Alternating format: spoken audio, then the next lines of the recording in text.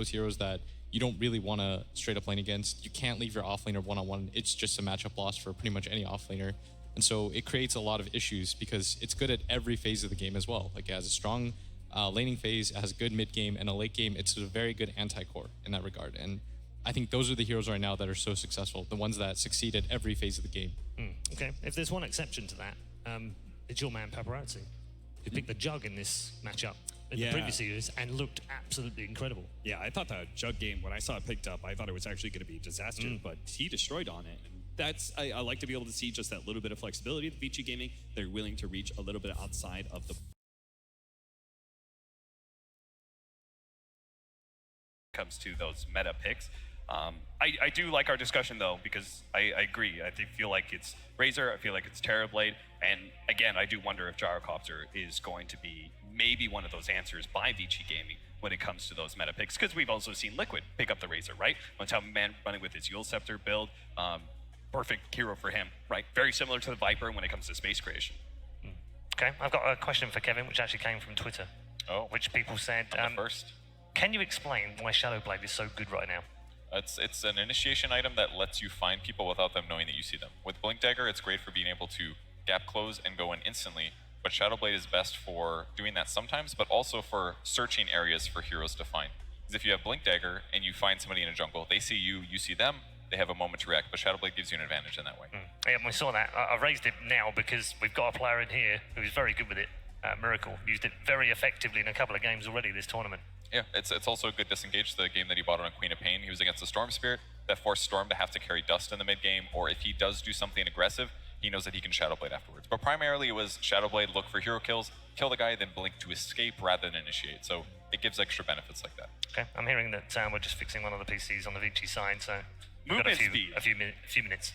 Movement speed also feels like really OP right now, right? Like we have all these movement speed talents. We see the SF zooming around at max movement speed. Gyrocopter's doing something similar. Razor has natural talents in his skill to be able to up his movement speed. Shadowblade also giving you that. Great for disengage so many times. Raising the threshold of the movement speed, it actually feels like these heroes can just play like super aggressively, knowing that they can always fall back on just being able to run away oftentimes. Okay, another question from Twitter. Are the top 4 getting further away from the rest of the field, or is the gap closing? Will? I think the gap's closing. I feel like these teams are putting up better fights. It's a little bit more random, because I feel like all the teams that I thought had no chance nowadays, like, it's somewhat close now. Like, you have teams like Vici that are coming into things. EG is progressively getting better. There will be other teams too, like Fnatic, obviously, and this one was probably the team that made the biggest leap forward. Even Mineski, who bottomed out pretty quickly, like they've shown that they can be very competitive with the top teams, as is LGD. So I think it's a lot closer than before. I think that the top 2 are still the top 2 for a reason, because they've done it consistently, but I think people are catching up slowly. LGD took a game off of EG. We saw Kingwin beat Newbie in the upper bracket, right? There are many examples of, I would say, the bottom tier of teams at this tournament still managed to get an upset in at least one series before they went out of the tournament. Kevin, is that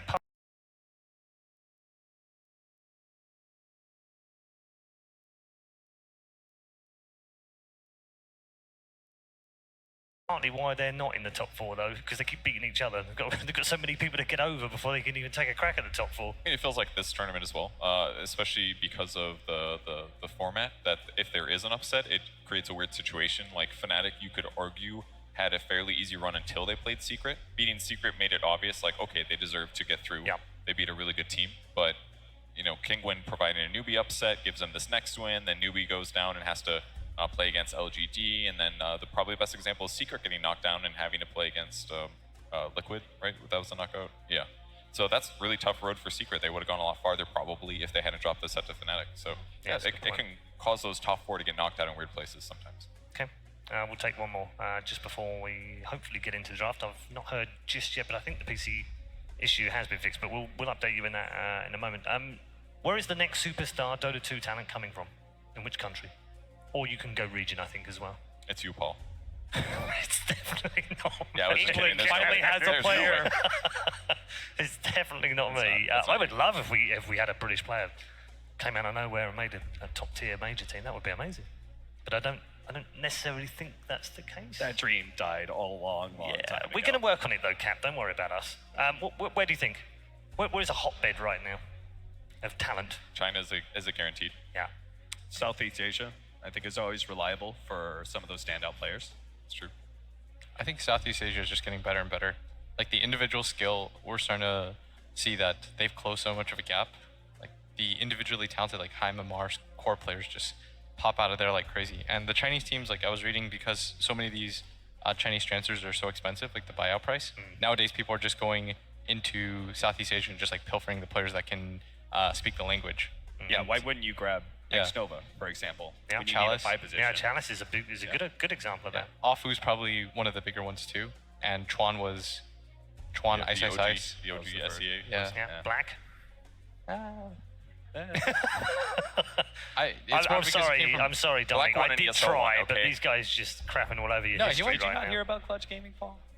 Damn, I'm going back to Vici Gaming when he was dominant on the Evoker. No, it's more just like he's not really a Southeast Asia player, though. No, but I'm saying out of region. Ah, okay. Yeah, they pulled him out of region, at least. Nobody's saying NA here?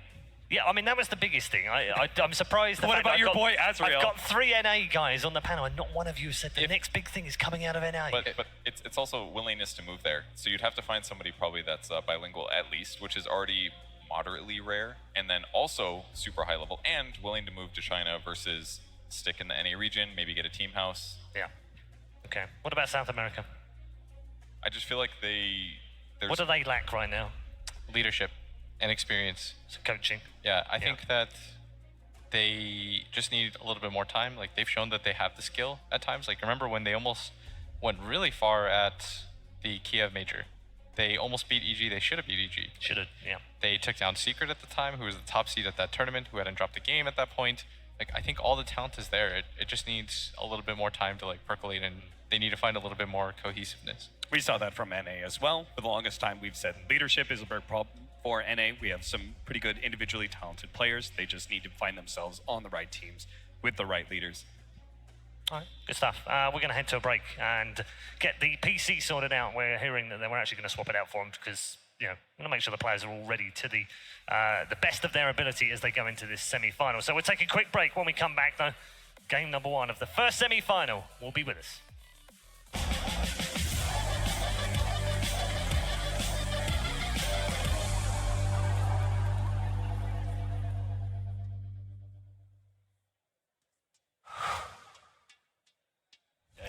I want to get in there. Wow, I'm not dead. Are you dead? Yeah, I'm dead. Never, dude! Dude, look at that macro pyre, dude. Oh my god.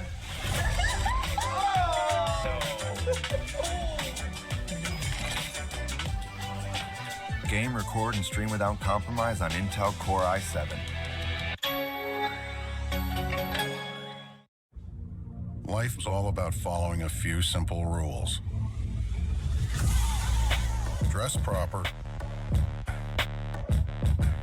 Get a real job. Start a family. Be humble. Time to grow up.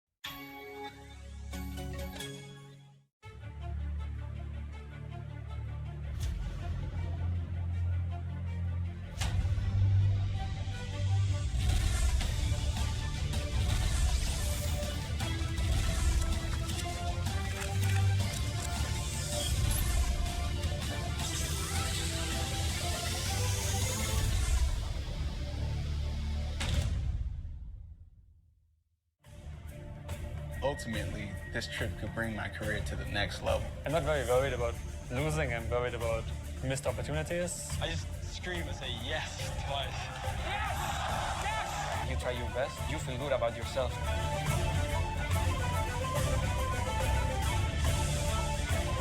So what's really going to separate them is decision making and strategizing.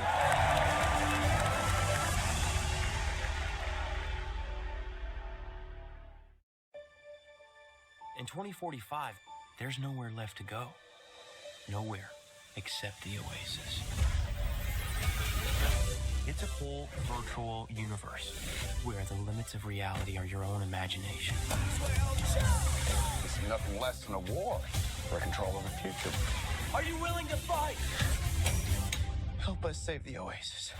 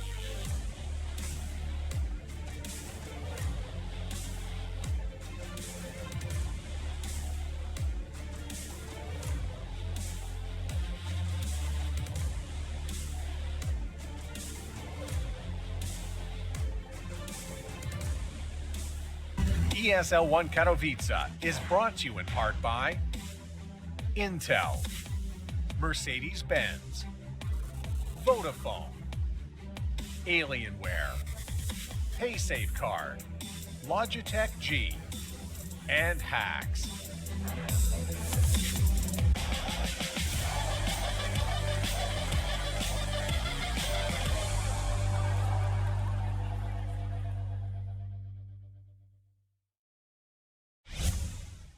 My best game? I actually have no idea what my best game would be. Probably be whichever one the fans found the most fun, because it probably means I found it fun too. Probably like one of the series in the first DAC, Dota Asian Championships. I was in an unknown team, like the Cinderella dog story. So like, it was pretty cool, like just beating these big names. Probably at Manila Major. That was a game I played Earthspurt against Newbie, I think. Game 2 or 3 in the winner bracket. We were losing a bit, but then we came back. We had Naga and Earthspurt, I remember. That was my best game, I think. My best and most favorite game was our first series as EG back in 2014 when we played against Empire in the Shock Therapy Cup, and we won 3-0. I'd say last game of TI, the third game, that was like the best moment. If I had to pick one, it's Alliance versus NIP, Frankfurt Major qualifier. Maybe against Vici Gaming at Eve Major. when you come back, please welcome and stand yourself. We came back with Mega Creeps. That was one hell of a game. Maybe be the one where I played Naga against Liquid in TI6. We were down like a lot, maybe like 15k or something like that, and then we managed to come back with my Naga. So yeah, I'd say that was pretty memorable. The Ember Spirit game in Frankfurt Major upper bracket finals against EG. I think it's the final of qualification in deck. We wanted to win hard and we did our best. I'm not sure about best, but one of the most special games for me was Epicenter 2017, Game 1 versus IG. First of all, it was my first win on a big stage. And second of all, I think I had a lot of clutch plays. And it's like the first time I get a huge standing ovation from the crowd.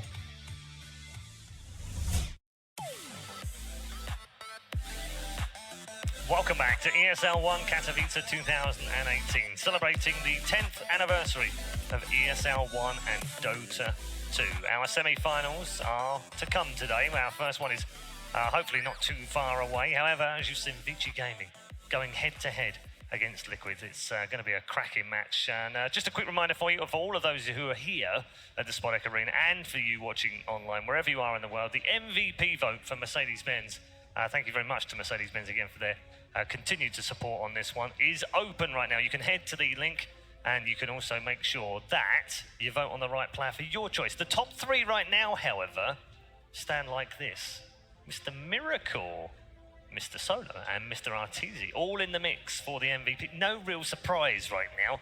Is there a player that stands out for you today? Let us know by going to the link and voting yourself, the MVP from Mercedes-Benz. Quick reaction to what we saw in that video as well, gents. I have to say, I'm a big PPD fan. I like the man a lot. Love what he's done in Dota 2. I have a particularly strong memory of a match that EG played against eHome at TI. It was TI6, and they came back against Mega Creeps. But his favourite memory is winning in some random cup that I don't even remember. Shock. From some 5 years ago. How is that game not his favourite game of all time? That's easy. He has this competitive drive, and he probably had some beef with some Empire players, and he 3-0'd them. He's like, dude, I'm the best. Done. That's better than Mega Creep win.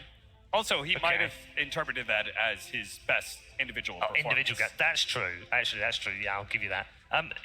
You've probably got memorable games, though, Will. What's your favourite game? What was the best game that you ever played? That I ever played? Yeah. Was it a Storm game? You want me to go first? Yeah, you can When we sniped MVP Phoenix's courier, we devised this strat. Oh yeah, that's right. That was back when the fountain was even level. So we were like, we could TP Prophet in, because everybody was like moving it forward so that it would be faster. So then we're like, but how could you one-shot it so they can't? And we're like, oh, Lycan, and Lycan was in the meta. So we picked Lycan Prophet, and we just instantly TP'd and one-shot it. And then we dropped a ward. And Bambo thought to plant a ward. So then he went back like 3 minutes later and killed it a second time. So they didn't have a courier for like 6 minutes. It was the easiest one ever. Yeah, it was great. Amazing. Will? I don't know about my best game, but my favorite was when we played, what was it? It was like Zephyr, we were in the TI quals, and we had lost at that point, and Bambo was like, what do you guys want to do? And I had never played the hero before since it's changed, and I was like, I'll play, remember that? I was like, I'll play Bloodseeker. And I was just kidding, but like he instantly picked it. Yeah, he just like first picked it, and then... And then he played Rubik off lane. Yeah. And then we won. We ruined Scythe's hopes. Like, they were supposed to win that calls, remember? Yeah. Yeah, and if they beat us, they still had a chance to get to TI, and... I remember that game, and I remember thinking, like, Zephyr's doing some real throw shit right now. But is it Rubik off lane? Like, they're picking Bloodseeker. I don't think anybody was really picking Bloodseeker at that time. I thought you guys were trying to give Scythe a free win. No, Quite the opposite. I mean, we just didn't care, and that kind of like unlocked Bambo's like next level potential. YOLO mode. Yeah, it's like Bambo's top form, you know. Like, I don't care. Frustration Bambo was gone because it was like, well, we lost. Yeah. So it was like, it was great. We were all laughing. Yeah. Like, yeah, we laughed. He had a sick Eclipse steal. Yeah. I remember that. He was on the ramp next to the tier 2 mid. Yep. Yeah. And he made that. Yeah. I think I was casting that game. We all started yelling in person. It was crazy. Why does that happen though so often in Dota, doesn't it? More than any other game I know. When you go YOLO mode and you're just like, don't care anymore, suddenly you start winning. Why is it? A lot of stress. Less stress, yeah. Thinking about losing, maybe more so than like, what should we do next? Just enjoying the game. Morale's really huge. Yeah. It really is. Strategy and feel for the game is pretty important.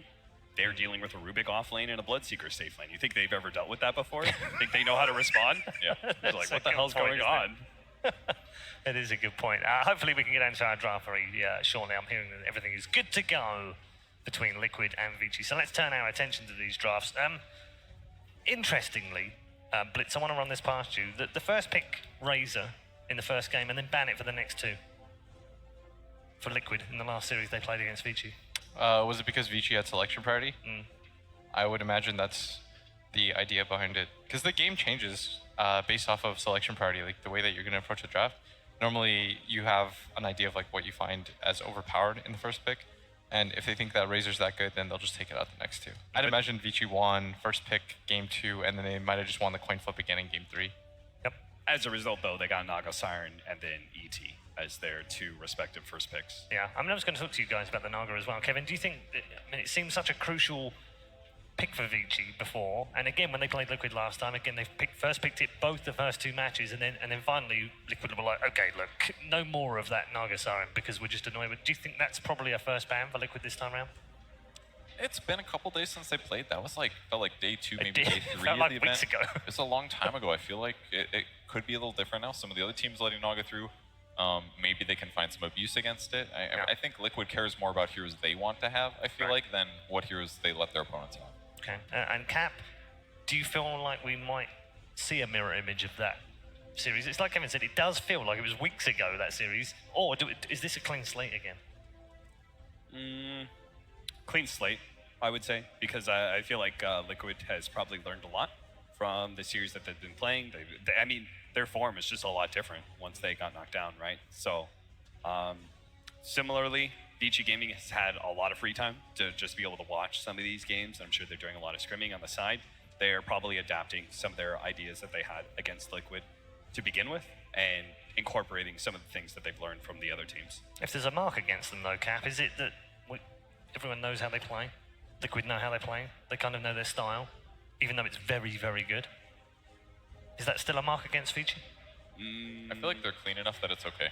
Yeah, every single team, if they have like this known kind of style, sometimes it just doesn't matter because they just play it so well. I mean, like, just look at that series, VP facing up against EG. They knew exactly what was going to be happening. They're going to be aggro dual laning with Tiny Wisp or Beastmaster Wisp. And one of those games, they were, like, despite knowing exactly what was going to happen, it still was very effective. They still won with that Wisp Beastmaster in part because of the way they played that split push, so. What about this Chinese New Year hangover? We've lost Newbie. They didn't look good. EG did look good, but Newbie looked very poor. And a lot of people say, well, it's January, they're just coming out of Chinese New Year, it's kind of how it is. They've all been partying and having a good time and they haven't been playing Dota much. Well, how does that account for Vici's form then? Well, they barely lost any games, so I'm going to say it didn't affect them too much. Yeah. They lost the game to Liquid, and... That's it. Yeah. Just one. Yep. I think they're okay. They made it. Yeah. They're hungry. So what's the excuse then? How does the excuse work for Newbie then? Probably something other than Chinese New Year. I think it's kind of a weak excuse. It is, isn't it? That's what I was kind of driving at. Just because of the fact that, look, Dota is really important to these players. It's their entire livelihood. It's their entire life. Maybe you can just forget about Chinese New Year a little bit, you know? Not go full ham. Maybe. Focus on playing your Dota. I mean, maybe that's what Vici did. Newbie didn't do that bad, really. They lost the best one to Kingwin. They 2-0'd Navi. They 2-1 LGD in a very close, intense series. Yep. And then they just got stomped by EG. It was like just that one series that they had a really bad showing other than the Kingwin one. So I think it was just a little bit of EG was really on fire that day. They knew exactly what to draft. They stomped Newbie. They made Newbie look bad, but Newbie's not that bad. They won the last tournament 3 weeks ago. Yep.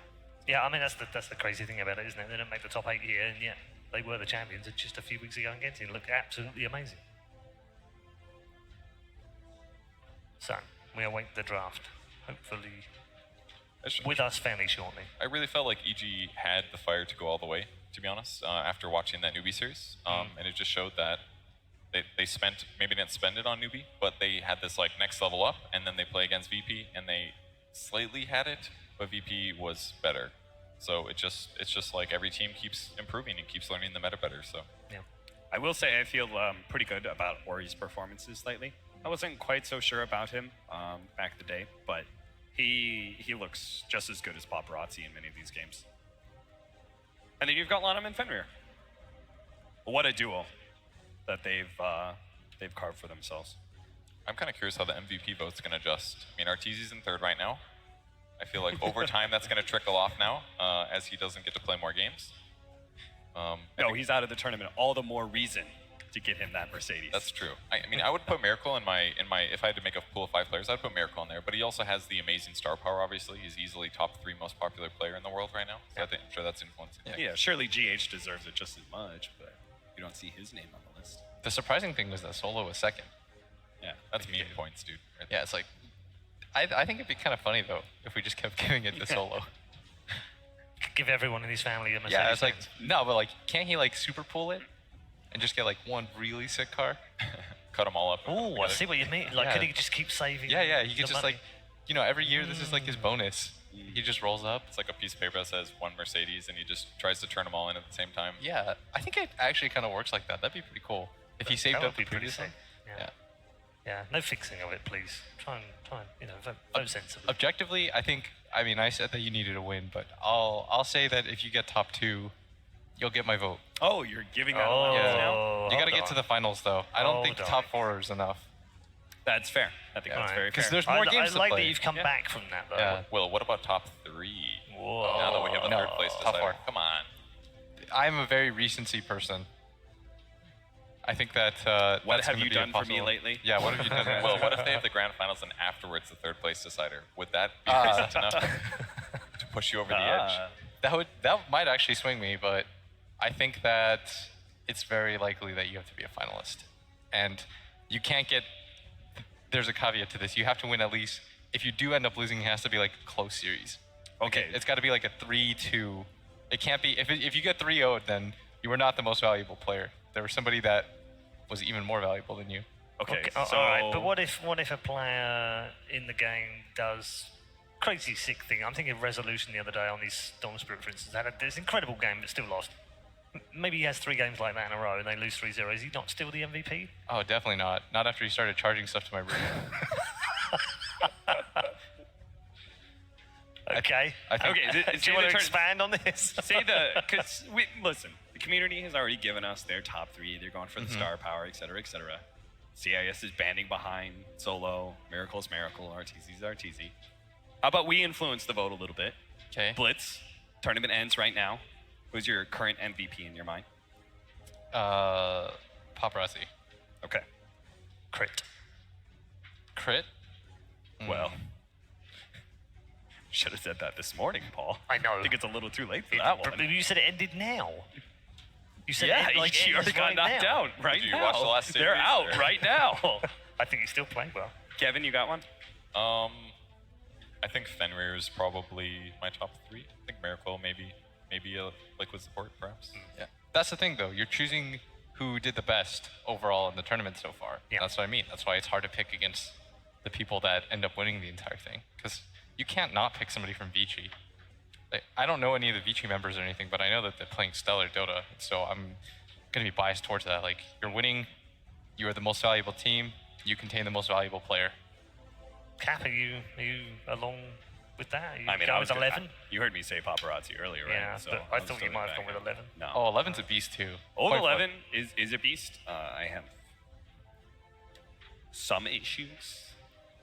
Really? With he can be not the most consistent player late game. He's getting better though. Yeah. Okay. Yeah. Sometimes, you know, it's like the sometimes most valuable kind player. of throws the game. Does he though? Yes, he definitely has. Does he definitely has. That's like saying Samael throws games. He doesn't do that. I have a hard time blaming offlaners because I think it's. Oh, thank you, Will. That's why we're friends. It's not an easy job. It happens all the time in our cast too. He's like, I can't really blame you for that. You're just the play-by-play. Yeah. It's all good. Brilliant. Okay, Vici are looking like they're all set now, I think. All in position for sure. And, I was getting real worried when we came back and all of a sudden I see Vici Gaming just like walking backstage. I was like, oh no. What's going on? Yeah, indeed. Liquid on the other side, of course, ready to go as well. While they're waiting, why don't we talk DPC? Will, what have you made of the season so far? We're at the halfway point. It's very top-heavy so far, like incredibly top-heavy, and I think that's how, especially like the teams in the middle, really want it to stay.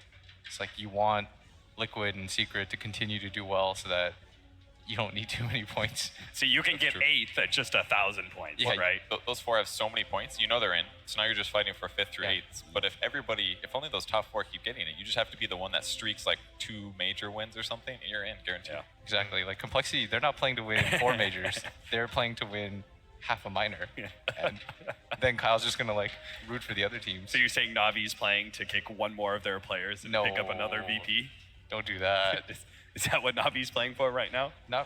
Because I was talking to Alan, I was just like, out of curiosity, like, where do you think the number is going to be? And he said, my current projection around that 3K marker. Really? And I was like, well, just picking up Lil got them 1/3 of the way there, so.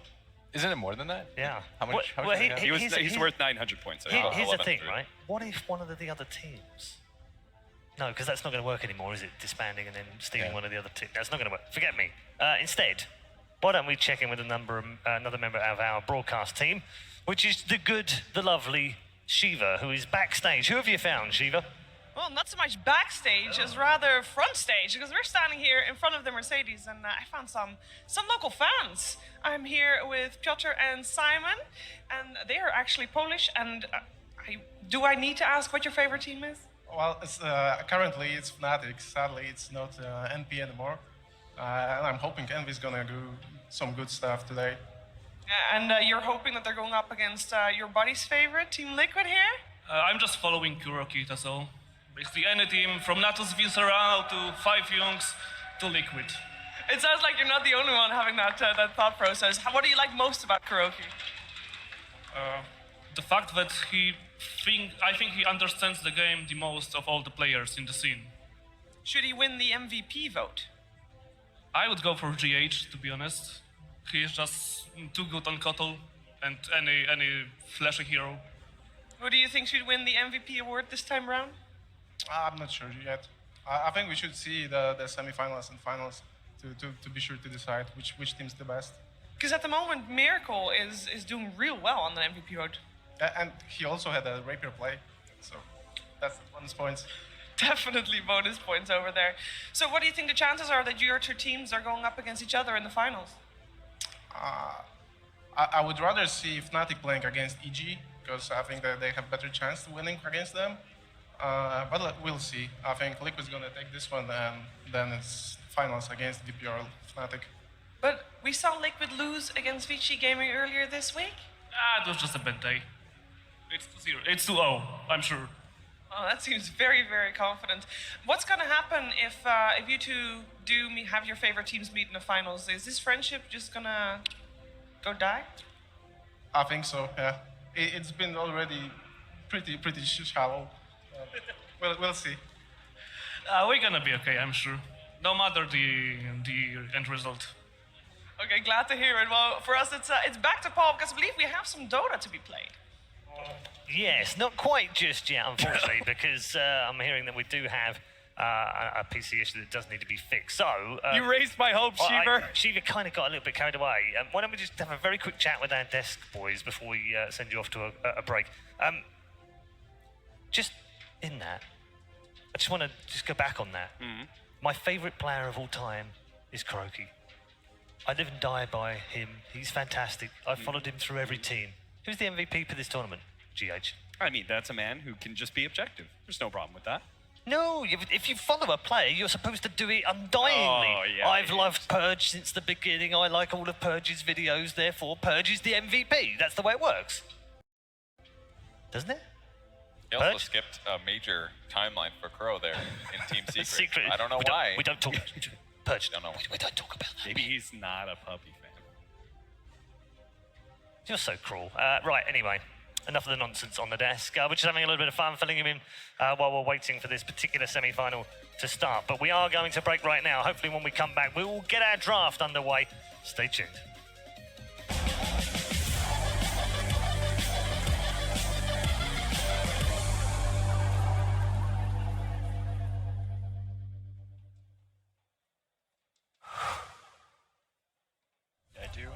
want to get in there? Wow, I'm not dead. Are you dead? Yeah, I'm dead. Never, dude! Dude, look at that macro pyre, dude. Oh my god.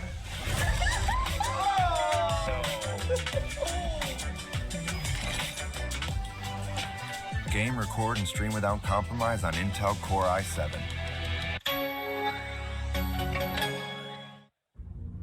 Life is all about following a few simple rules. Get married. Move to the suburbs. Start a family.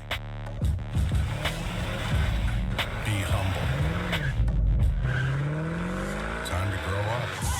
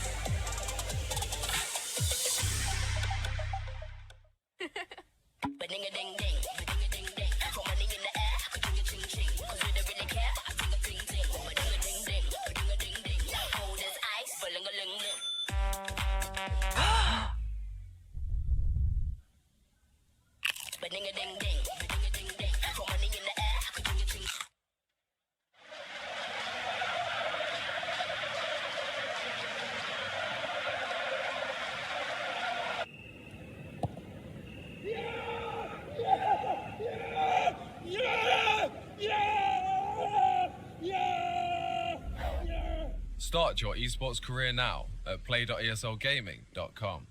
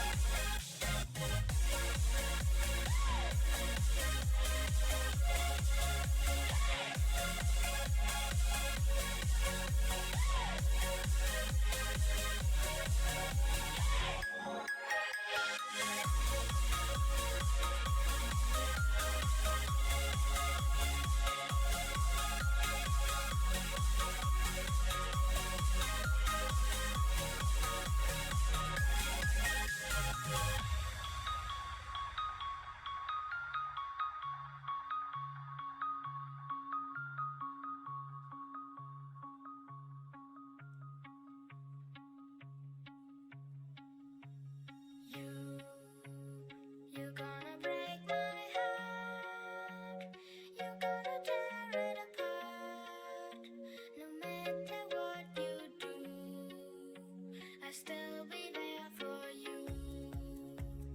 And when you call my name, I won't be far away. No matter where you go, you'll never be alone. Be alone, be alone. No, you'll never be alone. Be alone, be alone. No, you'll never be alone. Be alone, be alone. No, you'll never be alone. Be alone, be alone. No, you'll never be alone. Be alone, be alone. No, you'll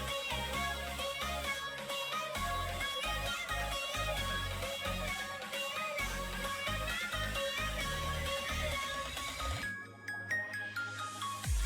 be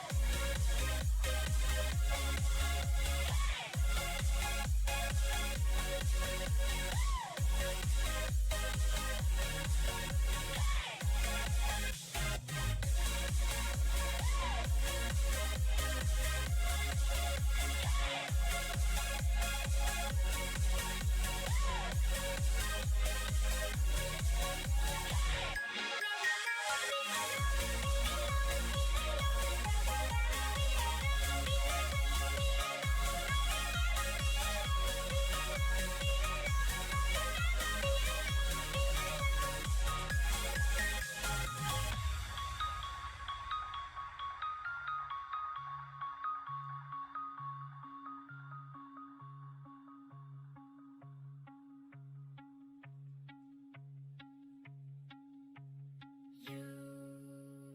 You're gonna break my heart.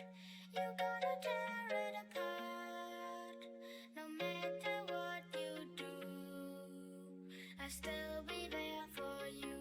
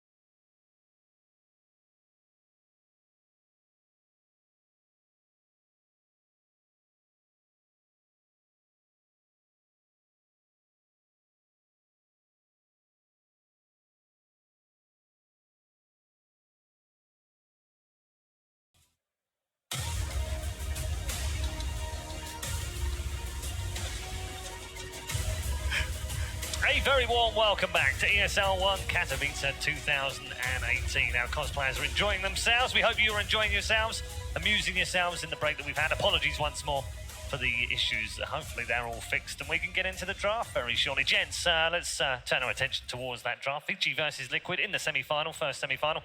Kevin, what do you want to see from Liquid game 1?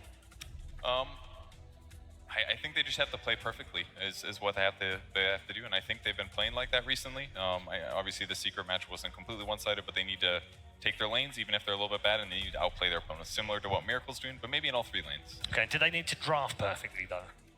I think they're going to go a little bit out of their comfort zone occasionally. They definitely understand drafting well, and they're going to grab what heroes they feel needs to win them the game, and then they just have to execute it. Okay, Will, what do you want from Vici?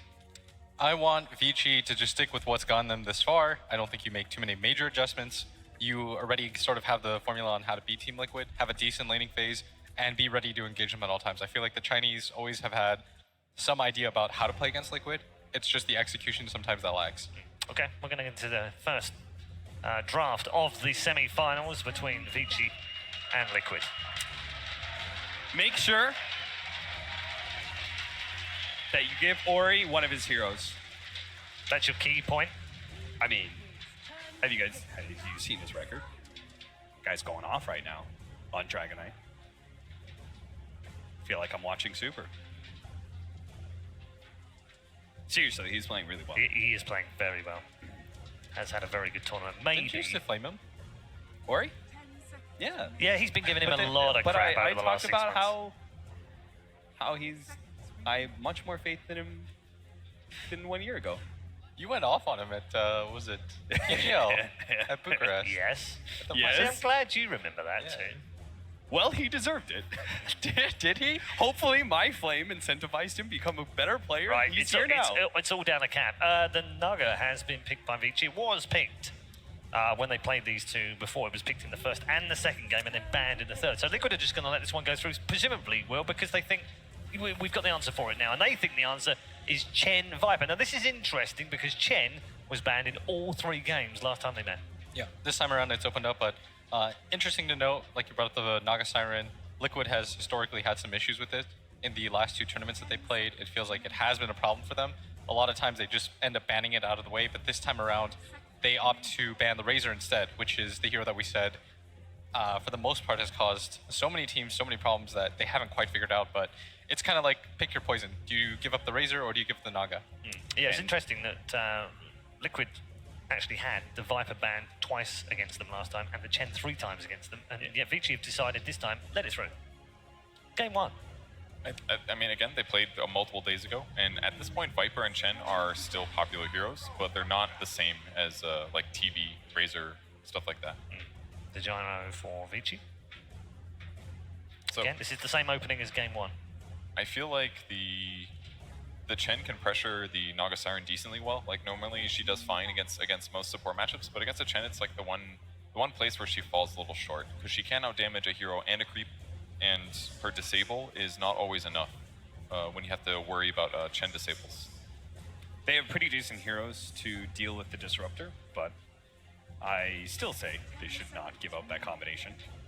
I think the it's beautiful okay. thing is like Viper deals with it really well, natural magic reduction, and then you have Chen send back, which I think is maybe a really key point for this game. I think it's okay to give it back though, this game.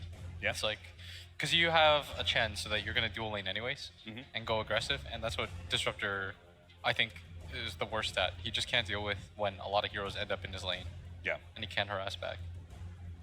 Vici Gaming in turn could also run an aggro dual lane since they do have that Naga Siren, but Liquid are probably a little bit better set up for it. Yeah. I like that PL ban a lot, by the way. I think that people incorrectly think that heroes like Gyro deal well with PL, but I think it's almost the complete opposite, just because you don't have the damage when it comes like the ultra late game, and PL outscales you pretty hard. Like, I think people think because Gyro has some measure of clear with Flat Cannon and Call Down, it's like a really advantageous matchup, but for the most part, PL, like especially once he hits hard, he doesn't really care.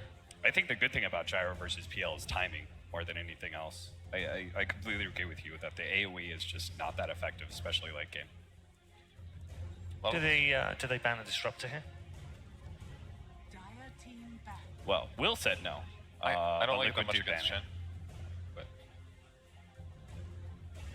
I guess one good thing about it is that Chen can be very vulnerable himself, and after you disengage from team fights, being able to glimpse somebody back is really dangerous. So like hypothetically, Chen could try to send somebody back, they get glimpsed back. Or maybe Chen does succeed in sending somebody back, and now is running for his life, gets glimpsed. Maybe that could be part of the reason. Yeah, there's other heroes too on the side of Liquid that they might end up wanting to take that'll all struggle. So I think they're being kind of patient here.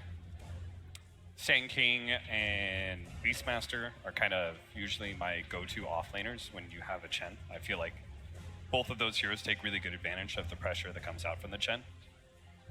Both of them are still out there in the pool. Yeah, there's no Coddle too on the side of that Vici could take, which is people's preferred counter nowadays to that. So they go for the puck instead. Would have been better at preventing sleep. Better at initiating. But So if Liquid don't take the Disruptor here, then presumably VG do. Disruptor did get banned. I did. Oh. Yeah, I think they just grab a... Yeah, that works Yeah, too. that was a squeak through, wasn't it? There's their off lane. Yeah. Do you take like what, Witch Doctor or something for Vici? You can still take another support. Yeah. It falls off late games sometimes, but against the heroes that Liquid has, it's not bad at all. Yeah. And that explains now the Disruptor ban. Yep. Disruptor being one of the better heroes against Tiny. It's like one of the best ways to deal with the status. They could also go like DP or something and just have decent lanes against the Viper, and DP doesn't really care when she gets ganked too much. Certainly a hero that Vici Gaming favors. I feel like most of the tanky cores are gone. I guess Death Prophet's maybe the last off the top of my head. What do you do to enable the Gyrocopter safe lane against Chen, Tiny, Witch Doctor maybe? You need to straight up try lane, I think. It's really hard. I played a game as like Witch Doctor Gyro versus Chen SK, and just got ran at nonstop. Yeah. And it is the DP. Tiny is like very similar to that. Yeah. So DP, reason it was suggested is just it makes a lot of sense. It's good against the Tiny. It doesn't get to burst it down very hard. You're quite tanky. He's one of the few heroes that you feel okay trading with the Viper against. And Dragonite is banned. Yeah. He's one of Ori's other really prevalent heroes right now. Yeah, when Fear played it, it seemed very effective against the Viper. He was just constantly battling him at the start. At least that was a free lane, but maybe with a Chen gank in the mix or an Earth Spirit roam, it could actually be an upset against DP. That's maybe one place where Vici's got to be careful. Haven't seen too much Earth Spirit the last day or two. So you still need a 5. I think you need something that has kill potential. Kill potential, not saving potential? There's so much single target against Team Liquid. I was actually thinking, I know laning phase is a really bad problem, but like we saw the Oracle matched up against the Chen previously. Yeah, I think they need somebody that can like dedicate a lane as well, which is why Witch Doctor would have been okay, but they take Batrider, which they picked in 2 of the drafts against Liquid. They're picking it into Tiny and Viper. They did, yes. Yeah, it's really nice. Picked it Well, for like the last the 2 turn games. rate, and you just burn the creeps out. I was about to say, you don't like it versus Tiny so much because the status resistance. It's annoying, but you can just get on top of him and just make him run in circles. And he's one of the heroes that I think kind of messes with Liquid in the sense that Liquid really likes to have 3 independent lanes that could potentially win, and I think Batrider takes that away. I do like the fact that Batrider is going to be able to pick up a Blink Dagger faster than his heroes, and in this way, I feel like VG Gaming is taking control of the tempo, making sure that they're going to be the ones initiating first, and they're going to be the ones forcing fights to their advantage. Yeah, it's really rare though to see the 5 position picked last in a draft, but I think they figured that Liquid would ban it because they took it 4th in both drafts against Liquid in their previous series. And Liquid does ban Witch Doctor, and Vici going for Jug ban. The Earth Spirit, by the way, has been played 6 times so far. ESL 1 Katowice, 5 wins. So Lifestealer is an available hero against the Batrider, as is Weaver.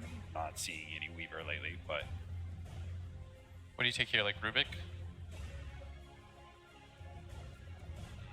the spells you steal aren't amazing, but the laning's okay. And lift into Rocket Barrage is almost always a kill. Yeah, the homing missile on top as well. I guess it's okay in lane. I don't feel for it late game though. I think I like the Warlock better. Fits better with their draft. Keep Gyro alive in that way. If he gets dive, just heal him. It's made Kuro laugh, and it's made Vici laugh as well. They have some really sick Fatal Bonds set up here.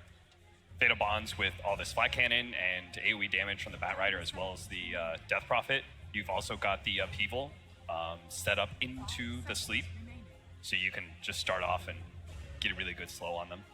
Yeah, so Liquid's still waiting for their last hero. The mysterious 5th random.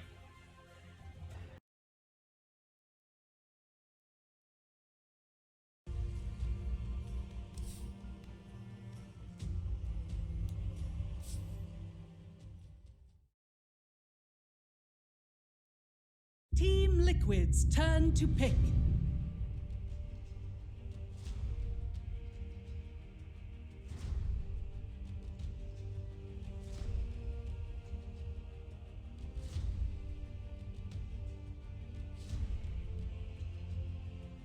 Ten seconds remaining.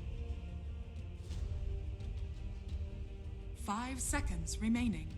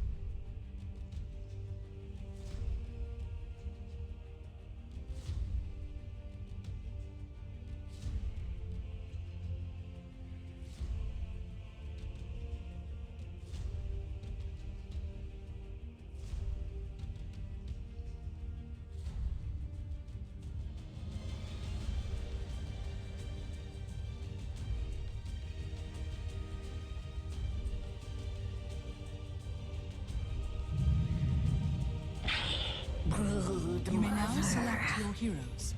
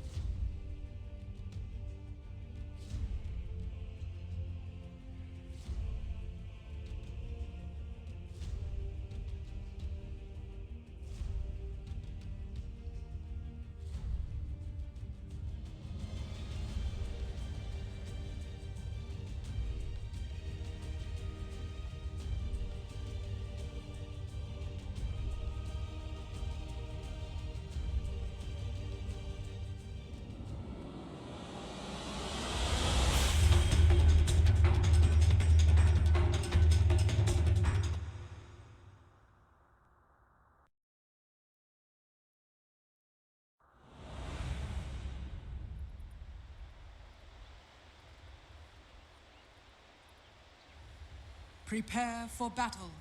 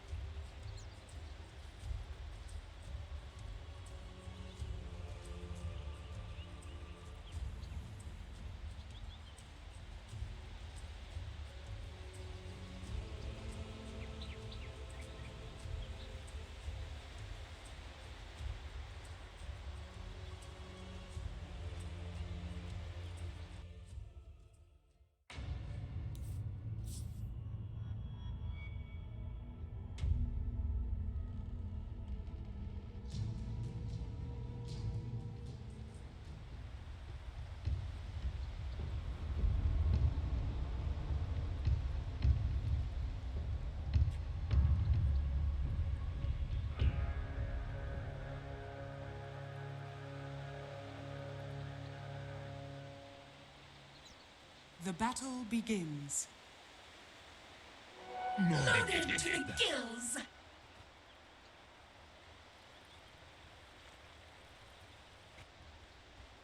What have we here?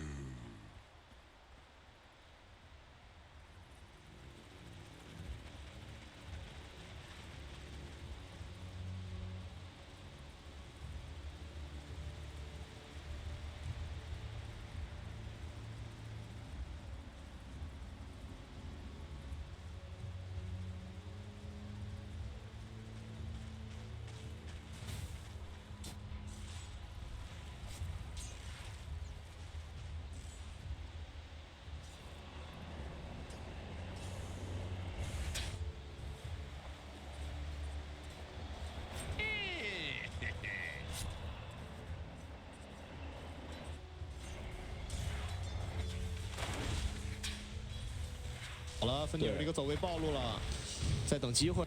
你的翻滚，滚到消耗有毒球，先把你的暗元术 CD 要打出来。对他这一波是先用针眼反掉了VG封自己大野的一个眼位，然后把后卫赶走，不让术士人工封野，保证陈可以招这一波第一波大野。主要的话，一级学的是高射火炮，直接招了一个萨特土炮，再用翻滚。小娜加赶到上路激流，配合上自己的飞机反打劫，是吃了棵树，自己的一个翻滚在 CD， 小养活一下自己队友。这里伤害也是有点不够。线上的话就变成了一个高僧，然后边路是一个蝙蝠骑士去单打对面一个玉母蜘蛛。那其实把玉母单打这个蝙蝠。В виде опыта в начале. Я боюсь, что Бэтрайдеру тут скоро будет очень тяжело. Да, пока огонь разлит, он чувствует, но когда огня нет, меняется. Все меняется. Да, ну посмотрим. Как правило, Бэтрайдер на такой линии с монопулом основные проблемы. Но, вероятно, все-таки тоже что-то будет получать. Но это... Так, кстати, да, тут у нас забирает Ланем Ру, но умирает. Третье замедление от Сатира, и это минус. Джип забирает First Blood, сделал ботинок. Да, вот такой вот этот маленький сатирчик. С ним ничего не сделал. Кстати, это в каком-то смысле тоже имбаланс, но достаточно, потому что, по-моему, может выкинуть штук 20 замедлений. Ну, очень круто сыграл Куроки, очень вовремя сориентировался, моментально взял этого сатира, чтобы начать замедлять. И да, еще на одно замедление мана есть, но...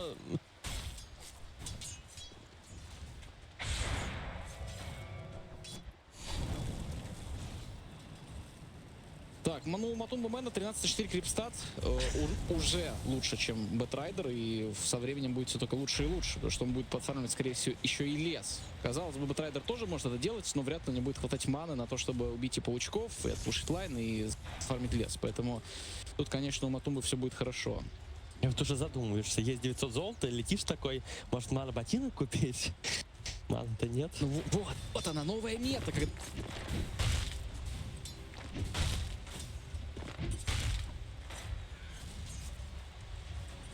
Просто постоянно быть с маной, с хп. Здорово, прекрасно. Да, но, кстати, это единственная возможность у него там нормально простоять на этой линии. Он, грамотно играет, на самом деле. Я тут видел игру Фата, играл на Бэтрайдере в миде против Матумбы, проиграл линию просто в солотень. Здесь Eleven очень круто все делает. Он постоянно пушит линию по максимуму своим огнем, потом уходит собирать те самые руны, не дает вроде от ура подходить. Ну вот, кстати, был опасный момент, он на хосте ворвался, так Джейдж попробовал так дурачка ворваться у него, но не получилось. Ну, на героя на 550 МС, конечно, ворваться.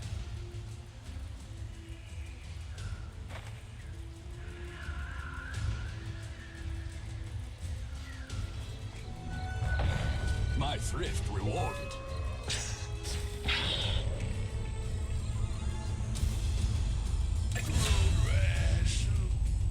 My wounds fight.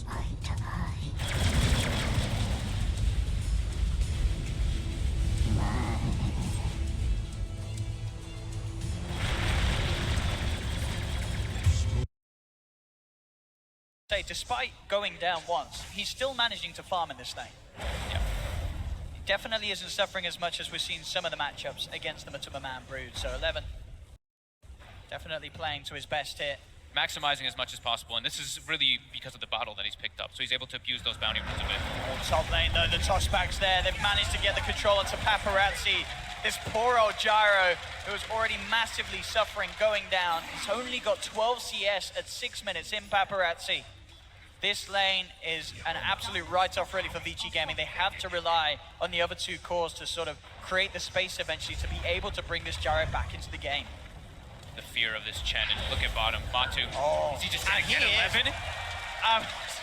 This The Brood Spider, Mother, man. as soon as he gets that medallion, just bang, onto the Batrider, runs him down, and the physical is just far too much. I mean, who do you send to this lane now? Now that the Bat is dying that quickly, this lane is a bit of a no-go zone. But at the same time up top, that's a zone as well that Vici Gaming are trying to hold their best in. But as we've seen, Paparazzi, he's just not being allowed to hit the creeps because of Miracle's tiny. I think you just said it yourself, though. It's a no-go zone. I think that's the problem when the Brood Blast pick comes out when you don't have great counters to it is any of the heroes that they put down there can get dove. So I think they just have to be able to respond with TPs and outnumber this Brood very heavily. But anyone who goes down there, they're at risk of dying. And they're already starting to adjust the lanes. They feel very pressured now. See Ori's position bottom, they put the Naga mid, and Bat 11's trying to make movements on the map to make up for Paparazzi suffering so much in that top lane. Level 4 on the Gyro to almost level 6 on Tiny. He does have level 6 on 11, but obviously with his skill build, no point opted to be dropped into the lasso. So sort of limited really in the options that he can make in terms of a play. He can start to look towards Kuroki, but Kuroki, he's actually looking to go onto Fenrir. Now we'll start to back off as the sticky napalms from 11 do build up. He's going in with the Firefly 11, Miracle with the toss. Paparazzi getting held back by the micro there. Kuroki stuns up Paparazzi. Kuroki does get affected by the flame break, knocked back. Kuroki pops the stick charges, not enough. He will fall, but bottom lane, Ori, he's being chased by the spiders. They'll lose the death prophet down bottom. So Liquid will not mind losing the Chen top. And mid lane, Lanham getting dove upon. He's got the route to buy him some time. Stick charges as well will keep Lanham safe. Mind control TP's back to base after that attempt, but as we're seeing, it's really is what we're saying. You just cannot go to this bottom lane. Matuma Man will run you down. Core support, whoever you are in this lineup of Vici Gaming, you just can't stand toe-to-toe with this Spider.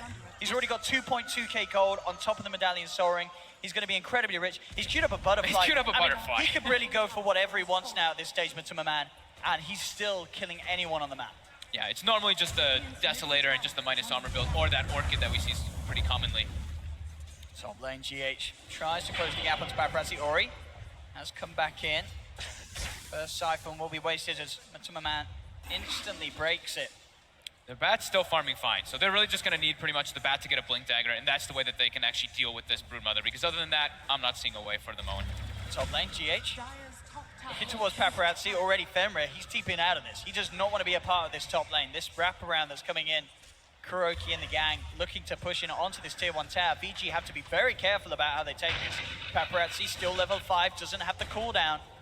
He'll do his best to push the creeps back out with the flat cannon. Shoving forward onto Miracle and GH as well. But without these ultimates, the team fight of Vici Gaming is truly lacking.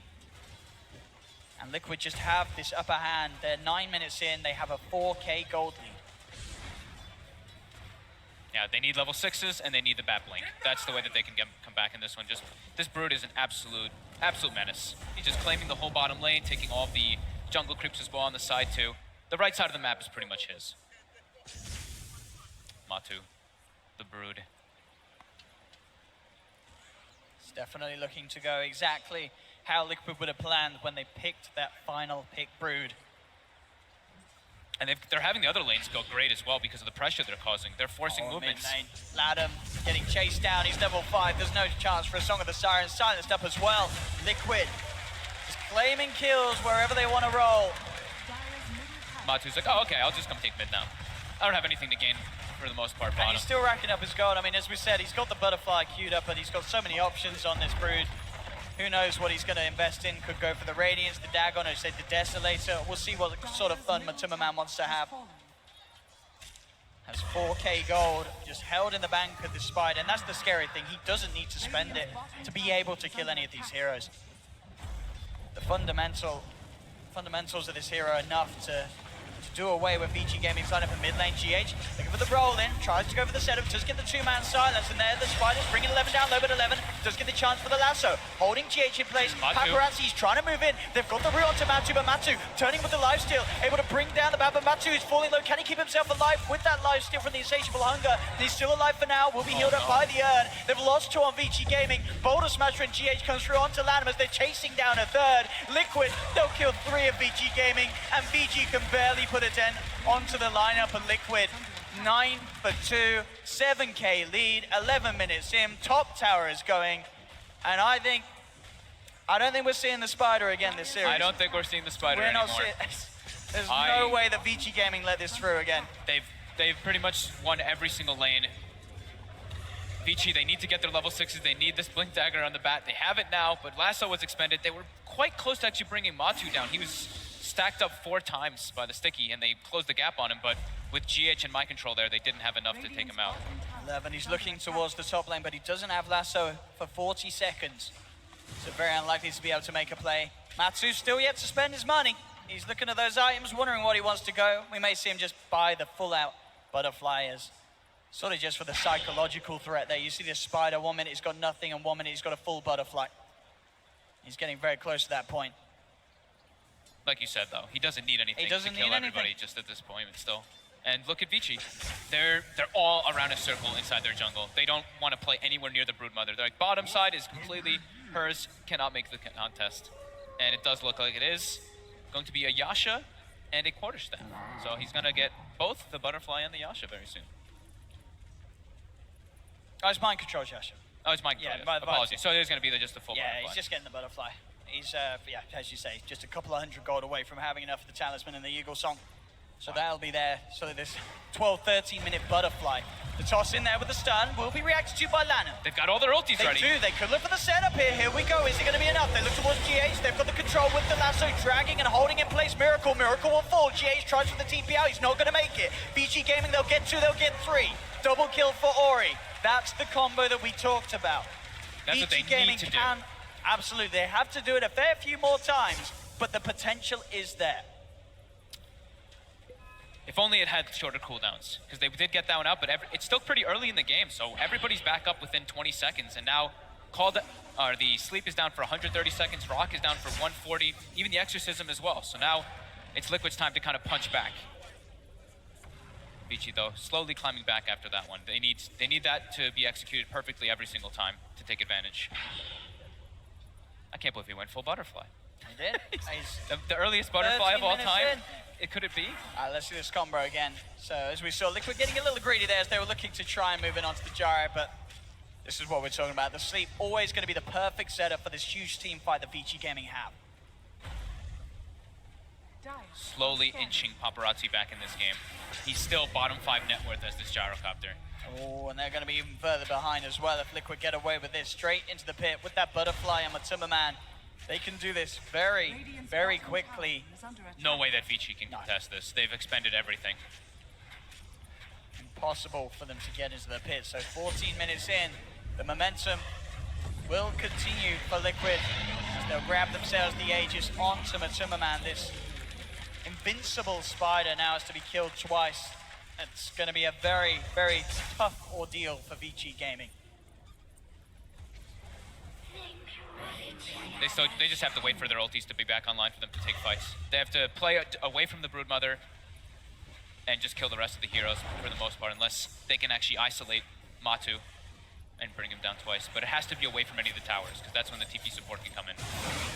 And it has to be away from the Chen, because that's when the send home could really play a big factor into it all. Top lane, the pressure looking to come in from Liquid. They've got all 5 heroes inside the jungle area of Vici Gaming.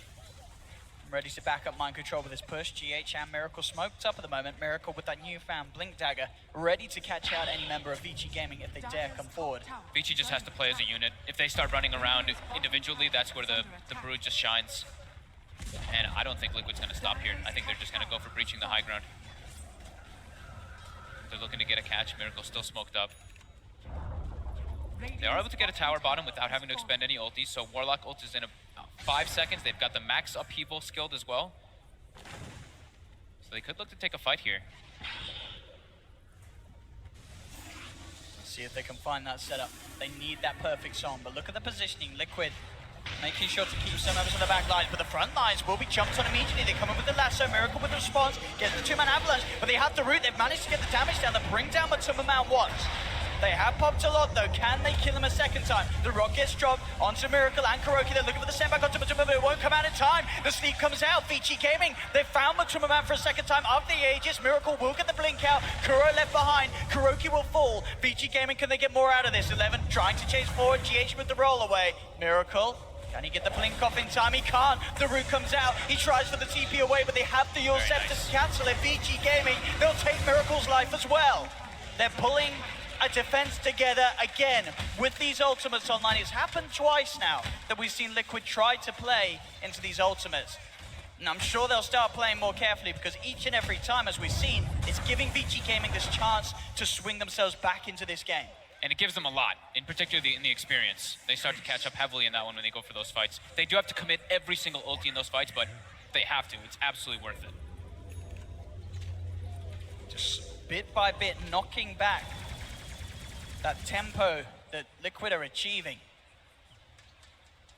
So there we go. Since TI5, the earliest butterfly picked up on any hero.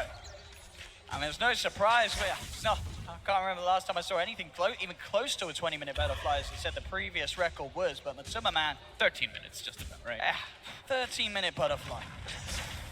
But we've seen the power of Vici's lineup.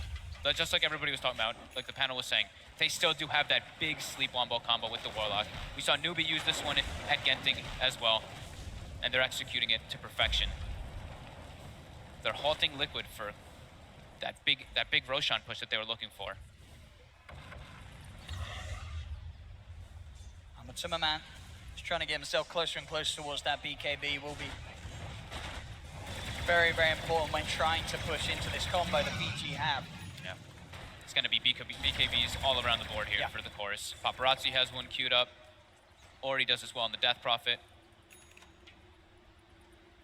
4 staff now as well on 11, so great way to get the grab and try and peel one of the members of Liquid away, at least try and get them far enough away that Kuro will be unable to get the send back with the Holy Persuasion.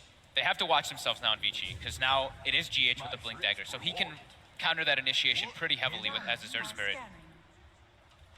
But they do almost have everything available for themselves again. 20 seconds till Song until Chaotic offering it up, and they're looking to just take fights with it. Smoke is ready. Here we go. So the last 2 times we've seen this combo work out for VG, it's very much been Liquid taking the fight to them. We'll see if they can pull it off the same when it's they themselves looking to get that jump. 11 leading the charge as they cross around mid. Liquid are in their jungle. Matumba Man on the high ground, the smoke will be dispelled. Liquid are aware, jumping from GH, he's looking towards 11, they'll get the stun off here, will force down to the side, the song comes out. Same time as the chaotic offering will set up for the cooldown to come down onto 2. They'll already be able to find one, but Mind Control, he just turns with a Viper Strike, able to destroy this Gyrocopter. The Siphon, the Yules keeping this DP alive. They'll be able to find Mind Control. Matumba Man trying to move in, does have the damage here with this right click from the Butterfly. They chop down 3, they have lost 2 on Liquid, but Liquid, they're coming out on top. They're trying for the chase down onto 11. They have got the catch here. GH rolls forward. He looks for the angle, finds the stun with a smash. Matumba gets the double kill. They'll find 4 members of Vici Gaming. And as we saw there, the combo just that little harder to execute when it is Vici Gaming looking to start the fight on their own accord. And maybe sort of the questions are, should they have better stayed and waited once more for Liquid to mess up? Because now the combo's gone. Liquid, they have the majority of members alive. They can go in for the push without too much worries. Liquid were very prepared for that movement that time too. You saw GH, he actually did blink and didn't cast his stun and missed his magnetize at the start of the fight, but it didn't matter. With the sustain coming out from Matumba Man with that insatiable hunger and the butterfly, it was enough for him to just tank for the brunt of all the force. Quick tower and a safe send back there from Kuro will keep Matumba Man out of trouble. A nice little micro there as well from the summoner as he manages to hold back land, and that might actually buy enough space. Oh no, it doesn't look like it will. Mori's there with the wraparound. Kuro will be punished for that attempt up top, but they get the tower. 20 minutes in, they're able to open up the base, open up those shrines for the taking Liquid, so they can continue to maintain control of this map. As 20 minutes in, they do still maintain that 7,000 gold lead. Still does feel like Vici lacks a little bit of damage even in the fights, but they do find GH here. Quick grab here with the lasso and with the damage from Paparazzi. They'll take a freebie. They need Paparazzi to get as many little kills as possible like this, because he still, we saw in that last fight, he just gets comboed down and brought down so quickly by the Tiny. We'll try for the upheaval slow there onto Matuma Man, but with that web movement speed, far too speedy to be held back by that sort of slow. Bottom lane, Paparazzi sending to clean out that bottom lane and get himself closer and closer towards the BKB. Very close to having it now. Will certainly make all the difference. Even though it was good prioritization from last fight, Mind Control just immediately popping the Viper Strike out onto the gyro and slowing down his damage output.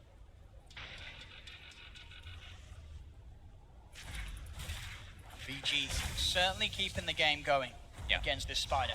Still on a bit of the back foot. They are just heavily relying on their ultis, so they have to be very careful to not get caught down while those are on cooldown. And they will all be back up right now. Warlock ulti in about 5 seconds, so they could look to make another smoke play.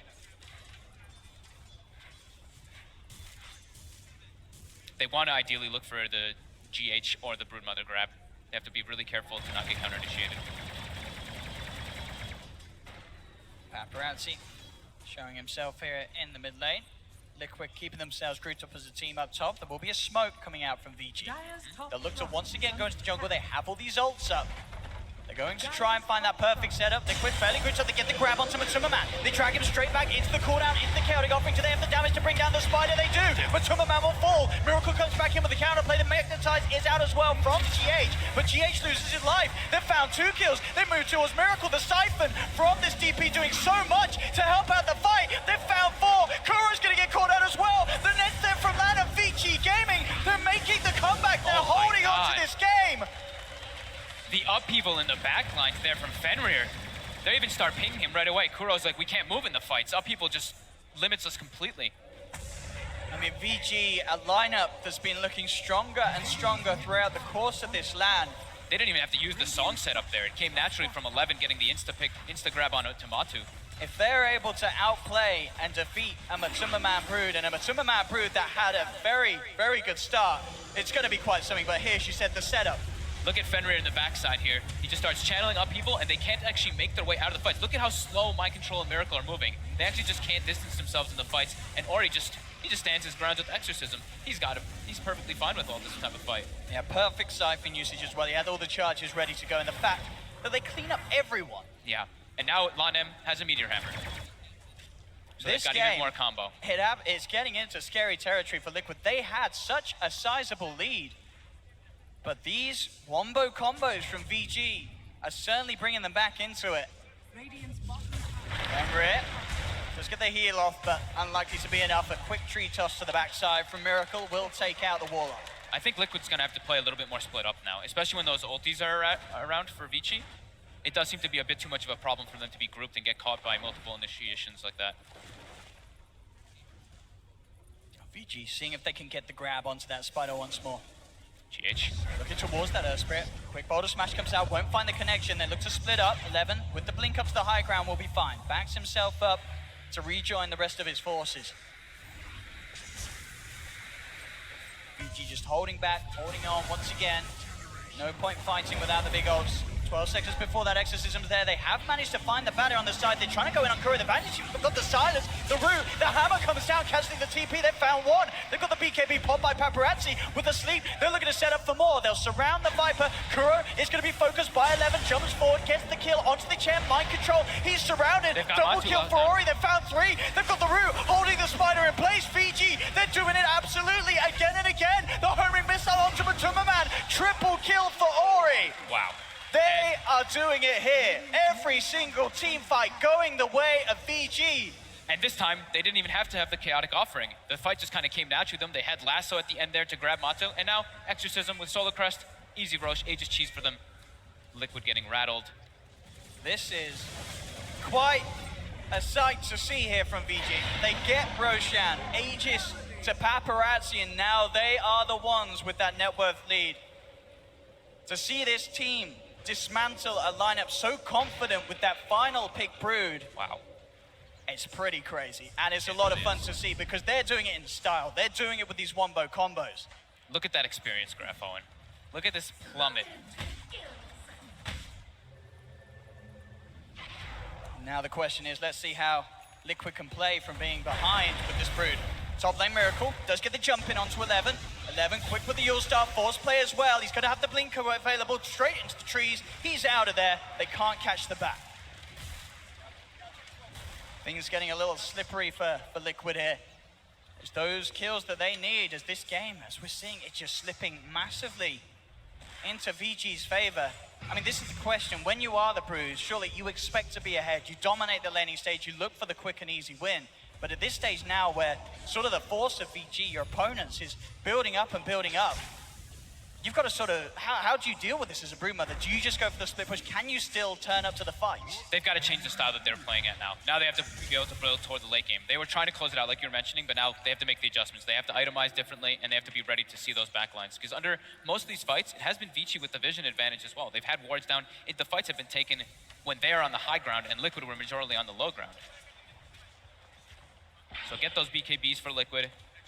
Try to get the initiations themselves without getting initiated on, because that's also the problem, is that Vici's getting the jump on them in the majority of the times.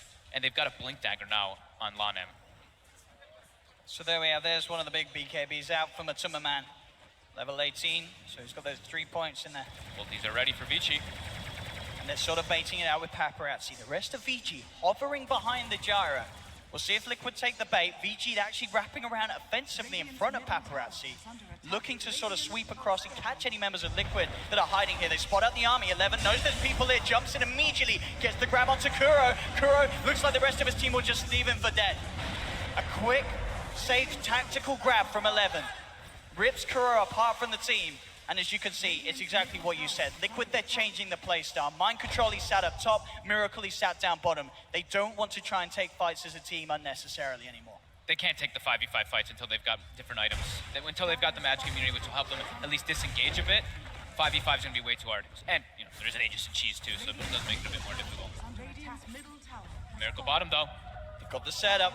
TP's coming in. Lanham looking for that timing. He's got the Meteor Hammer coming down into the instant silence. They surround the Tiny. Miracle tries to play his way out of it, but the Siphon and the silence holding this man in place. Miracle will fall. The split push is punished. 5k lead for Vici Gaming. Honestly, I think in the first 10 minutes, we all thought this was going to be another one of those Brood games. We were saying, you know, we're not going to see the Brood again. If this game continues to go this way, Vici Gaming, they're just going to turn up game 2 and say, go on, pick your Brood. They've executed perfectly in all their team fights, just responding to all of Liquid's aggression. They've even gone for the Midas on the Warlock, so they're feeling very comfortable now. Completely caught back up in the game. Paparazzi went from bottom 3, bottom 4 net worth.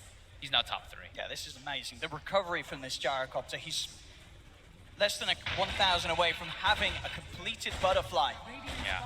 And like Ori as well. He was having a little bit of a rough time, at least in the laning phase, but then as soon as the fight started happening. They have found Ori on the side, but the instant BKB looks for the turnaround. They were able to get the lasso again onto the spider. Matuma Man held in place. The hand have got a heal. Oh, the send back is enough.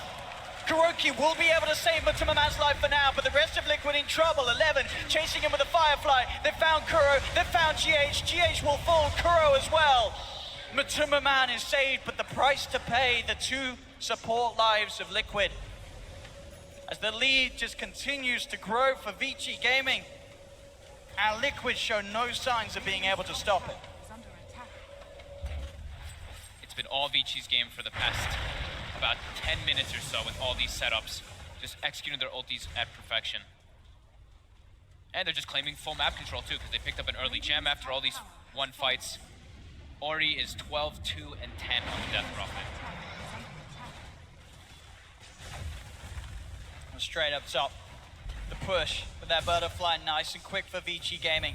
Here comes 11 again. He's just looking to clear the wave though. Lasso is on cooldown for a second. Some of these grabs from 11 have been amazing.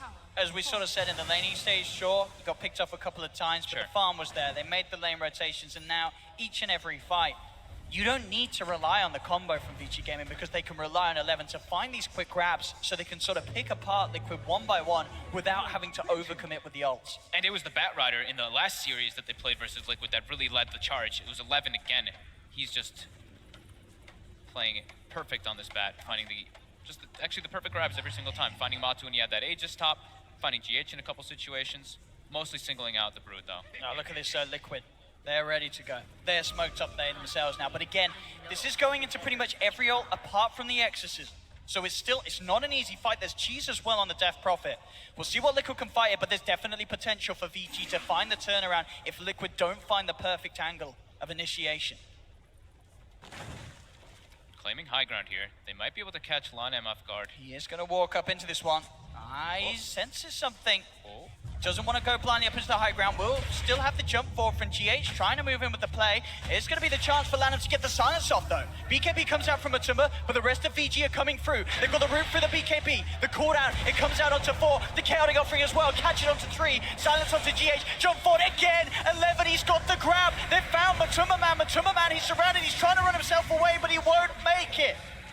Kuro, they're using the send back, I believe, onto GH, so Matumba Man could not get back to safety. He's gone for 60 seconds. Kuro gets caught out again. And this, it really does feel like Liquid are crumbling. Every single thing that they're trying in this game now just is not working. It just seems impossible to take fights into Vici's lineup. And something about Dota right now is you have to eventually be able to take a fight. Oh, look at 11. He's even seeing if he can maybe set up for more Miracle. Just far enough away to make it. But they've got the creeps moving in down bottom, VG. They're onto this tier 2 tower. And you really just feel at this point, VG, with the ultimates available, the exorcisms online, they can waltz up to the high ground, and there just isn't the team fight on Liquid to push this effort back. Here we go.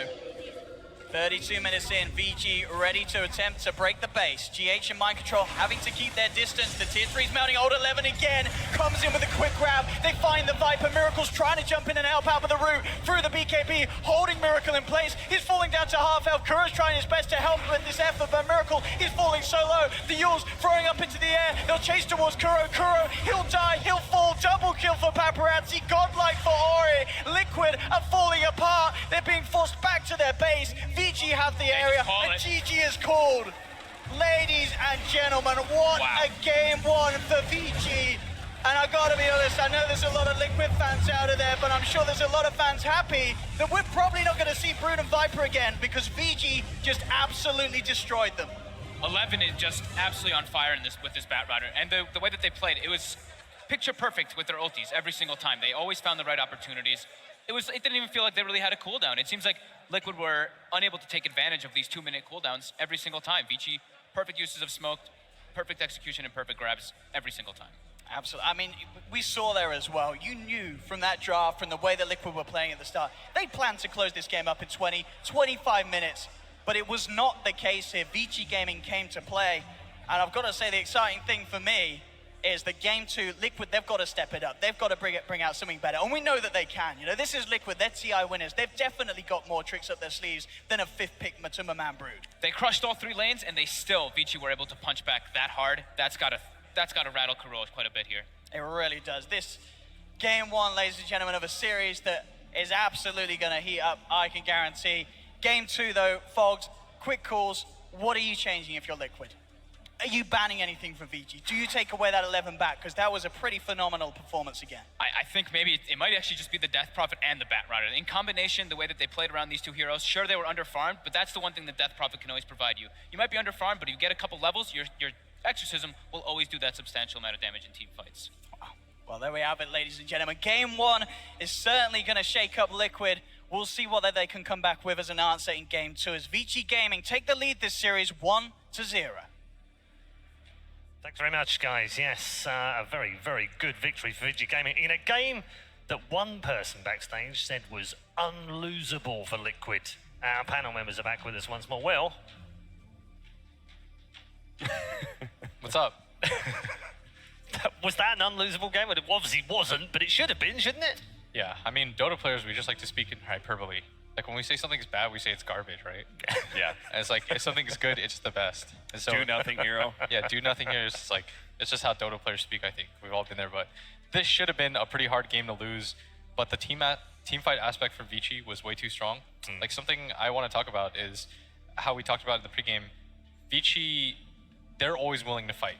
And I think Liquid, oftentimes, they're the ones catching the teams unawares. Like, they're the ones that'll 5-man first. Well, Vici and Chinese teams in general, like we saw that with Newbie as well, they are always willing to meet you every step of the way. You think that there's one hero showing on the map, you go to gank him, there is 4 people behind him at all times. That's what the general player sentiment has been around this Vici team, is that nobody is for free at any point. That's why Newbie was actually so good versus Liquid, especially with the Naga Siren, and here we see it again with Vici Gaming, always being able to set up their team fights with the Naga Siren. No, like as you said, like no pickoff is ever really safe when you're going up against this team. One big thing was the BKB timings for Liquid. Just, unfortunately, Matuma Man, he goes for the early butterfly because he's like super far ahead. He gets the Solar Crest as well, or I think it was just actually a Medallion of Courage. And he starts building into BKB, and they get into 3 really bad fights in a row. Still does not have that BKB. Unfortunately, that item was pretty necessary to be able to avoid the initial like lasso into pull into Spirit Siphon and the magic damage coming out from the gyrocopter. Then by the time he actually gets it, the physical damage of the exorcism is too much for him. The hard thing though, I think, is he felt like he needed to be the guy to hit the tower. If you looked at their lineup, they didn't really have a tower hitter. It was basically either Viper, who does not do good tower damage right now, or the Brood himself. So I felt like he rushed for a Butterfly, even though it's typically a second, third item, never the first, never that early like the stats showed. Because he needed to be able to hit the tower, he needed to be evasive against the tower, he needed to survive. They had a lot of magic damage. Yes, maybe he goes BKB, but then he would just be dying to tower damage and right clicks and exorcism. Took a lot less just because of higher armor. Maybe a teammate gets a medallion and he rushes BKB, and then that works out. They get the tower, maybe they get the racks with the Aegis, but it didn't work out like that. The Butterfly was not enough. You mentioned a man when we were talking about MVPs, is Fenrir. Another great game. I mean, he channeled Upheaval this game. It's hard to say like, wow, amazing Warlock performance. I mean, you just don't like you go, whoa, but another good game. Almost every other game that I saw him play, amazing. I think he played this game very well. I love the Upheaval plus Naga sleep combo. It gives you time for your Upheaval to ramp up. So as soon as it's off, people are moving. And he could always sit at the back lines. Basically, all Vici had to do is get to the point where their cores could stay alive for more than 10 seconds, and they would definitely overpower and deal more damage than Liquid's lineup. So. Also, being able to get an instant stun outside of the Naga Siren sleep thanks to the Meteor Hammer is a little strong. Good. Yeah, very good indeed. Will, how do Liquid bounce back from that? What are they going to be talking about backstage? They need to be more patient. Like, that's the one thing that I know that they garnered from that game. It was the same in the game 2 against Secret when they just ran up the hill, didn't really think about it. Like, they needed to be a little bit smarter about their high ground engagements, because oftentimes I think the problem with this team is when they get ahead, like oftentimes we see them when they're behind, they're so strong because they know how to play that high ground advantage, but when they're ahead, it feels like sometimes they're sort of lackluster in that regard. Like they rush things or they overcomplicate things a little bit too much. If they're more patient, I think this game goes a little bit differently. Like Kevin said, I actually completely agree with your analysis of the Butterfly, but knowing that then you still have to wait for a BKB, because BKB is like the ultimate team fight item for a Broodmother. Otherwise, you saw every single time she gets kited. And if she has BKB and she gets it off pre-lasso, it's still okay to get lassoed at that point because the right-click damage isn't there and you have Butterfly. But by rushing those fights, it makes it so awkward for her. So what do you think would be the better solution? Do they just take that Aegis and hold it and just map control and farm for another 10 minutes, then grab another Aegis when they have BKB and then go high ground? Yeah, I absolutely think that's what they should have been doing. I think they were caught a little bit surprised in the first fight, which was up by the tier 2. I think they just actually didn't expect Vici Gaming to contest the way they did. But then the subsequent fights around that dire jungle area still happened, still did not have those BKBs, and those were crucially important to be able to survive like the initial strength of the team fight before the physical damage actually gets too much. Because I think the magic damage was like, the reason it was so important is because they were able to deal enough to the Broodmother that they were able to finally finish him off. He has the BKB prop. As the lasso comes in, they don't deal that magic damage. He just pops his ultimate and turns and fights, and once he latches onto somebody, there's no real way for Exorcism to actually deal enough to counteract the lifesteal that he's getting out of it. All right, I'm going to stop you there. We could carry on for plenty more hours discussing this game. Very, very tactical game between the two teams. And, well, you heard what Will said. It should have been a winnable game, but it wasn't in the end for our boys from Liquid. Instead, our men from Vici Gaming have taken game number 1. We're headed to a break right now. When we come back, we will have game number 2's draft upon us for semi-final number 1.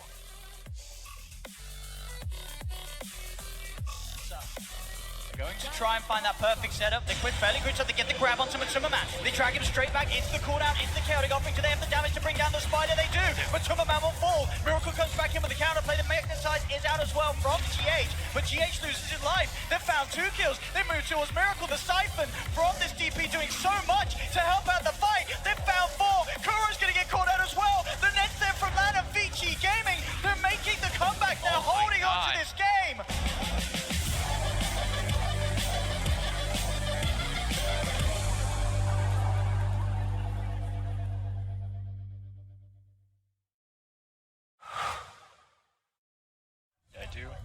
Get in there. Wow, I'm actually dead. You dead? Yeah, I'm dead. Never, dude!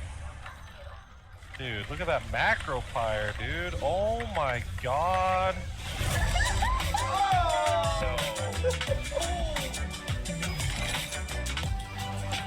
Game, record, and stream without compromise on Intel Core i7.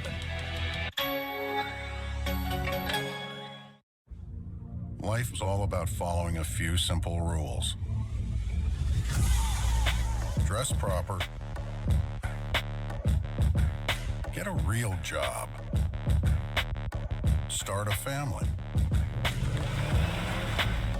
Be humble. Time to grow up.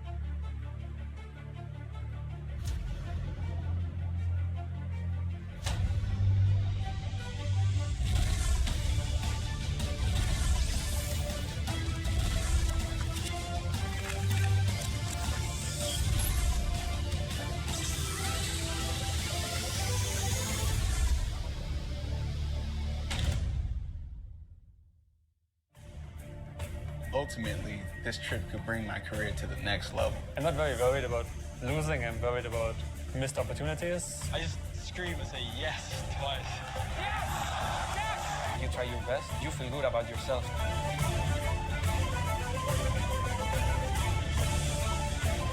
So what's really going to separate them is decision making and strategizing.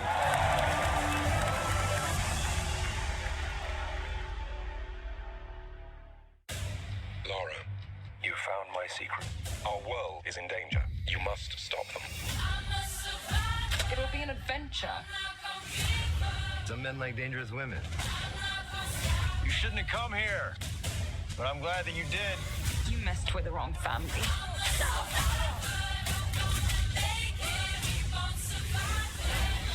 Tomb Raider. Can't be too careful these days. The world has gone bloody mad. I'll take two. Only in cinemas.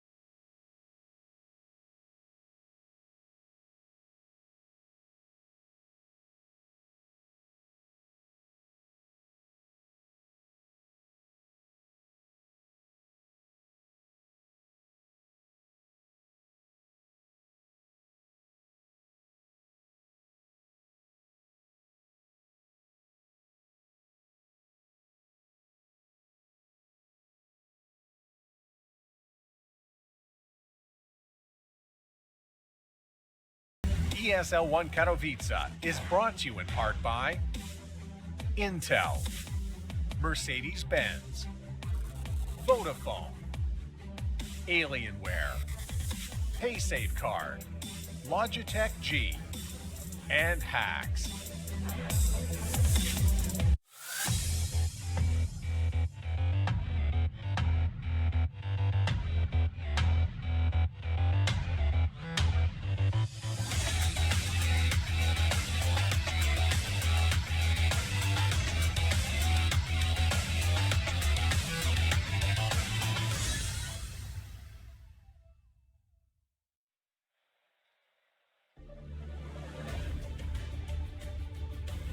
ESL 1 Katowice 2018. Live coverage coming from the Spodek Arena, and we are in our semi-finals. One game down, Liquid find themselves with plenty of questions to answer as they come back for the second draft. Just before they come back for the second draft, just a quick reminder that we have the Play Faster moment by Vodafone to come a little later on. Wonder what will feature inside that. Maybe it'll be the speedy panel that we've got.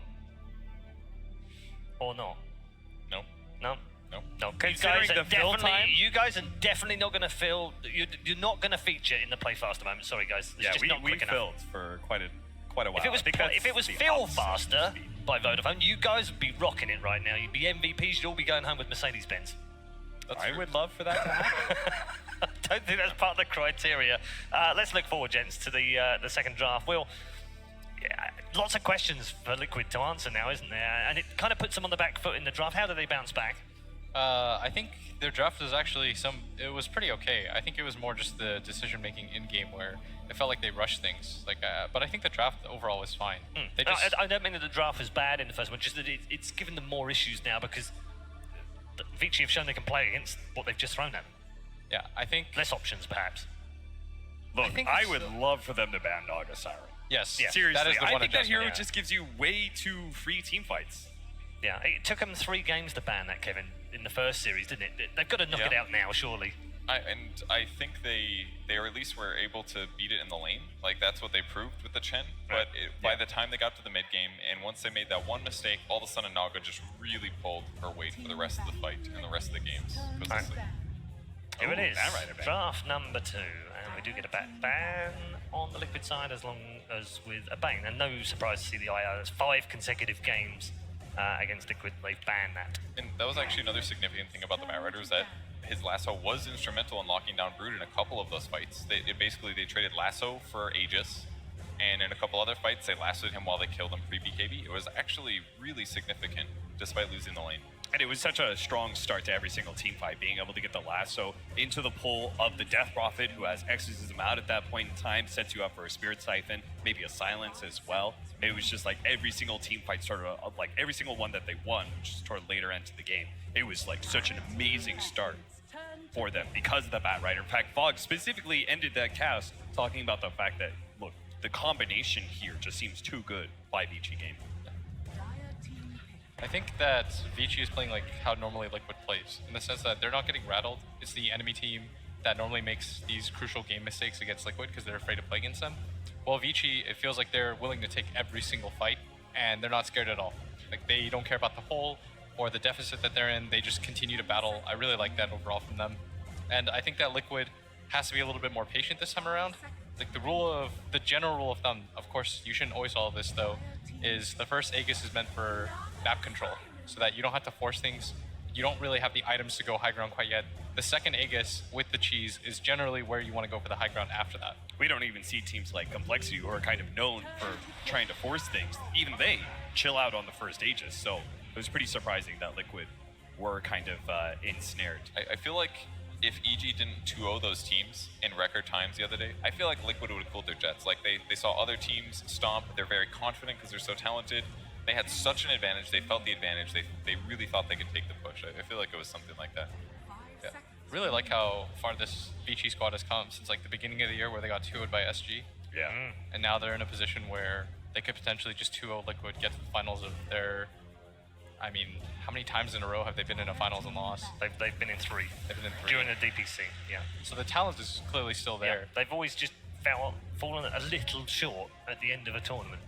And they're not drafting too differently here. They open Elder Titan, they let the Naga go through, and they'll grab a Viper. So do you think, Kevin, that's like, again, to address the laning phase and how to beat the Naga Siren? So instead of Chen, we're going to have ET. It is one of those heroes that definitely wins you lanes. Yeah, but the Chen wasn't too bad in the first game. In the laning stage, was it? But Chen falls off. You know, Chen in late game is not so good. Chen, at most, could send somebody back and then be like, all right, kill me next. Let my allies go, please. But Elder Titan at least can win the lane. It's not as convincing as Chen. It doesn't allow you to push and disable as hard. But he can definitely out-bully the Naga Siren. He can also provide a really strong team fight and anti-team fight, which is something you might need against Naga. Is the fact that they haven't banned the Naga suggestive, perhaps, Will, that they feel like whatever they play in place of Naga is worse? Yeah, I think they think that Naga is not the problem. Right. And the crazy thing is if they lose to it again, that would be, I think for a lot of fans, they'd say like, well, why didn't you just take out the Naga?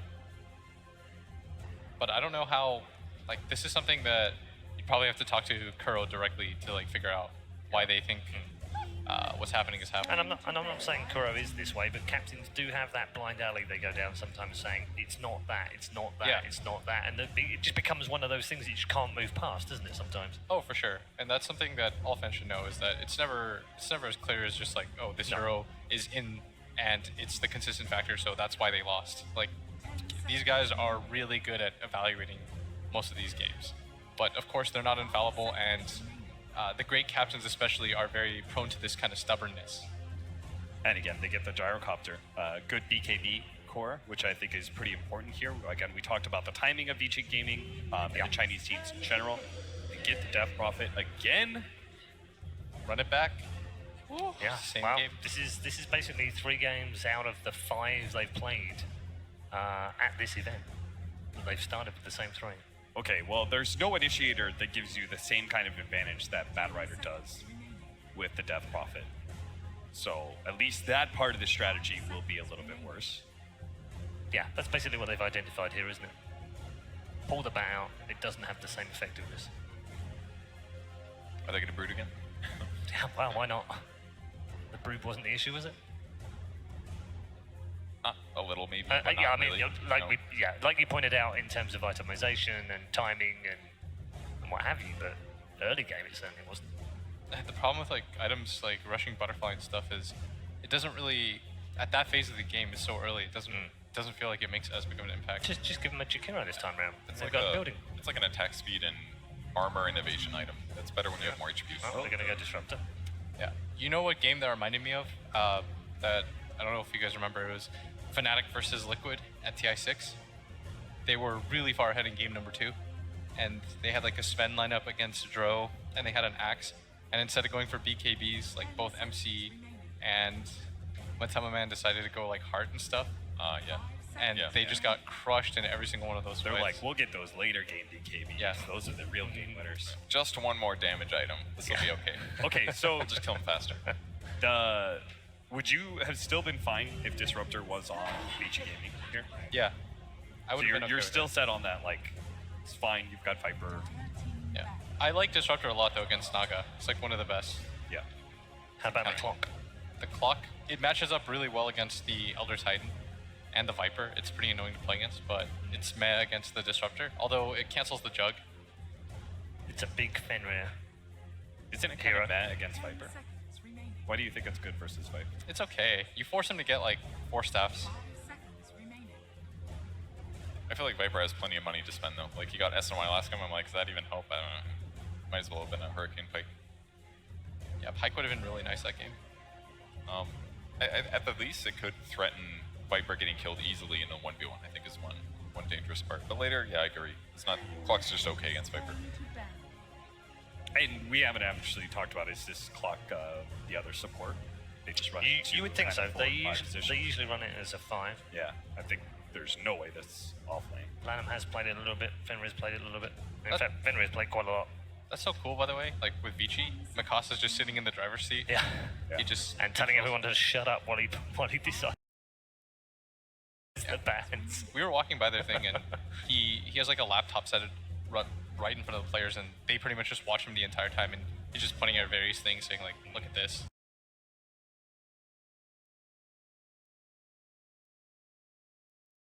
A jug for Liquid now. Interesting.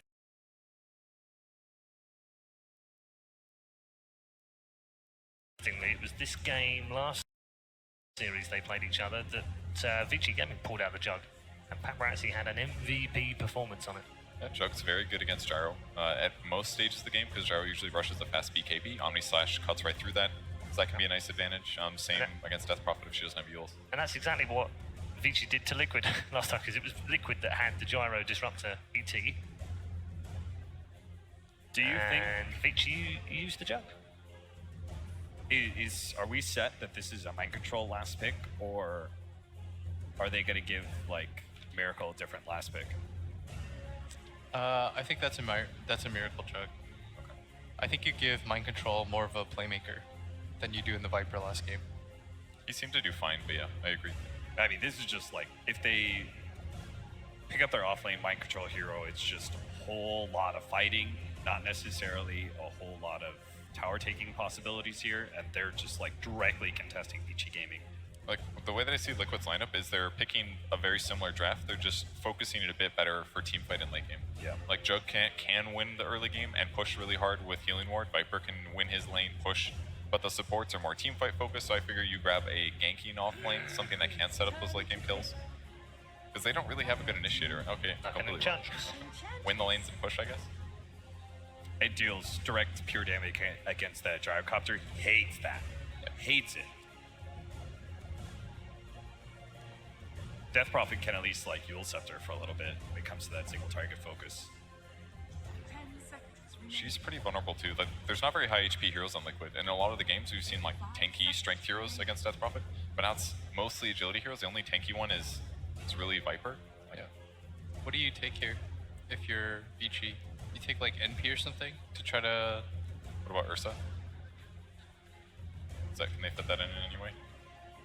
Offlane Ursa? Works good against Viper, against Enchantress, against Elder Titan. I thought you would just give more sustain to your Death Prophet and Gyrocopter against this single target focus of Liquid. Oh. An AA. So it is offlane Claw? Yeah, has to be. Or Fenrir is the only AA player in the team. So that will be an offlane. Ooh. By the looks of things. Your friend That's 11 will be clocking it up, Cap. I always like him on like super aggressive heroes. I don't like him so much on like the Enigma, like slower, like big. I want him. You want something in their face. Yeah, he is sick in that regard. Okay, Kevin, which way are we going? I think I'm gonna go with Vici Gaming again. I am not the biggest fan of Enchant, and Liquid has very few stuns. Okay, Blitz. I'll go Liquid again. Okay. Vici Gaming, similar reason to Kevin. I feel like there is actually so much magic damage they can lay into this Enchantress. They're going to shore it up with Elder Titan, but I just don't have faith. Okay, all right. Well, you do have faith because he's on the right team. We are headed back to our commentary duo who are ready to bring you our second game in the semi-finals. You ready for this, gents? Absolutely. You know, game one, we saw sort of the power of Vici Gaming. Game two, as I said, I'm expecting Liquid to sort of step it up to another level. They got beat down pretty hard after what was a dominant laning stage in game one. So this game two, they've changed it up. What do we reckon, Fog? Do you like what approach Liquid's taken this time? Yeah, I do like what their approach is. They're looking more to pressure the lanes more and have a bigger advantage. They didn't go for this cheese this time around, and they did heavily focus on 11. I think he was the biggest problem in that last game. They also thought the same thing. They give them the Naga, they give them the Gyro, they give them the Death Prophet, but they took out the Bat Rider early on. So I'm actually looking forward to see what 11 can make happen as this clockwork. Absolutely. One of these offlane heroes that we sort of see be very hit and miss. A lot of people, a lot of pros favoring it in the position 4, but as you said, with the way that the draft went, VG maybe potentially feeling this was one of, or if not obviously the best option in their mind left in the offlane pool for 11 to get his hands on. It is that super aggressive fight starter. So a little similar to the Bat Rider, you're not about mispositioning them, but you're about just engaging and starting those fights. And you're always going to get something in the offlane is the nice thing. You can cog block the wave, and you'll be able to get a decent spot for yourself to get an actual position and get some farm for yourself in levels. But the thing as well, of course, for VG, last game, they got the victory this game. They do have 3 at the same people on the same heroes, the Paparazzi Gyro, the Lanham Naga Siren, and the Ori Death Prophet. Obviously a bit of a different game, Liquid changing things up quite a bit. They do have more potential for those team fights now with KuroKy and GH having a much heavier team fight presence with the Disruptor Elder Titan combo. Yeah, I see Liquid this time and I'm like, all right, this time they're not just trying to cheese their way to victory. They're going to just try to outskill them. And we've seen Liquid at their top performances. They are absolutely incredible. But Vici's been putting up unbelievable fights. Yeah, this is what we want to see. We want to see Liquid tackle Vici Gaming head on with some proper Dota 2, and we've certainly got it with these lineups. You can expect a lot of battling, a lot of fighting. We'll see how much sort of contest we see over getting favorable lane matchups. At the moment, nothing really too surprising from Liquid. 11's going to try to just pull the wave here. Got to be a bit careful. He actually goes for the Rocket Flare level 1 to pull the wave. I'll go for the kinetic field to hold him back some time, but of course won't put a stop to the way that 11 will still be able to get the full pull and get that entire creep wave round to his safety. Yeah, it seems like they were just like, you know what, it's a clockwork, 760 HP, even with spin, even with any type of harassment, they can't kill him. So KuroKy's just going to follow him, give him some annoyance, and Miracle's just going to last hit under the tower. So looking at the other lanes as well, any lane in particular that they think a certain side's going to struggle? Mid, we've seen, is kind of a trade between the Viper and the Death Prophet. DP just is hard to gank. So I think the top one, the Gyro in theory should struggle. The Gyro and the Nagasarn if they start getting chased out too far. GH has to be careful here. They do. They've got that chilling touch here, and with the root control as well, they surround him. That's your first blood for Vici Gaming. Don't think he expected the level 1 net. Absolutely not. Only that Riptide being held onto by the Nagasarn, but Lanham there with the outplay. Yeah. That's the required skill, the required time in that. And also a really excellent approach coming out from Vici is blocking that hard camp. This is something that we've seen time and time again, is when you're playing versus that Enchantress, the best way to deal with it is to block that camp. And also, not even just versus the Enchantress. A lot of teams haven't really taken this approach, but versus the Elder Titan, if he doesn't have that camp to actually stack up and abuse the Spirit to get that damage, you're actually able to take such big advantage of the lane. So I really actually like this approach by Vici in the safe lane. So I do take back what I said, actually, and I think that Mind Control and GH will have some trouble here until GH starts to stack up the Astral Spirit. Getting some of these stacks up, but so to build up that GH punch, as he will look to try and move around the lanes a little bit. Bottom lane, Miracle CS still pretty much perfect. 11 trying his best to disrupt it, and 11 is getting decent farm out of the lane himself, as we can see with that 9 to 5 on the clockwork. So those early level from that early level from the pull through, certainly helping out the clock keep good. Mid lane, the go being made up to Matsuma Man. The root comes in. Ori and Lanham close the gap. Verifier will be popped. Is it enough to keep him alive? It's not. VG give themselves the second kill with the rotation of Lanham. And in a lane where Matsuma Man was already suffering, 14 to 6 against the 7 for 1. And it's one of those awkward positions because last game we had Mind Control Viper mid, and I'm pretty sure he was actually trading even CS. He was dead even. Yeah. The Death Prophet. Matsuma Man struggling there in the 1v1. Getting the double null on Ori this time around, giving higher base damage. They are going fully in onto Paparazzi. They've got that enchant slow. GH coming in with the right clicks. Paparazzi will be brought down. Now they turn their attention towards Fenrir, but Lanham's there with the root, holding GH down. GH trying to get himself into the tree line to safety. Will escape, has the salve, as he gets himself back up to full health. Will be cancelled by the illusion. He's coming back in. He's looking towards Fenrir, trying to punch this AA down. One more touch from Mind Control will do it, but Mind Control is rooted up. Kuro's come in to try and help out Mind Control. They've got the Astral. They look for the sleep stop. They catch both, giving time for Liquid to attempt to disengage, but the TP across from Fenrir. He's back in the game. Looks towards Kuro. Kuro with a quick lift back, taking Fenrir back up to that top lane. Kuro's now surrounded by Ori. They have the kinetic field down for Kuro, trying to get himself out of there, but the damage is too much. He'll lose his life. Mind Control has the sad eyes, looking towards Lanham. Lanham will be able to get himself away. KuroKy makes the approach and just decides, I'm not punishing this clockwork at all bottom. I'm just going to leave Miracle in a 1v1 and pressure the other lanes. Got to make up for the rotations that Lanham's been doing. And they were actually able to take a little bit of advantage and go for that Paparazzi dive because they did stack those camps. So the Astral starts adding up, and they were able to actually find that one creep for Mind Control, that Wildkin, to make the difference. Mind Control now able to get a bit of CS as he looks to try and close the gap. Another blast onto Fenrir, bringing that AA down low. Kuro was looking for the glimpse play. Once they get more levels on the Enchantress and the Elder Titan, it starts to become a much safer lane for them to pressure Paparazzi. And they're looking for the setup onto Mind Control. They have got the homing missile inbound. Lanham looking to close the gap with the root. The kinetic field's down. We'll put a bit of a stop to VG's play, and GH is there as well. Good turn towards the three of them, looking for the setup with the Stomp. Has found the vision onto Fenrir. They'll get the glimpse back. They surround the AA. They punch down one, but the play's coming back from Paparazzi. Rocket barrage. Enough to dispatch of GH. VG find the 1-for-1 trade. Support for support. Overall, though, that main sort of play benefiting Liquid. The disruption, it's slowing down the farm once again for the Gyro. Sure, we saw last game Paparazzi making the recovery. He's certainly going to have to do so again. As bottom lane, Miracle against this clock, having no trouble, finding pretty much free farm. 30 CS on this jug at the moment at 5 minutes in. Levin's finding a lot, though. He's going to have a very early level 6 on this clockwork. I believe he's getting close to phase boots, or he already has phase boots as well on the clock. I think they're flying out around in the courier, though. Yeah. Top lane, Lanham. Got the vision on Sakura, Root as well, buying time for the cold feet to kick in. Paparazzi's there with the wraparound to pick up the glory. Gets the kill. This combination, this Lanham Fenrir, AA, Naga Siren being very active very early on. Yeah, 2-2-2 on the AA, 1-0-4 already on Lanham. And constantly putting vision up. That was the biggest thing for me in the last game in particular, was the way that Vici was able to just fight around their vision constantly. And they are actually able to spot out that Liquid puts a ward up top with their first initial one. I mean, I guess the question is, as well as you say, 11, he's had this fantastic farm down on the bottom lane as this off-lane clockwork. Is he just going to be full-on looking for the plays now? Level 6, who do you ideally want to be finding now as this clock? The Viper. You can transition into a push too. We see that Ori has skilled up the Exorcism, so they could easily look for a dive play here. Kuroki is in position for it though. Yeah, we'll be there ready to quickly glimpse back the clock.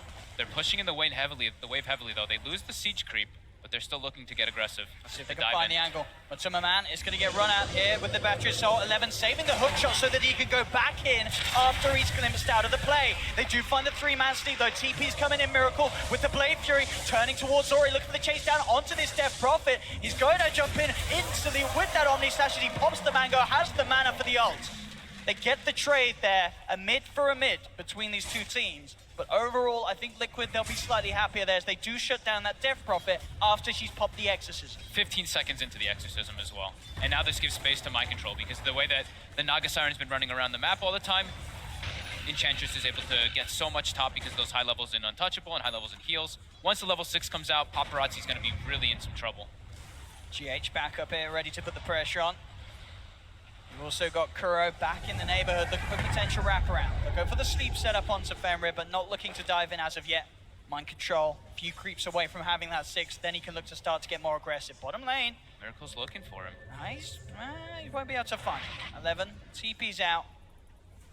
Unbeknownst to Miracle, as Miracle didn't quite have the vision for him, but a quick sweep of the tree line will confirm the suspicions that 11 has backed out of the lane. 11's just relentless in this series. Again, he has Clockwork Hook shot up, he instantly TPs to the shrine, he's looking to get aggressive and punish top lane. Look at top, they've already got a homing missile on Mind Control. This wraparound coming in indeed from 11, looking for the rundown onto GH. He now makes a beeline straight away from Mind Control, trying to cause issues for this Enchantress. The cold feet kicks in, Paparazzi's still alive, shooting down to the Thunderstrike and will do. They lose the gyro, but VG, they find the Enchantress in trade. 11, looking for the chase down, still has that hook shot. They found the vision onto Kuroki. The sleep stop though from GH holds back 2 of them. Ori's still trying to dive. There's the hook shot from 11. They close it onto Kuro, and look at 11. He's already looking to try and sweep around for GH, but GH too speedy. GH will make it away. Bottom lane, Miracle continues to farm. Quick TP back into the game from Paparazzi as he heads down there to put a stop to this push. Ori being watched by GH. They're putting a lot of pressure on Paparazzi, just like the last game. You see he's bottom 5 net worth already in the game. It's going to be all up to Ori and 11 to really make the moves and just catch that gyro back up or getting through those team fights. You see them now moving the DP a little bit and actually having Naga take mid to get some levels. I mean, so far so good from 11. These rotations on the clockwork being very, very nice. And we're seeing as well just sort of the composure. He runs in, he doesn't blow the hook shot at this start. He makes sure that he can save that until the very end of the gank to sort of help find that second kill. Now he has got the urn done. It's really smart the way he's been saving the hookshot. Just like you said in the mid lane, he's waiting for those glimpses, those ways to kind of mess his movement up so they can close the gap afterwards. Miracle down bottom. He has got the invis and he also has the Omni Slash. They're looking for a target. The big one would be Paparazzi. There's the glimpse, trying to let Miracle close the gap. There is a creep wave, so Miracle will wait for that, but the invis wears out. Paparazzi knows what up. It might not save his life, though. The Blade Fury clearing down these creeps, bringing them down low, and Paparazzi separated, and there's the jumper with the Omni Slash. The bounce isn't good. Miracle will find the kill. The root comes out, but GH is there with the sleep to hold back Lanham. Healing Water's well up for Miracle, so Liquid will stand strong and get away with that kill. Paparazzi's really sad in this game. He has to pretty much come back through team fights now in this game, because the way that all the lanes are set up, he doesn't really have a home. Top lane. Now, though. 11 straight in with the control. Mind control, he's stuck. The cold feet's gonna kick in. The pushback from the cogs, the slow but sure slap down with the spanner from 11. Finishes him off as this clock continues to make the plays. Then Ori, straight in, Viper Strike from Matuma Man. He's looking at manning up. They have got the Blade Fury damage as well. Yeah, Miracle with this haste rune just zipping straight into the middle lane. Takes down Ori. And he runs right back bottom. Clarity back ticking up as he looks to refuel himself.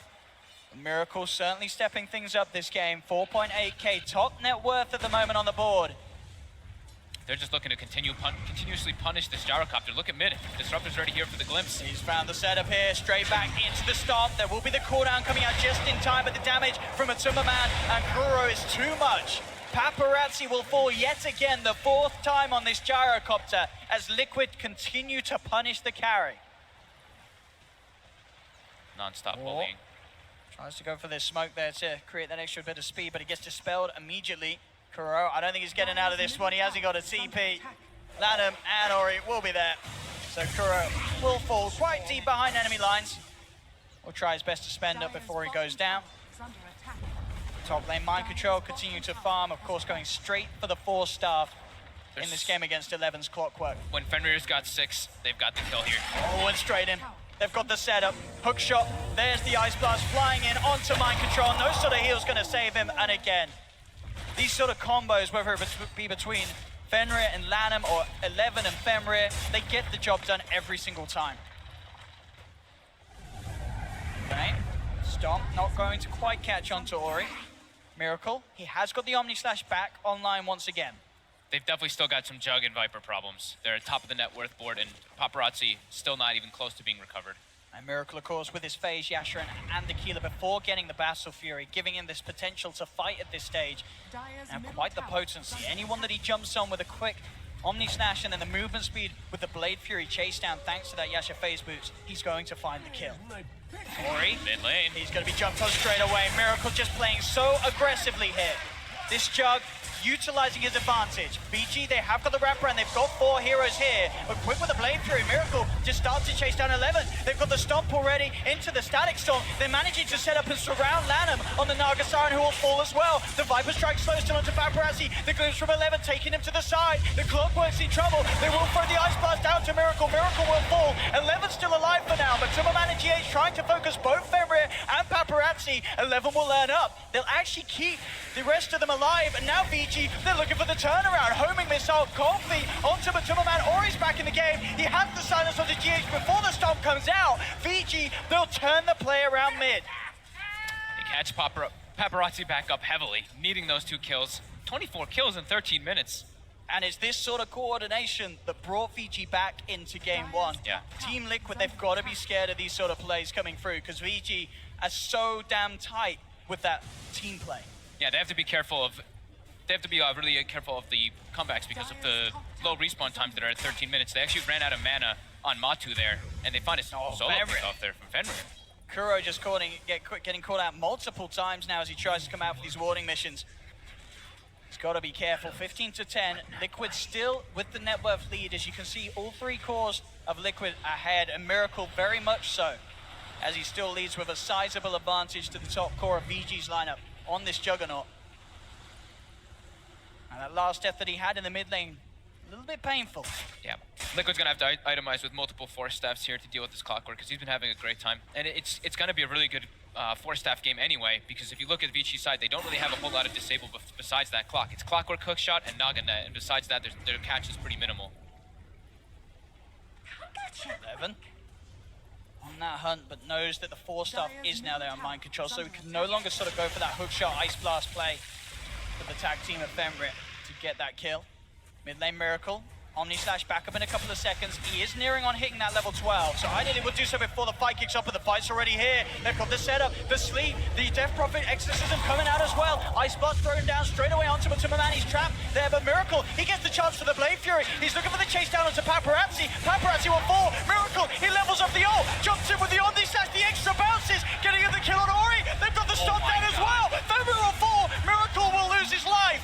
But Liquid, they've found 4, they've got the glimpse back, they're going to find 5, 11 tries to TP out, he's not making it home tonight, Liquid!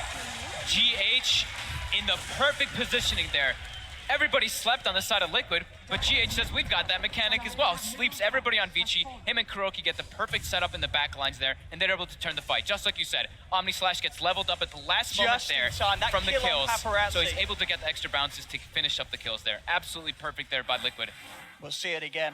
Just sort of this commitment at the Stomp start. on 3. It looked like it was going to be great for Vici, but not dispelling the song straight away meant that that initial Ice Blast damage didn't hit onto the Viper, so Matuma was safe. And look at Miracle's prioritization. Straight for Paparazzi, levels up the ult, jumps in those extra bounces, allowing him to get Ori. And then, as you say, Liquid's there with the backup. GH has got the setup, and then the fight's over. And again, and this time they have the Force Staff, so they distance the Viper into the backside, so he's not able to get bursted down, and the whole fight turns around into Vici's face. 4K lead now for Liquid.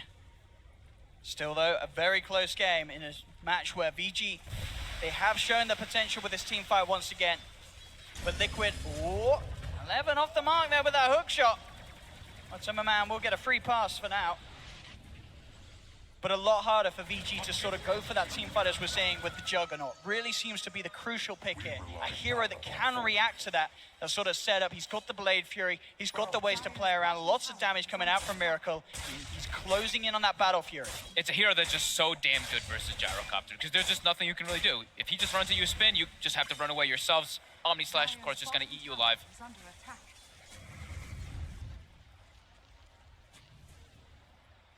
of have to take a halt here until they've got Exorcism and Sleep available again.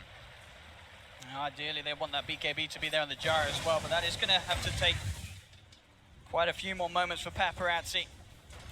I like the item adjustment by My Control this game too. He's recognizing that Vici's damage is pretty much strictly magical besides Exorcism at this point because of how shut down Paparazzi is, so he's actually going for a BKB on Enchantress. I mean, absolutely. I mean, who's going to right-click him? Sure, the flat cannon can still be a bit of an issue, but obviously with a jar at this stage of the game, there's no way that the right clicks from him outdo the heals that the Enchantress is going to have from her attendants. And remember it, he's been caught out on his own. We'll turn with a quick Ice Blast, but that will be the death of the AA. Ori actually trying for the counterplay here. He's chasing this with the Exorcism. The Crit Swarm bringing Matuma down low, but he can't quite get a lockdown. Matuma going to be able to get out of there.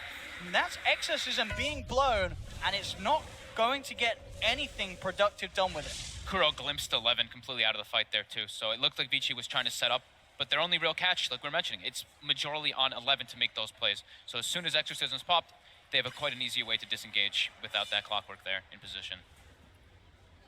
That's that Battle Fury for Miracle, so already this Juggernaut that's a clear 3K ahead of the Paparazzi Gyrocopter. He's going to get even further ahead now as the farm will step up that extra bit more. And they know Exorcism's down right now too, so they can take advantage of that. They can try to keep punishing Vici. Smoke up, 11 will be found out. Kuro waiting for the perfect time to make sure that the control can be there to get him into the field, and he also knows that the song's coming through. There's the glimpse back, holding 11 close to the Juggernaut, not quite close enough. Vici, can they do anything off the back of this sleep? It doesn't look like they can. The silence will come out to one Vici. They have Paparazzi heading forward. They're looking for Miracle, but Miracle turns with the Omni Slash straight into the midst of them all. And Miracle falling very, very low. Can Paparazzi get the kill? The Blade Fury and the Healing Ward. Miracle's still alive. And with a sleep stop for GH, they're looking for the turnaround. Liquid, they found two. They're trying for more 11s there with a hook shot. Will hold Miracle back. So Vici get the remainder out of there. A 2-for-2 trade there between the lineups. They couldn't quite find Miracle. That would have been such a beautiful kill for Vici to get, but they couldn't quite do it. That low cooldown on spin, able to get it back up in the middle of the fight. And GH, again and again in these fights, he's getting the perfect sleeps on the three main heroes of Vici every single time, it seems. And the Ancients being stacked up. I believe they've got a triple stack at least at the moment on Liquid. Wow. So more money for the taking, ready for Miracle. Uh-oh, look bottom, 11. Rotation from MC. He's on his own. Mind control. Gonna start punching into him. Oh, they'll get the 4-star play. They're trying to get Kuro out of there, but 11 will still find the kill. Costs him his life, though. Gets the support, but loses his life there as the offlaner. A quick Hurricane Pike from Mind Control, sort of buying the time for him to chase around Kuro and get that extra bit of momentum for him to punch back into him with the impetus. Miracle very close to having the ultimate orb on his way to the Manta style. And it'll be very hard to control in these fights. The root will not be much of an issue for that Juggernaut anymore. They've had a hard time dealing with the healing ward too. Even though they've been getting the AA blasts in the starts of the fights, the fight continues on for so long that the healing ward kicks in after that debuff wears off. Miracle on the hub. 12 seconds and Omnislash will be there. He's got his eyes onto Paparazzi. He is playing incredibly aggressive, and he can certainly get away with it for the most part. Quick Blade Fury as that homing missile is no issue for the Jug. And Miracle's back out of that. He was just in there by himself. Vici, they do have Exorcism now available again, and they are getting closer and closer to those BKBs, like you were saying. The Gyrocopter, about 1,300 away. Ori, just about the same. 19 to 19, but that net worth difference certainly being the overbearing issue for VG. The fact that those cores of Liquid are really farming just that little bit better. This Juggernaut getting absolutely out of control. Level 17 on Jug, level 13 Gyrocopter. Miracle having a tremendous game. Now we'll turn towards those Ancients. We'll put him very close to having that level 18, that third point in Omnislash. We've already seen how much these bounces do in the fight. Manta style complete as well for Jug. Everything's coming together. Vici Gaming, we've seen them turn around from a lot worse situations as we did in game one, so definitely still with a chance here if they can get that team fight together. Fenrir closing in on that level 12.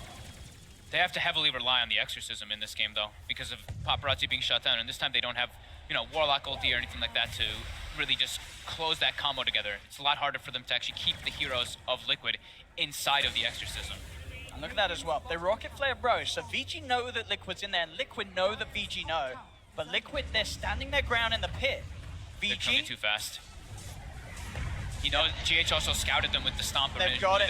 They've got the Aegis into the hands of Miracle. It's gone. Nothing that VG could do to stop it, and now they're going to lose some members. Fenrir gets grabbed back, does get the Ice Blast down onto Free. The Fenrir gets chopped down. Miracle picking up more gold for his bank account. As VG just left to split up without their AA. That crucial Ice Blast that they require for these fights to be successful, they have to just wait and accept that these towers are going to be gone for the taking. Liquid, they need to get like the perfect executed fights, but it's so difficult versus Liquid's hero with the innate Jug with Spin, just being able to immune versus the majority of their catch. And they're soon going to have that BKB on the Viper as well as the Enchantress. And the Jug pick really was the Jug pick's really working so well. A lot of the times as well, we see Jugs being drafted in situations where it just feels a bit off. It feels like a hero that sort of is a last resort carry, but this time you can absolutely see the vision when Liquid picked it, and so far it's absolutely working out. In particular because of how active he's being on the hero. Yes. Sure, you saw he's gone for the Battle Fury build, but getting that Yasha early has led them to have so much momentum into now this mid game, where Vici, they're still just on recovery mode. They're so dependent on that Exorcism. BKB on Ori. Now, this was sort of picked up around the point where we really saw stuff change around in favor of Vici in game one. Yeah. So we'll see what he can do with that BKB when he turns up to the fights. They've got the level 12 on Fenrir now too, so a bit more damage coming in their way. But still looking very hard to deal with just that. It's a majority of that Juggernaut. Everybody else seems like it's tolerable, but Miracle just on a different level this game. Miracle is pushing out bottom on his own. Obviously, with that Aegis, very hard to punish Vici. They will go for the smoke play. Almost only going to sweep round behind. They don't want to necessarily go on the Jug. They want to try and find the backup that Liquid is sending in for the Jug. The Spirit just hit somebody though, so GH pings it out right away. GH is fully aware of this. They're bringing TPs down bottom. Liquid, they probably want to take this fight if they could. They have to bring everybody down here though. They don't want to take a number disadvantage. Not into Exorcism. They're going for the quick sweep around as they did go for the scan. Saw that VG came in and out of that area on the high ground at the Dias half of the map. Wondered if they'd entered into the jungle, but as it were, VG obviously aware that that Liquid knew of this movement. They just back off. They knew that they weren't going to find anything with that. Liquid's playing very confident, pushing out all 3 lanes constantly. They're not letting Vici really group up and take that head 5v5 fight that they do want to go for now, when they do have those fresh BKBs. There's the Meteor Hammer. Now picked up it on the Naga Siren, so that combo, that setup, and we saw come into play, we have seen come into play many series beforehand. We will get to see once again today. It's Miracle, 500 gold, and he will have that butterfly complete. So as you can see here, Miracle getting a chance to hit creeps that much more, nearly twice the amount of gold that Paparazzi's been able to find from his own CSing. Unbelievably farmed on this jug.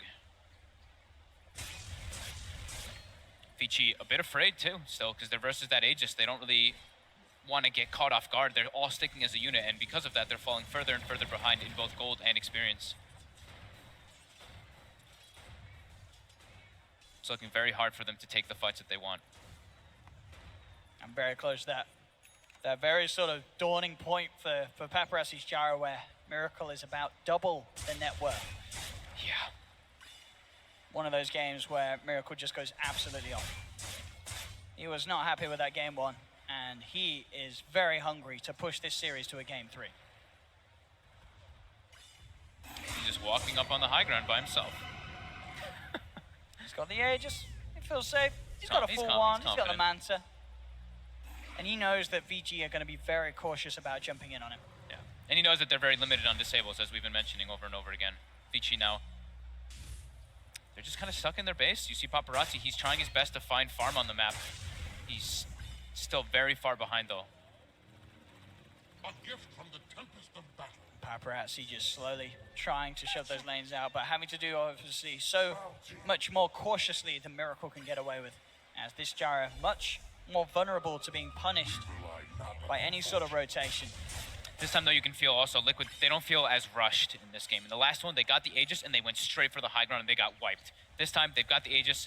They're using this as a farming Aegis just to keep that advantage ticking forward more and more. They're now at a 13k gold lead, over a 10k experience lead as well. Aegis does get reclaimed. And Vici, they want to be able to get some catches with 11, but they're just really unable to at this point. He's playing a farming Clockwork where you don't really want to be doing that. When you're playing Clockwork, you want to be constantly looking for these kills, but because of how on the back they are, they can't really make these moves. Liquid just ready to respond constantly. This certainly being one of the problems why, with the Clockwork in that sort of core position, as you say, not necessarily one of those offlaners that scales that great as the game goes on.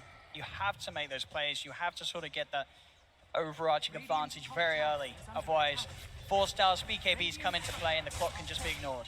And you can tell that Vici's really feeling the pressure and feeling under the gun. Paparazzi has queued up the rapier. He's queued it up.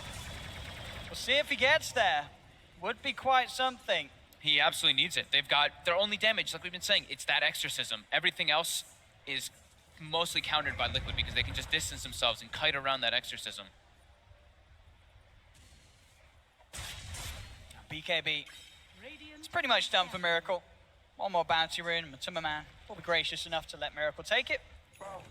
And that will be the BKB done. Oh, he's changed it back, the Jara. He did change. He's got the butterfly queued up. Disappointment all round. We want to see that rapier.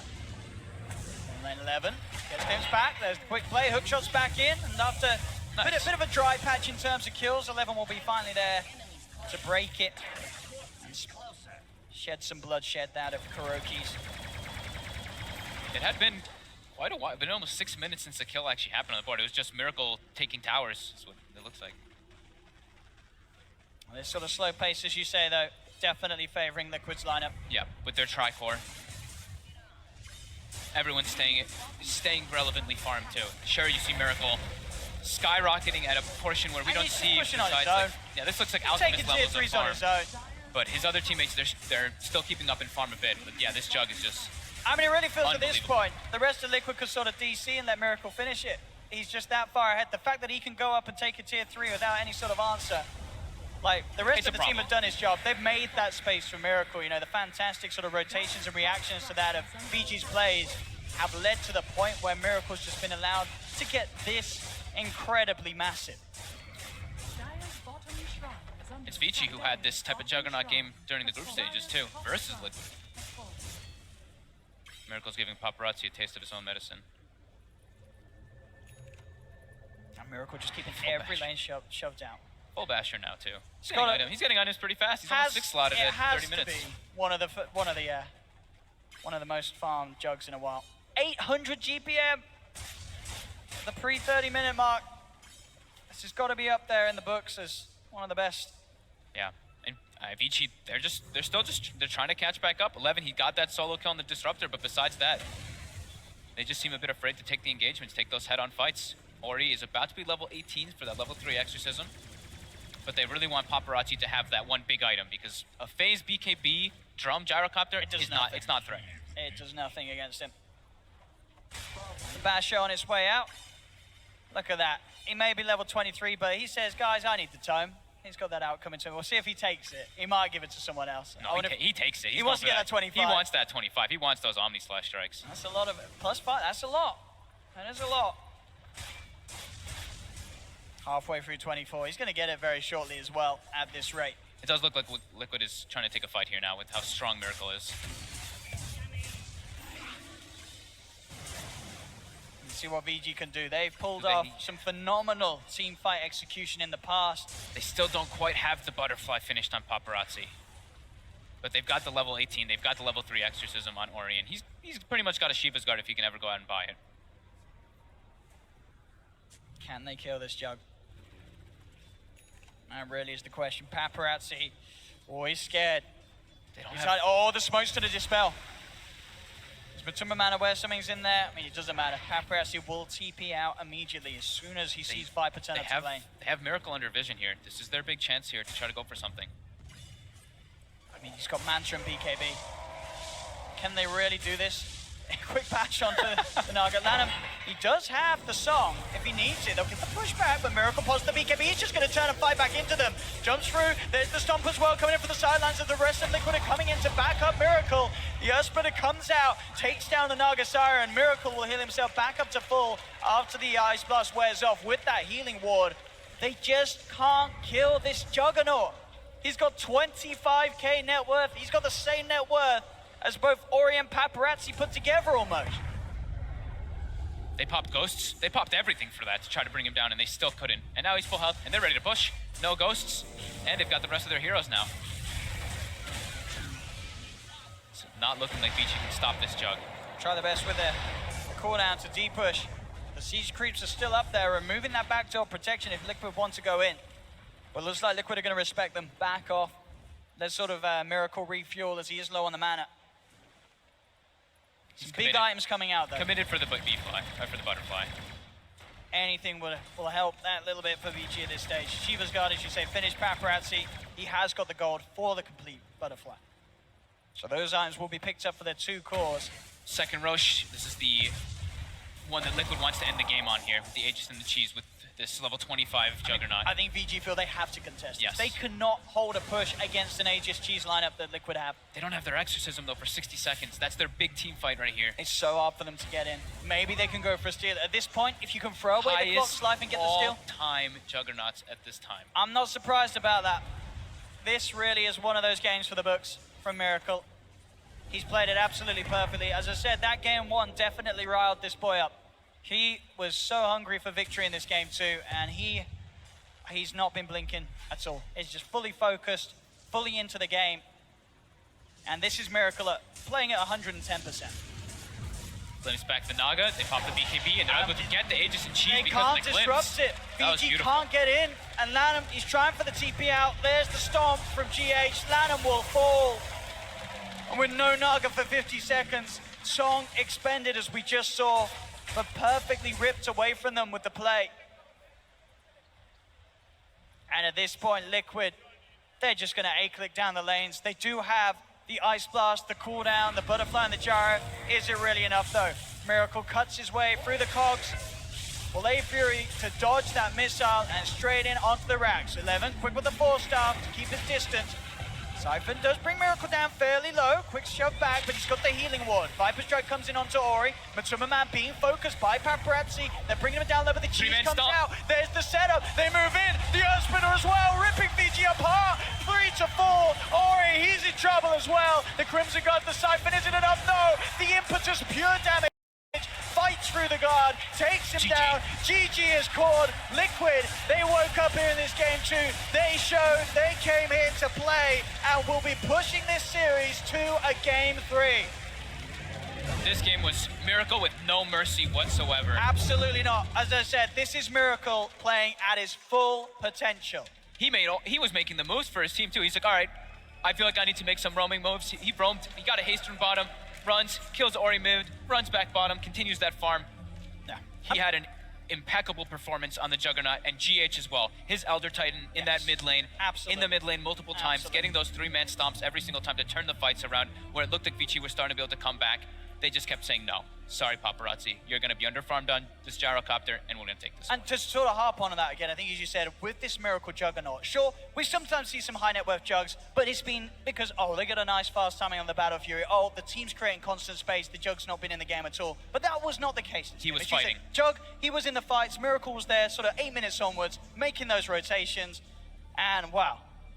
What a game 2. Now, going into game 3, Vici Gaming, after seeing this, surely one of the change-ups is going to have to be, you have to prioritize Miracle in this lane. You can't let him get this sort of start. I think you can't let Miracle get this sort of start, and if they're going to have this like Death Prophet, they have to have a lot of different ways to keep the fights around the DP. That's what I saw in the last one. They had this Warlock channeling upheaval. They couldn't run away from Exorcism. This time around, they only really had it. They were relying so much on Lanem and as well as 11, and 11 is playing a Clockwork. We don't really traditionally see this hero played so much in the off lane now again, so some adjustments definitely needed to be moving forward for this next draft. Well, certainly the back and forth series that we'd hope to see. Vici Gaming showing us their potential in game 1 and Liquid showing us theirs in game 2. Who is going to come out in game 3? I don't know. It's going to be absolutely amazing, I'm sure. We'll see very shortly. Thank you very much, guys. Yes, that is one of the big questions, but we've got a few other questions to ask about game 2 before we get to game 3. Back with our panel members. Kevin, we'll start with you. Where did it go wrong for Vici? Miracle played the best Juggernaut game anyone has ever played, I'm pretty sure. So outclass, well, hold on, because that's a big statement, Kevin. It was better than the Paparazzi game earlier in the tournament. It's the most farmed Juggernaut 30 minutes ever. Come on. Like, you can't even, like, don't even talk about MVPs. It's not even worth it. Like, most valuable player on Jug ever in a single game. Like, he played amazing. I think Vici Gaming's draft was pretty cool, and it worked out generally well. The Clockwork didn't necessarily, like, contest Miracle at all. That was maybe the one negative, but I thought Old 11 got a lot done. It just came down to every time the Jug went somewhere, an enemy hero died, and it was always an important one. And they set him all up for that, right? Because they go for this aggro Trine lane, and they didn't really care. All right, we're trading kills, but we're getting a Jug, Miracle Jug, versus an offlane Clockwork. Like, you only survive in that matchup. You don't really pressure the Juggernaut whatsoever, and so they're just like, this is all space. It kind of reminded me of EG's game number 2 against VP in the same way, that they aggro try, and it looked like EG was losing, but I think I said in the green room, I was like, yeah, EG's gonna win this game, even though it looks kind of bad. You're throwing bodies at a lane to secure another one, I think it's fine. I think like one of the big fixtures of this tournament has been aggro dual lanes, and maybe one of the reasons that offlane heroes are picked later is because they want to make sure that they have a hero that can actually harass the offlane. That's why, or the carry as the offlane hero. That's why we're getting like last pick enchantresses and stuff like that.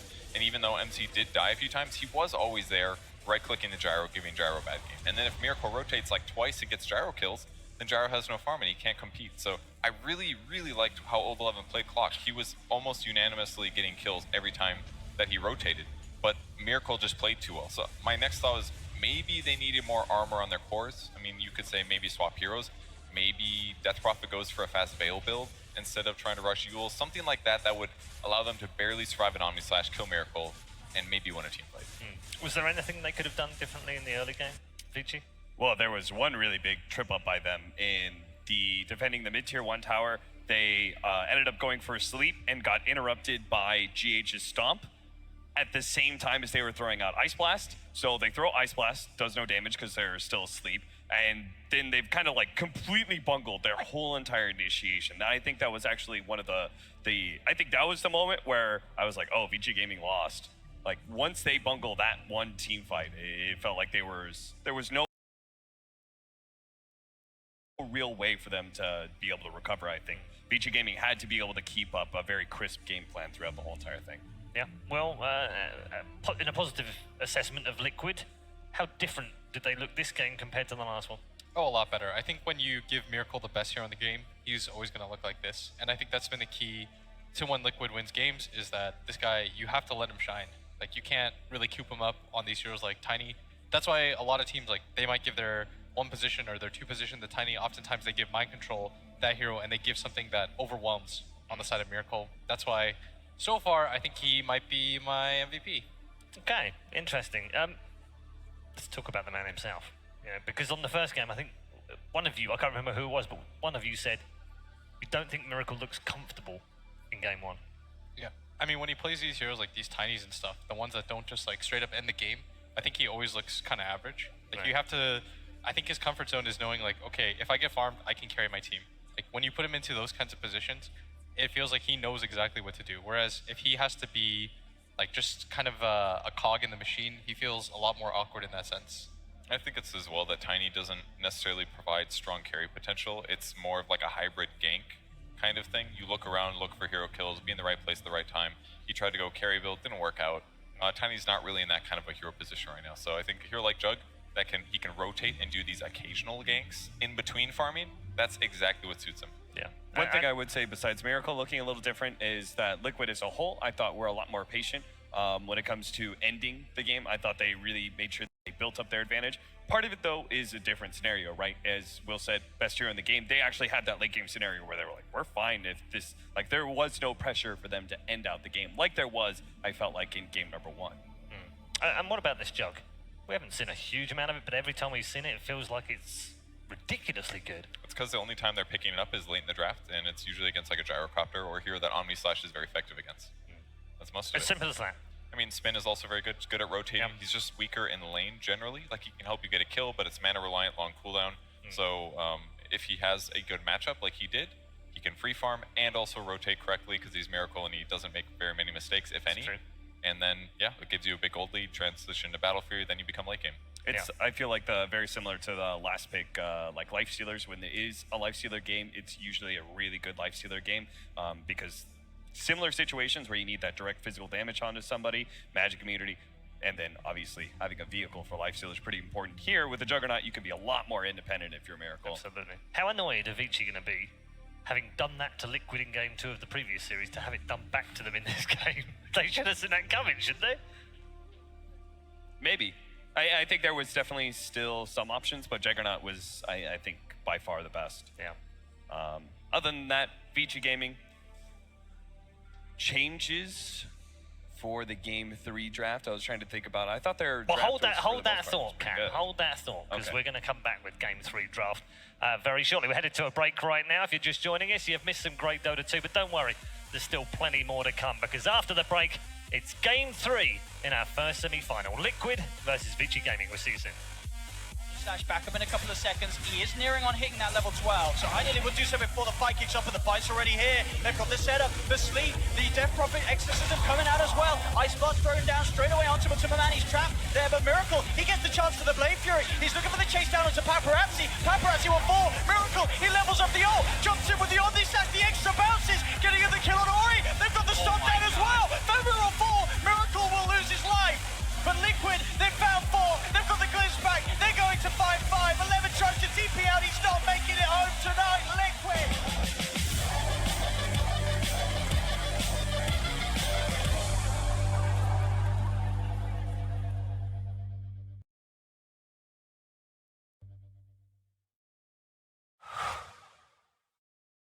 I do. I want to get in there. Wow, I'm actually dead. You dead? Yeah, I'm dead. Never, dude! Dude, look at that macro pyre, dude. Oh my god.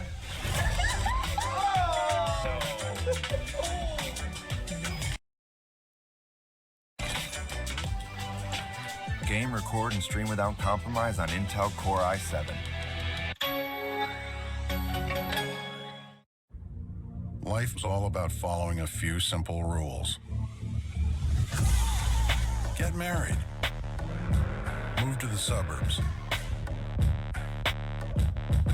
Start a family. Be humble. Time to grow up.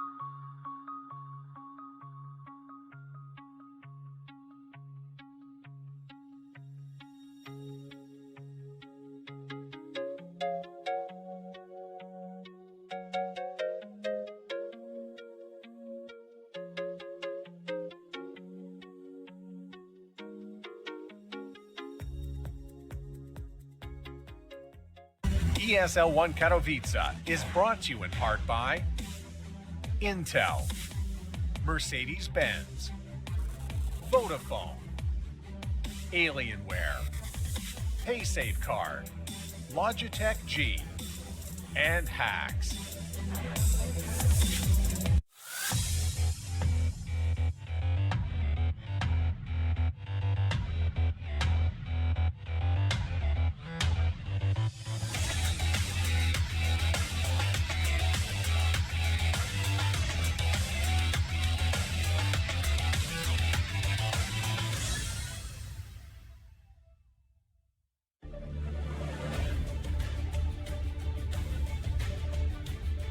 Welcome back to ESL 1 Katowice, the $1 million major.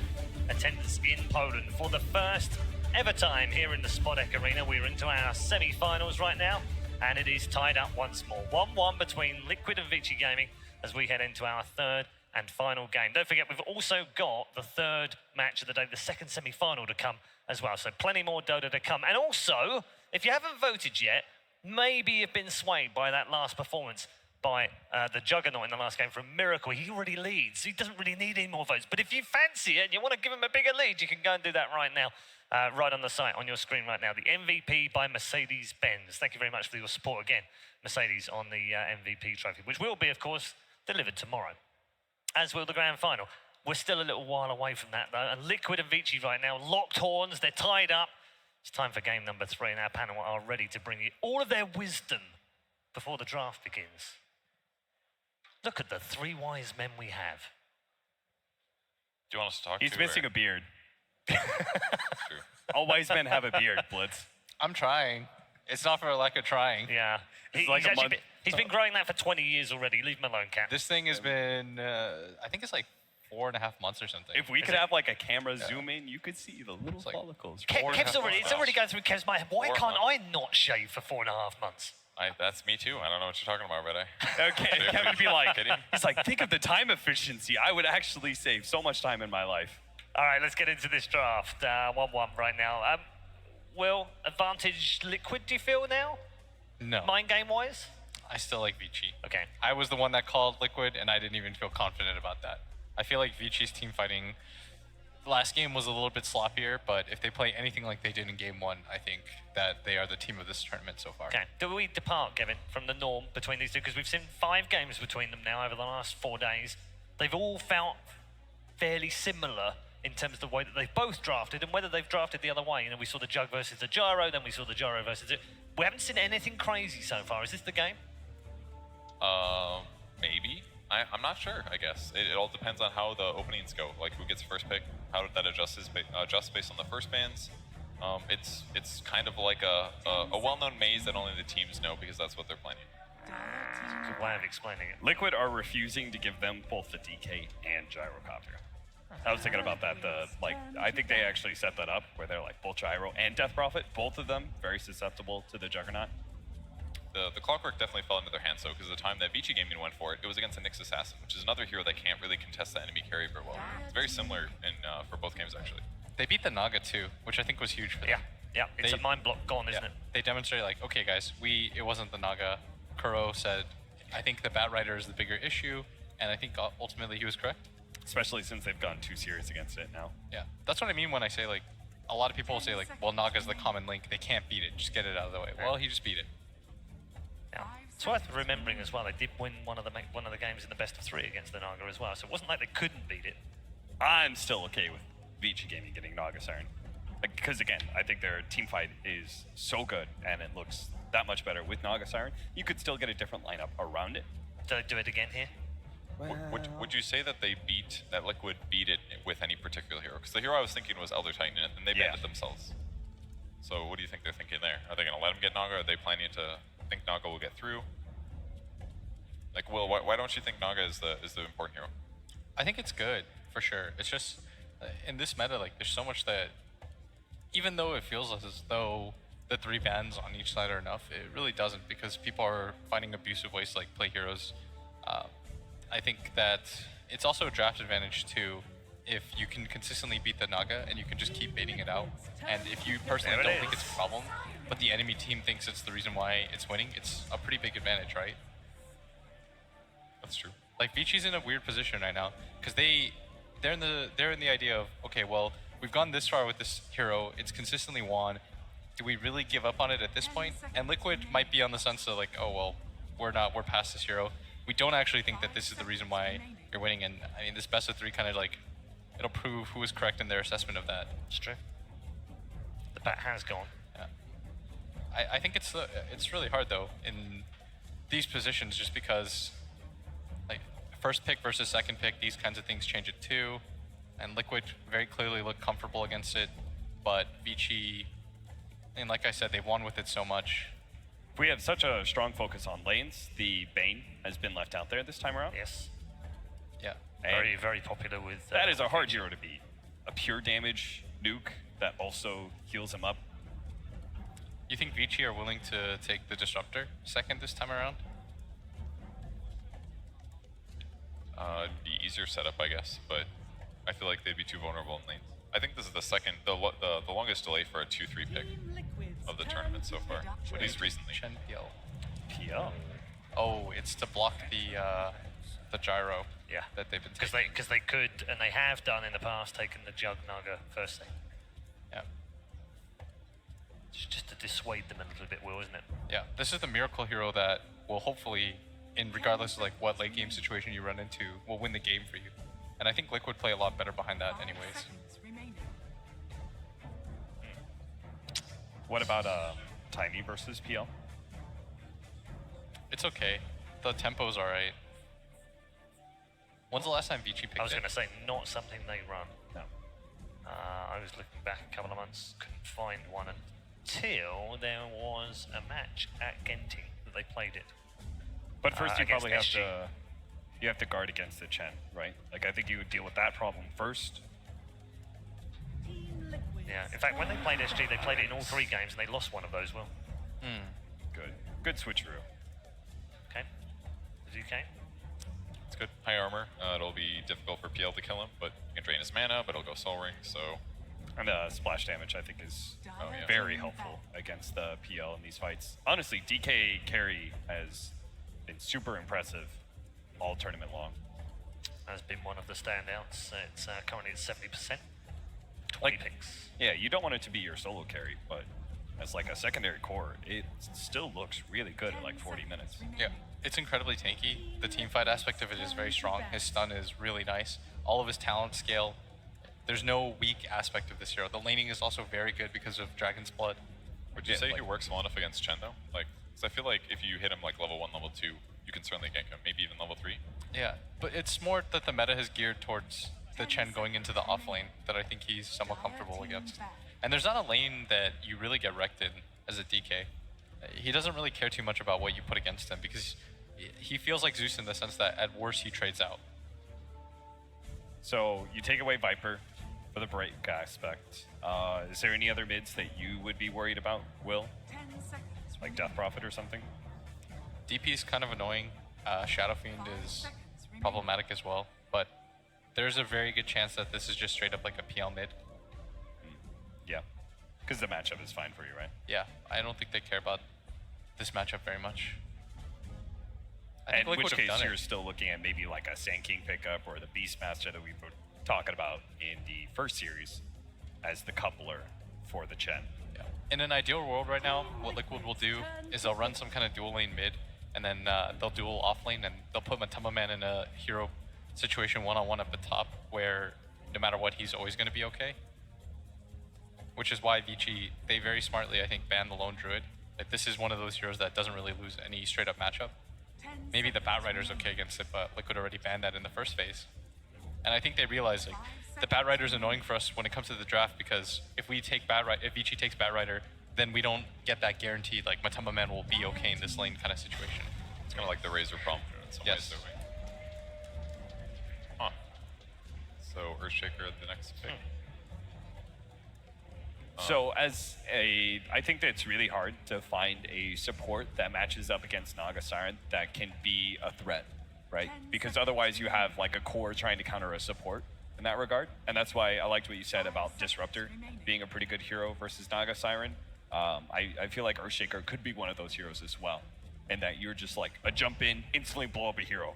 Either before song goes off or maybe directly on the Naga Siren itself. Yeah. It's the fissure, I mean, especially if you take the new talent, the range one, it's quite nice at blocking that off to begin with. Yeah. And this time around, I mean, I wanted it last time, right? When they picked Chen, the Witch Doctor. Yeah, I thought they were going to pick it up second pick, actually.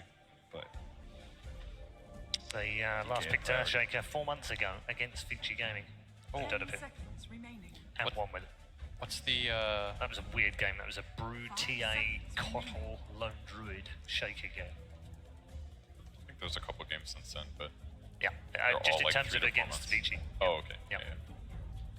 Well, your supports are not great versus PL. Yeah, that's what I'm looking at too. That's okay. You need a frontliner right now for Liquid. Like, you need something that just runs in, tanks up a lot of attention, and can dual lane if needed. Man, it just must suck so bad having to pick Witch Doctor against a Chen, which is good, but there's also PL, because when late game comes and there's a billion illusions, you know Cask is like a one-man stun. Yeah. That's terrible. Your one job is like getting Maledict, and it's impossible. Yeah. Well, what do you think about tank? I'm okay with it. Like, I like the addition of some extra magic damage, and it also gives you that, like, I have a clear initiation and a good amount of burst damage. Yeah, Sanking always works better as a secondary initiation anyways. Yeah. It'd get really good late game, too. If they get like Sanking plus Earthshaker, they just have to initiate first, find the solo hero, chain stun. Assuming it's not Naga, or hopefully it's Naga. So Pugna just kind of shows tempo, right? Pugna, Earthshaker, Chen, very good at pushing towers. 10 seconds remaining. The team fight's not bad.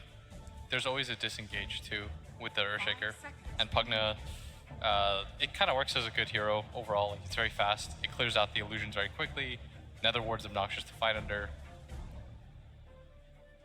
And it's like a nice one-on-one hero to begin with. Like, nobody really likes the lane against Pugna. I thought they needed some kind of frontliner though for the rest of their lineup. But I guess Chen creeps are also good for that.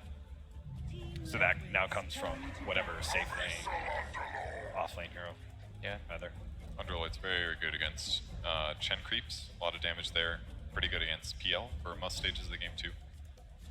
I think one of the big, I've been hating on Underlord a lot this tournament, but I think one big difference here is that Vici Gaming do have very active core in the Dragon Knight, and I'm only going to assume that Vici Gaming is going to follow that up with another very active core, as that has been kind of their strategy whole tournament. Yeah. I think if they didn't have Pugna, I'd really like OD from Liquid. Yeah, the OD versus Underlord safe lane is, it's a mess. Yeah. Cuts through the Dragon Knight as well. And to like a lesser extent, these heroes like Monkey King and things of that nature. 10 seconds. But they already have PL, so maybe they feel comfortable about their win condition already. Like, they don't feel as though they need a second one. Yeah, if I'm Liquid, I'm just going to entirely focus on getting myself another team fighter. Timbersaw was quite smart. Yeah, Hero has a really high win rate against Dragon Knight, actually. Yeah, it takes away a frontliner too from What Liquid. about Death Prophet for Liquid? Can they fit that in the lanes, maybe? They could. Is that banned? I know that has a high win rate against Dragon Knight. It has a good win rate against Underlord as well, I believe. 5 seconds remaining.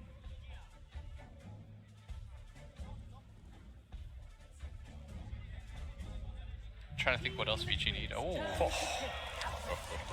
Hello. Where have you been? Well, that's not the most active hero in the world.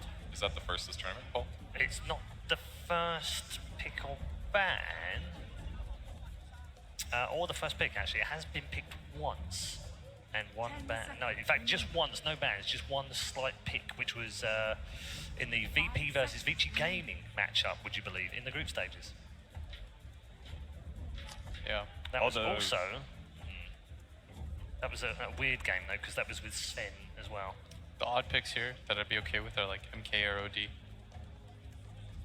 But I don't know if Liquid thinks they already have enough like carry and just the similar hero. Lifesteal and Ursa were the two heroes that came to mind for me, but I think Ursa deals a lot better with Naga Siren.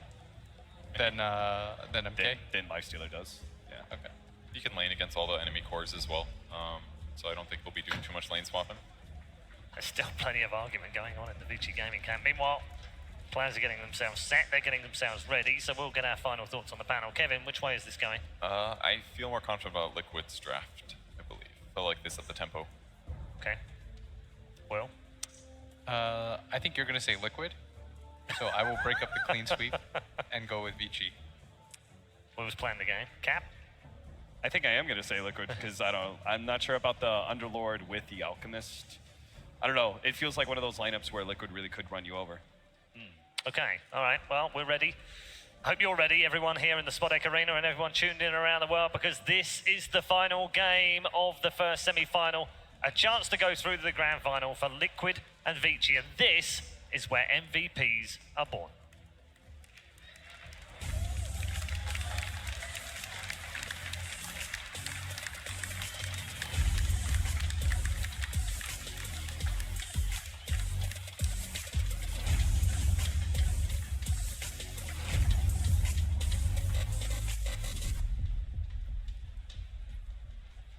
Thank you very much, Paul, and I think we're all very excited to see who's going to be the MVP of this game. Game 3, Liquid versus Vici Gaming. And, folks, we've got an Alchemist. No, in the past, there would have been many a time where I would have said Alchemist, bit of a yawn fest, but this time around, I'm excited. We just don't get to see this hero nowadays. You're excited for Alchemist? I am. Oh God, what's wrong with you? Never excited for Alchemist. It is a very farm-intensive hero. I don't know how it's actually played because I have not seen this hero in quite a long time. I think they're just trying to match and keep up with the farm versus that Phantom Lancer, be able to get that like massive hero that can just stand toe-to-toe with him. But there are heroes that are very good versus the Alchemist between the Pugna and the Ursa. These two heroes are known old counters actually to deal with Alchemist in that early game, just to kind of run over him. So what is the plan with the Alchemist? You think, is this VG saying, we are just going to make this game go so late that Ursa gets to the point where he struggles to have a game, we can get to the stage where we're sort of transitioning this Naga into a carry? Is that the plan, or are we going to see some sort of a different approach with the Alchemist? I think we're going to see something very different. I'm not too sure, to be honest with you. I think he wants to be able to farm the pace of the Phantom Lancer, and I think they're going to want to be able to like use the acid spray to delay the game constantly, and also to be able to secure Roshan with that Underlord as well, because they've got the Firestorm and they've got acid spray, which are very good tools of being able to pressure Rosh. Maybe he just saw the GPM that Miracle hit last game and said, guys, I got to beat this. I got to show who's who in terms of the carries. And Paparazzi says the only way to do that is to play this Alchemist. So let's see how it goes. He's going to be in the mid lane against Mind Control Pugna. Very hard lane. Backup a GH on the Earthshakers there as well. Very, very hard lane, even if it was just the Pugna as an Alchemist. You have very low armor, and Pugna is one of the best at just harassing, and with this, with an Earthshaker coming in, I think Paparazzi is going to be under a whole lot of pressure here. They're deciding to go for a slight aggro so they can make sure that 11 actually has a presence in this game. Because we've seen this matchup time and time again. When you get these Ursas, these Monkey Kings, these natural 1v1ers versus Underlord, the hero just becomes an absolute non-factor in the game. So they want to secure 11 because he's going to be very important for their game plan. So that's the bottom lane, that's the mid lane. What about the top lane? What can we expect to see there? Is this DK already going to be fine on his own? Until the Kuroki rotations come in. I think he can do okay versus a PL, but once Chen starts rotating in, you start getting way too bullied. So all these lanes, as we're going to say, this mid lane going to be very interesting. Something a little different. Perhaps he's got the level in the acid spray. Look at Kuroki right now. He's got the preparation for the kill. The double shard golems and the mud golem. The amount of rocks that can be thrown out from this combo is quite insane. And he's making the move towards Paparazzi. This certainly is the easy hero to gank, and Paparazzi is getting pretty far up here, so Kuro will have a lot of time to close the gap. There's the initial slow with the decrep. Oh, look at these rocks just firing through. He'll put the fairy fire, but they will be able to take him. First blood for Mind Control as they bring down Paparazzi. Kuro making that rotation, as you say, with this, if not the most potent creep combo at level 1. 400 damage from a Chen at level 1. Thank you, Shard Golems. So eyes onto Kuro to continue to do that. We did see in game one, despite the loss, Kuro had a very good opening on the Chen. Lanham trying to man fight Kuro here. Kuro trying to hold his ground. We'll have to begin to back off. He's got the first stun coming out. Lanham does have the root. He's going to chase this. He's level 2. Kuroki does take up one of the wild rings. He gets the tornado going, which will start to put Lanham off and also causes his own mud golem to split because he caught hold of a new neutral creep. Lanham now being forced into the tree line. GH is there as well. They're hunting. They've got vision on him now. Lanham, one more Riptide, and he has got a bit of improved movement speed, but the Fisher holding him in the tornado is bringing him low. Stick charge will come out, but now he'll just look. He's trying to body block with a creep here. Kuro can't quite close the gap and get in front of Lanham. So Lanham, I mean, he's making space here. Mind control will come across. They should get this kill as the Decrepify slow comes through. There's the blast. They will finally take him. But indeed, bottom lane, there's pressure going on here. The Maledict ticking Matuma Man down very low. Will just be able to survive there on 29 HP. Fenrir really wanted to finish that kill, but could not quite.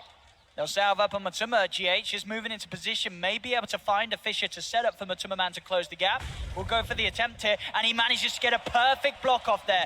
Can they close this gap though? Matuma Man getting a couple of touches, does find the slow. Going for this Witch Doctor, 11 trying to turn with a Firestorm, and with the Maledict in the cast, this Matuma Man bear's got to be careful. He's going to pop. Fenrir is still alive for now. GH, can he quite close this gap? It doesn't look like he can, but he's got the Fisher back up. Will come down, will find the kill, but that's Matuma Man being forced out of lane for a long time and still dies. RNG on the side of Vici there. 4 creeps, but the cask hits Matu twice. Top lane Lanham. He wants that creep, and he'll get it. Easy ripper there for Lanham. And now Kuro, he is creepless. So Lanham will continue to give him a bit of a rundown here. Kuro grabs the bounty rune though. Top lane CS, what are we looking at the moment? Ori 17 for 1, Miracle 18 for 8. Fairly even. Miracle is starting to put a lot of pressure on though. Lanham is continuing to chase Kuro here. He's got the extra move speed there. He's going to try for the TP out as the root comes through, and he'll make it in time. Kuro gets out, bottom lane. The cast, the Maledict onto GH will turn, but the combo of the Firestorm Maledict is going to do quite a bit to GH. Shouldn't be enough to kill him, as he will be able to escape with his life save. 30 HP on the Shaker. But once that starts to scale up, once there's sort of a couple of levels in that and a few levels in the Firestorm, Maledict Firestorm is going to make many a hero just have to leave the lane. Yeah, I'm really astonished at how well Paparazzi's doing in mid. That can be a bit of a punish lane from the Pugna. Pugna is ahead, but I thought he'd actually be a little bit more behind, especially from that first blood gank.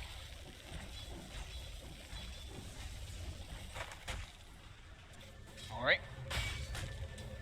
A little bit of a difficulty here. Miracle getting aggressive. Actually gets the kill. The Spirit Lance damage is enough. That's a solo kill. It is. And now Lanham, I mean, Miracle's sort of turning towards him. He's looking about playing around on this, but he is out of regen, so we'll simply rush back to the creep and keep his distance, but straight up kill there in a 1v1 situation for Miracle. In a lane where he's already farming pretty well, as we've seen. His boots now picked up for the out. Mind control has hit that level 6. Top lane, movement coming in. Miracle is going to get brought down very low with the refund, but oh, he goes for the illusion bait. It's worked. It's worked. Can he actually get out of this though? He turns towards that and will go down to the Riptide. Kuro, can he get the finish off kill? Oh, the mirror image dodge off the stun. Very nicely done from Lanham. We'll keep Lanham safe. And they get that kill on Miracle. Despite his best efforts there with the illusion juke attempt, they get the kill. The same time down bottom, Matuma Man goes down. The level 2 Maledict's there. And this is the point where the damage just that little bit too much for an Ursa before he hits that level 6. This dual lane is doing so much work. Like we were saying, the Ursa versus the Underlord can really suffer if it's in that 1v1. So having this Witch Doctor down there constantly is putting a lot of pressure on Matu. Bottom lane, 11, getting gone on again, but Matu, he's just going to get turned upon, and he's in trouble. He's got the Tango regen. Oh, he's dead. One more tick and he's going to be gone. And again, as you say, this duo, maybe something that Matuma Man's not laned against before, because he's losing his life a few too many times against this. This Firestorm Maledict combo, the right clicks as well at that Underlord. Very scary at this early stage. Mid lane, Lanham does get caught out by the Fisher. Mind control trying for the chase, but Lanham will be able to keep his distance, get back behind the tower. Build from Paparazzi. This game will be the phase boost into the armlet on the Alchemist to start with, and he's making good time on it now. We'll see this replay again up top. Good attempt from Miracle, but not quite good enough. As he does totally fool them there. They were almost able to get a return kill because of that juke, though. Yeah. But Lanem having those stick charges was enough to... And Kuro nearly found... I mean, if he gets this stun here, maybe he gets the kill, but look, bam, perfect timing there from Lanham. Perfect. As he jukes it out. 4-4. About a 1k lead for Vici at the moment. Paparazzi continuing to do a great job in the mid lane. Finding himself that regen rune was really clutch. So let's just keep spamming that acid spray. And like you said, yeah, armlet. So it looks like it's going to be that old standard build, probably the armlet into Radiance to be able to deal with that Phantom Lancer. Smoke coming out from GH and Kuro. They're moving in bottom. They want to punish this aggression that Fenrir and 11 are constantly going for. They do have the Maledict onto Matuma Man, bringing him down low with a quick burst from Mind Control. Takes down the Witch Doctor. They'll surround 11. They've got the stuns from the Kuro army. 11 trying his best to run his way out of it, but the blast is too much from Mind Control. They're able to punish that duo lane that has been able to bully Ursa so well. Radiant's middle tower is under attack. And with that sort of play, Miracle continuing to get space up here, heads into the jungle. VG did try and mirror the movements of Liquid there, sent 4 of their own up to top to try and find Miracle, but Miracle keeps it safe in the jungle, moves immediately to the middle lane. So VG will get space to push onto this tier 1 tower top. Both teams trying to get that tower pressure as best as possible, but unfortunately Mind Control was pretty much out of mana, so he had to actually leave that bottom lane. But top, Vici will get a tower. I'll get the push on. More money in the bank here for Paparazzi, as this tower should pretty much give him that armlet. And this is that point where there's definitely a chance for the outplays. Paparazzi actually TPing straight into the mid lane. We'll get fissured immediately. Miracle as well, trying for a bit of harassment with the Spirit Lance. And Paparazzi feeling strong, just try and come in to punch back at this PL. He doesn't want to lose this mid tower, but he might just lose it anyway, even though the acid spray's down. He's pinging it. He wants his teammates to come help him. He's not getting any backup for now. This is going to be a free mid 1 tower. Dire's middle tower has 9 minutes in. Relatively early here for Liquid to take that mid tier 1. Vici's heavily shut down Matoma though. He's going to be going for what it looks like a Mask of Madness build, just to try to catch back up. Might still change to the Blink if he's able to get it online early enough. And it will be standard PL build, just that Diffusal Blade. And yeah, like we were saying, Alchemist has queued up the Radiance, so to be able to deal with those PL illusions and to keep match that farm. Ori, Decrep, Mind Control, closes the gap, easy kill, just waltzes under the tower and takes it. Now GH, he's there as well. Can they look towards Fenrir? GH has got the Fissure back up, looks for the setup with the Fissure. They've got the slow from the Decrep. Mind Control closes the gap, gets the blast off. The paralyzing cast bounce is buying some time for Fenrir. He's looking his best to hide in the trees, will still survive for now. Can he do anything to help turn this one around? Doesn't look like it, with Miracle's rotation coming in as well. Lanham will fall. Liquid get themselves a second kill out of this, and they're still hunting for more. Fenrir getting chased down. Ori will return to the lane on the Dragon Knight. Fenrir trying his best with the juice, but he gets surrounded. Liquid take down another. Now Ori, he's sort of in on his own. 11's coming with the rotation to help back up this Dragon Knight. They'll turn immediately with a stun onto Mind Control and will claim the life of the Pugna. Miracle falling low, but does get himself out of the tower range. Him and GH will back up. They're losing a bunch of heroes on Vici, but during all this, Paparazzi is just climbing that net worth board. #1 by 1,300 now. I'm having flashbacks of the old Alchemist. I was there, of the old Paparazzi as well. He used to be quite the player on this era. So I'm sure he'll be overjoyed to get the chance to play it once again in 2018, nonetheless, playing an Alchemist. And so far, so good. As you say, he's hitting the timings. He's on par for a good advancement onto the Radiance. Dire's bottom tower is under attack. But this Miracle PL is going to get it to that point very shortly, where he is going to be a huge nuisance for any of VG's heroes. The Diffusal Blade being closed in upon, about 1,200 more gold, and it will be there. They're continuing to pressure Matu though. The rotation from just the 2 supports this time actually is scaring the Ursa, because the Witch Doctor's level 6 already. So with Maledict and with Death Ward, they can surely bring down that Ursa. And they're just constantly just making space for this Alchemist to just keep farming up. It does feel like Liquid is under the gun a little bit here. They will spot Ori here. Top lane. Quick slow from Mind Control. They get the Fissure touch as well with the blast. Ori brought down low. Will still be able to run it off. Another blast connects. Mind control, he's hunting, has another Decrepify. Blast is going to be back up in a second, and Ori still alive. One more needed. They've got the root. They're trying for the turnaround. He goes in with the Dragon Tail pre-fire as well. Mind control will get punished, but the blast was out in time. So the 1-for-1 trade. Mind control gets the kill on Ori. Does cost him his life.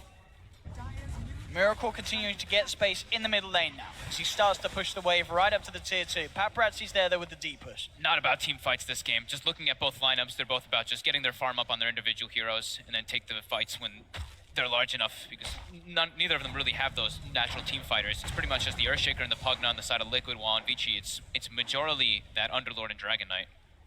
Dire's middle tower is and Relic is almost online. Paparazzi. Top lane. Good root. Cask as well as the Death Ward. GH, he is going to be gone for. Maledicts will cause him to pop. That's a pretty big kill too, because I didn't realize how close he was actually to blink on the Earthshaker. 11's out of there. And he won't have to worry too much for those sort of plays for a little bit of time, as he has got the completed hood on the Underlord. Very, very strong against this core Pugna. Yeah, against core Pugna and Earthshaker, you kind of need a Piper, a hood. Just because we saw a Secret run this combo and how susceptible most heroes are to the burst. Just one click stun, you get follow-up stun by the Earthshaker, and Pugna does an absurd amount of burst. So Shadowblade will be the choice for the Dragon Knight. Then initiation. And Liquid looking to continue pressuring this top tower.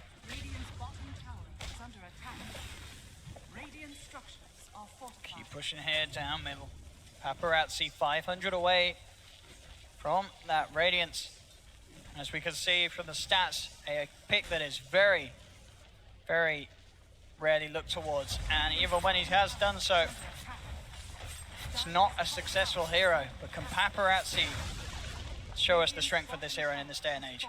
That Radiance is going to be here around that 14-minute mark. Very good timing on top of the phase armlet.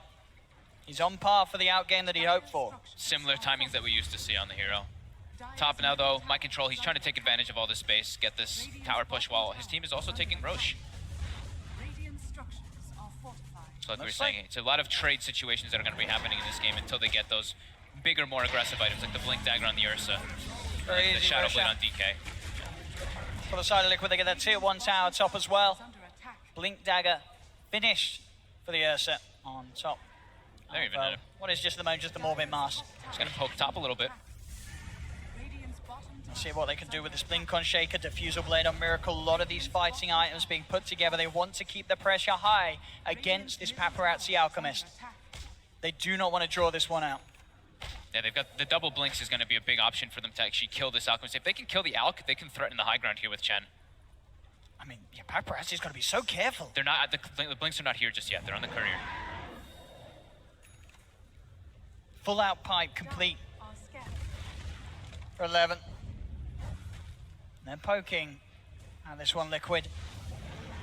BG are they gonna take the bait? Ori looking to lead forward with the Shadow Blade. They do know the whereabouts of the Nether Ward. Ori still moving forward, see if we can get some sort of a setup. Miracle coming in on the front lines. Ori can't quite find the catch he hoped for there with the Shadow Blade initiation. Miracle's trying to just throw lances on the Naga to burn the mana down so they can't do the disengage with the Song of the Siren. And now they'll look straight towards the Alchemist. They've got the magical damage. Echo Slam comes in for GH, but Paparazzi's still alive. The pipe buying him time to turn. Turns, looks towards Matuma Man. They've taken down the Ursa once. The root's out onto GH, Maledicts as well. Miracle chasing down Ori in the sidelines, but the Song comes through. Lanham holding back the side of Liquid, giving VG chance to disengage, get themselves out of there after taking the Aegis out, but Matuma Man wants the fight still going. GH finds the 2-man push for Fisher. They've got the slow onto Ori, but they turn. Matuma Man's stuck underneath the tower. The root from the Pit of Malice holding him in place. VG will hold against the Aegis push. They remove that Aegis from Matumba, and then they kill him a second time without losing anybody. I don't think you can ask for a more clutch pipe timing. That pretty much saved the Alchemist from getting bursted down and saved that whole fight from going into a complete disaster for them.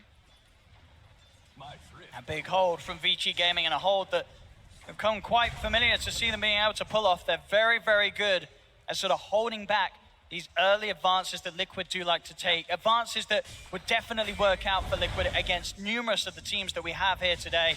but Vici Gaming, that step ahead to make sure they can get out of it. And bottom lane, Paparazzi instantly TPs out underneath the nose of Mind Control, knows that there's no cancel.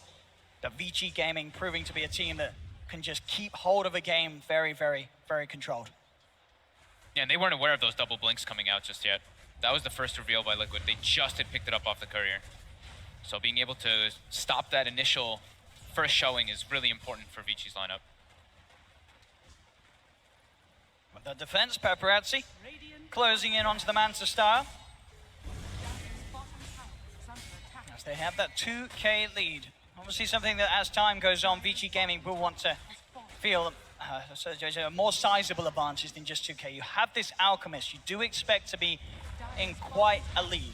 2K, not really quite at that point, because obviously as we're seeing Liquid, they're still able to make a lot of plays at this sort of time. Sure, they failed the high ground push, but they can go for these outer tier 2s without too much of a threat of Vici Gaming trying to take them head on. Vici Gaming just going for the pushes themselves. They see Paparazzi, they're looking for something here. Straight on with the Fisher as well, they're looking down. That's how they do it. Get that instant jump onto the Alchemist. These deep wards from Liquid helping set up those sort of jumps. They want to take advantage now too. There's no Radiance, there's no Acid Spray. They want to just try to threaten this tower. They have Echo Slam available too. Vici has to be careful. Same time, we've got to remember though in return, there is that pipe available on 11, so as long as he can get that out, a lot of that initial burst from Liquid going to be negated. They're losing their tower though. Now Shrines can be threatened, as well as the Rax. This is early timing, 18 minutes to breaking the base. That's what Liquid wanted. We'll see if they do want to poke for more. They are still hanging around. As you said, they have those ultimates. They've got that Echo Slam. Miracle just going on the front lines. Can Vici actually get him off the racks without their Alchemist? They're trying with the pit. Matuma jumps in on the side. The Fisher set up from GH, allowing him to immediately take down the Witch Doctor. They turn towards the DK. There's GH with the Echo Slam, but the sleep comes out. Puts a halt to the advances. Paparazzi's back in. He's cooking up the concoction. He's looking for the stun straight onto the Pugna, but Pugna will be able to force himself to the side, splitting up the stun, making sure that his team doesn't get held down. They've got the Self Decrepify. Mind Control will be safe. They're looking to beat down the Underlord. They'll get him. He can't rift out in time. Mind They Control's surround still him alive. in the sideline. The heals from Mind Control as he drains Lanham's life. Liquid, they've found two. The offensive going very well here for Liquid. As Vici Gaming, did they go an Alchemist pick too far with their draft? Can they hold this game? Miracle, ready to lead back in. They've got the creeps from Kuro. Straight away, looking to lead in onto the DK, keeping Ori at bay. Timmerman goes in, these racks falling very low. They've got to do something quick, but they don't have the song. Fisher comes down to 2. Lanham looking for the net setup, finds Mind Control. It's all about the disengage now. They're surrounding him. Paparazzi's coming in as well. The Death Ward is down. Mind Control tries for the TP out. Have they got the stun? They have. Holding him in place. They should be able to find at least the Pugna. And they do, but the rest of Liquid's out of there. That's massive there for Liquid though. Being able to just do that aggression through the Naga Sleep, through getting 3 hero pitted, 3-man Firestorm. Just having this extra sustain. And Mind Control surviving during that entire initial engagement, getting positioned there on the side there, is what allows them to actually brute force that Rax. I mean, this is the thing really about Vici's lineup. They don't really have a lot of magical bursts, so that self-decrepify causes a lot of issues when being used defensively in these team fights by Mind Control. As you say, being able to claim this full set of racks pre-20 minutes, Liquid definitely being able to play the pace of game they'd hoped to with their lineup. And the positioning there by GH too, with the fissures, with him and Matu, the way they coordinate their stuns into instantly blowing up a target really lets them just push that advantage, because they pretty much are essentially fighting a 4v5 at the start because Fenrir dies right away. So watching GH, the same thing in the last game. He was so crucial and so important with those stomps to counteract everything that Vici was doing. Again now on the Earthshaker, he's doing the same. They are continuing to build up those auras though. 11 now with a full mechanism as well as the pipe. We've seen already how much the pipe can do, especially against sort of GH's jumps with the Echo Slam to help slow down Liquid. Their Dragon Knight is falling a little bit behind. He's got the BKB and Q, but you can see compared to the Phantom Lancer, he's about 3k behind, and the Pugna and Ursa are just slightly ahead as well. It's pretty much this Alchemist just being that big carry for his team. And Miracle. Manta finished. Yeah, they got Manta on both now. Yeah. Miracle and Paparazzi. A bit of a smoke up from VG, seeing if they could catch out Miracle as he pushes out this top lane, but Miracle is playing it safe. It's already backed right up and will TP himself out of that top lane. So Vici Gaming will be unable to find that catch and punish Miracle. Vici really needs the BKB on the Dragon Knight for them to take those fights.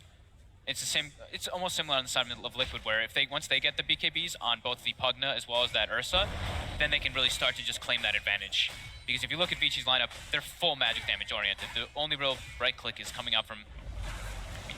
It's not great, but it's like the Dragon Knight and the Alchemist. These heroes aren't really those traditional right clickers. I mean, it really feels like, as you said, sure they're full magic, but even the magic's not great. There just isn't really that much damage coming out of Vici Gaming's lineup. Yeah. It's a lot of tank, it's a lot of self-sustain. They're very good at sort of getting themselves out of the fight, disengaging, but in terms of actually just blowing up one of Liquid's heroes, it's not that easy for Vici Gaming to do. Yeah, it's also kind of similar to the last time. Sure, they have like the Pit this time around and DK Stun, but they don't have those lockdowns, especially for the Phantom Lancer. Between the supports, Naganet and Witch Doctor are not great catches for an illusion-based hero. BKB ready on the Ursa. Liquid want to try to press this advantage. They've got Mech as well on Kuroki. So they've got a lot more sustain to be able to go for that push. Next big one is going to be that Roche, which has just respawned. See if they can get their hands on it. Liquid smoking up, looking to take at least a pick before they go into the pit. They've got vision slightly of the high ground here. Song of the Siren is up for Lanham, so we can look to disengage if the going looks rough for Vici Gaming. They reveal their position now. No, both teams aware of one or the other being in the neighborhood, and looks like Liquid won't be able to get that jump that they hope for. They'll have to back off. I love how Vici's just always ready to take the fight versus Liquid. It's not like they're like, oh, okay, we're just going to back up and send our Alchemist somewhere else to farm. No, they bring all 5 heroes ready to respond when they read Liquid making those moves. Something Blitz had brought up on the panel was that's what seems to be the success as Vici so far versus this Liquid squad is just Liquid squad is, or the Vici versus the Liquid squad is matching that aggression.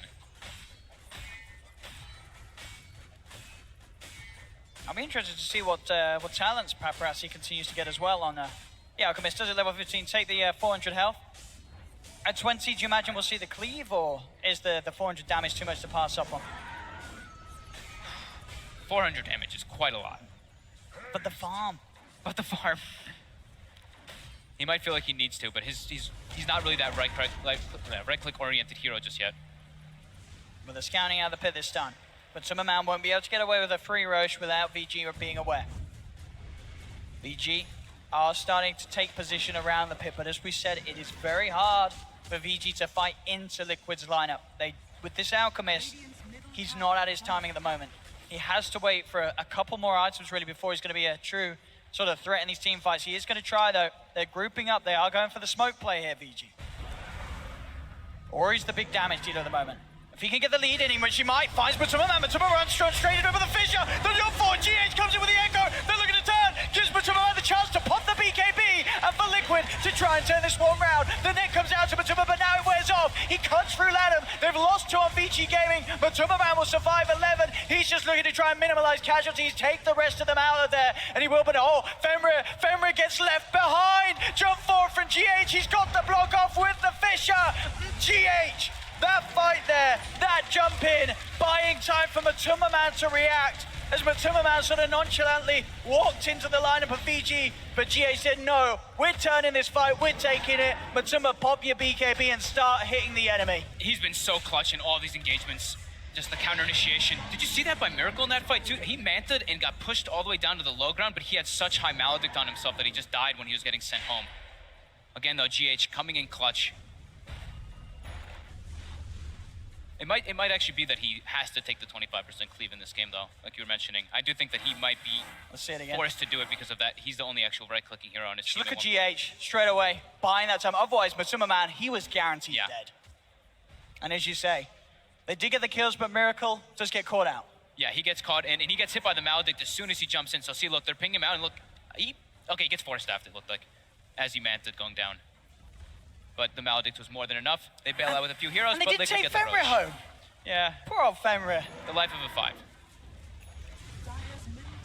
Now mid lane, Liquid, off the back of that, keeping the push heavy, looking to take another tier 2 tower, and they'll get it. They've got Aegis and Cheese now, so they really want to be able to press their advantage.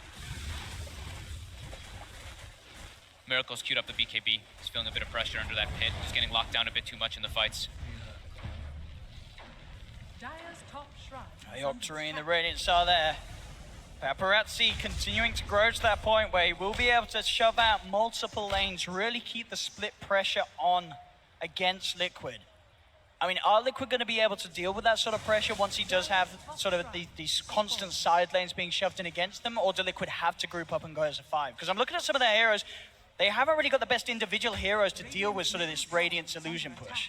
Pugna can at one point if he does go for the Aghanims build, but I don't think that that's the plan that Liquid wants to do. I think they want to be able to close this game out on their a couple of next big items. When they've got the BKB on the Phantom Lancer, when he gets maybe one more. But I think they really do want to press the advantage with that Aegis cheese. I don't think they want this to get to the point where Alchemist just split pushes forever and gets way too much farm. Because this is the thing, I mean, I'm sure, you know, if you're Liquid, you're probably looking at this Alchemist, they don't see it a lot. And they probably don't know the exact plan, but they know that there is a plan for Vici Gaming. And at this point, Paparazzi's not been able to pull it off. There's something that Vici Gaming are building towards. And as you say, Liquid, they do not want to let it get to that stage. Smoke on smoke action here. Liquid, they have the high ground. We'll see what sort of a wraparound VG can get. VG, they do have the Song Assist. They find Mind Control on the side with the opening stun. Liquid, Miracle's there, ready to turn. BKB's popped by Mind Control, but man jumping in from the side. Vici comes out, but Ori already has the BKB on. He gets himself back. Miracle's still trying to move forward with his own BKB. It's going to run short pretty shortly. VG keeping them at bay. No one to fall as of yet. The pipe's out. They'll get the Dragon Tail stun out onto Man. Paparazzi with the wraparound. Finds the concoction onto Miracle. Pops down the acid spray in the rated. But GH jumps in on the backlines. Gets the 2-man Echo Slam holding 11 and let him out. And they have to rift out of there. They want this fight done and dusted. They're looking to try and save that Alchemist. But no, they didn't get a range of him. What is this taxi service? Every time people getting left behind. Fember again. That's the last time he uses that service. And then you lose 2, maybe even more. Ori getting forced back to base. These rifts just haven't been great enough for VG. Paparazzi having to buy back. GH again coming in super clutch there, and also Matamaman's BKB usage there. Paparazzi starts charging the stun, trying to run away from him. Matu pops BKB. Paparazzi stuns himself, and he's able to clean him up on the sidelines there during that whole fight. And now there's tier 3 getting pressured. Ori. The Shadow Blade, maybe see if we can get a lead in. But it's scary. Liquid, they've got the full 5-man. Miracle will get going on. They get the first stun. Do they have the control? Man jumps in straight away. Looks towards Paparazzi. GH there with the control. Fishes down with a Pit of Malice. Holding down Man. He'll lose the Aegis. Miracle got sent home. Can they get Man a second time? The concoction is going to be a long one. He's stunned down for a very long time. Man's gone. Net out on Takuro. They'll be able to find the Chen as well. Vici Gaming will put a stop to that push attempt from Liquid. Ori able to find the real PL there. Kuroki got a bit scared there. He actually just sent home Miracle during his BKB, and they had to instantly disengage from the fight, losing a very costly Aegis and Matu. Still a 4K lead for Liquid, but Vici showing they can still take these fights, and Paparazzi just keeps getting bigger and bigger. He does. Let's see what I'm really curious to see if he does take the cleave talent. I think he's going to take the damage. I think he would, just because he's versus a PL and he wants to be able to stand toe to toe. Because the cleave, you don't get it on the illusions. Of course not. Just for yourself. If you did, I mean, if you did, it would be a no-brainer. But we'll see. 25%, you know. But you're right. In the he takes the concoction damage. Yeah, he takes the concoction. It's too much damage. It really is. 400. I thought maybe he would change it because he's versus the PL, but... Sure, that could have been an argument. Could have certainly been an argument. But he's already got ways to cut through again. We'll see this fight again round this mid lane. And as you say, GH coming on the backlines to disrupt it. And I guess the Underlord just, he couldn't get in range of that Alchemist to take him home. Look at Matumba in the top there of the fight. You can't really see it so much here, but with that BKB, he's able to isolate Paparazzi in 11. He can't get him. And that would have been the big save, because as we saw, Paparazzi was forced to expend his buyback because he wasn't saved in that situation. 11 just couldn't quite get there to him. So 6-second cooldown on Unstable Concoction with 800 max damage. That could prove to be some fun. What's he going for next? Just that Shiva's Guard. About 1,500 gold and the Alchemist will have it.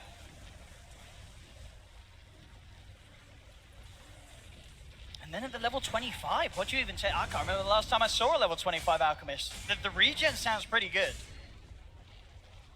I guess it depends how you want to play. If you do want to transition into sort of a right clicker, but if he's not taking the cleave, maybe not. Maybe he doesn't take the base attack. I think he might just want to be the survivable with the build that he's been going for too. That's a lot of regen. That's what, 86 health regen then when you pop that ult. Will be quite a lot, yeah. Won't be a game changer. It's going to be all through plays in this game. Yeah, they really need that Dragon Knight to pack a punch, but as it is, Ori just building fully for the initiation, for the Shadow Blade into the Blink Dagger. I do feel like they need him to be that level 18 in particular. Having that level 3 Blue Dragon for them to slow and be able to splash down those PLs is going to be really useful for them. They are holding on Vici Gaming, but as we keep saying, you never want to be behind a net worth if you're an Alchemist lineup, and that is where Liquid have been constantly able to keep Vici. Liquid have that lead, 4K at the moment. Miracle continuing to get bigger and bigger as he has pretty much got the money for the completed Skadi. They're keeping all the lanes pushed into, so it's forcing Vici to assess those. So every time they go for these smoke movements, Liquid does know. They see bottom, nobody's there. They see top illusions are pushing out. They assume that Vici smoked. They're positioning themselves on the high ground again. Full Skadi now, as well as the cheese on Miracle. It's a tricky PL. Shiva's guard as well finished actually for mind control. So both teams have their own share of that. And very intrigued to see what Paparazzi does queue up next. I mean, is it a game where there's any sort of agonyms you can get for his teammates to change the game? I don't think it is really. There's not any sort of amazing ones. Naga Ags is always pretty nice. It's that nice. reset for the heal, it's nice. It's not going to add anything to damage their lineup, which they're still lacking a bit. I mean, maybe he even gets to the point where he starts sort of shoveling out moonshots to his Dragon Knight. That alongside his level 3 out of Dragon Form, once he does hit that 18, will be quite a boost up to his damage. He's going to have to go for the BKB, it seems. Okay. Really does want to be that frontliner in these fights. It's really hard for them to actually bring down the Alk and the DK because they're still pretty tanky. It's mostly up to the Ursa, but now Miracle does have Eye of Skadi, so he's actually able to close the gap and chase those big tanky cores. Ori with the lead in, pops the outer Dragon Form, looking to close the gap with the Shadow Blade. Who can he find? He's got his eyes on Miracle. Is he going to go for the right one? There's only one up at the moment, but the dodge instantly with the Manta style. Miracle's out of there. He's prepared for that Dragon Tail stun. He'll get himself away. GH still around. There's the Shadow Amulet. VG will continue to hunt slightly, but looks like GH will be fine. But Mind Control is just going to force in the mid lane. Try to make them take a different fight. Try to make them respond to mid as well as take the engagement. And now Miracle's leading the way. He is. Looking for a lock onto 11. Straight away jumps in. Onto the Underlord, the Doppelganger as well. 11 pretty much out of mana. They try for the concoction, but Miracle's popped the BKB. Ori on the backlines as well, pops his own BKB, but the Hand of God comes out. Liquid back up to full health. Lanham has to be careful. They are going to go for the Rift out. Vici realizing they cannot take this fight. They'll get themselves out of there, back to base. But once again, Fenrir, I don't think we've seen him join a single Rift. He's been either dying or left behind every time. It's a sad life of a Witch Doctor. It's a hard Witch Doctor game. It's versus a PL. He's not going to have a lot of fun this game. Let's see what they can do in terms of a defense, VG. And so far, I can only feel that they're getting out-resourced. Yeah. These lanes just being shoved in heavily. And it really does feel like with this game, if anything, is sort of a demonstration of why we just don't see Alchemist play. Because you've got to ask yourself, what has it done this game?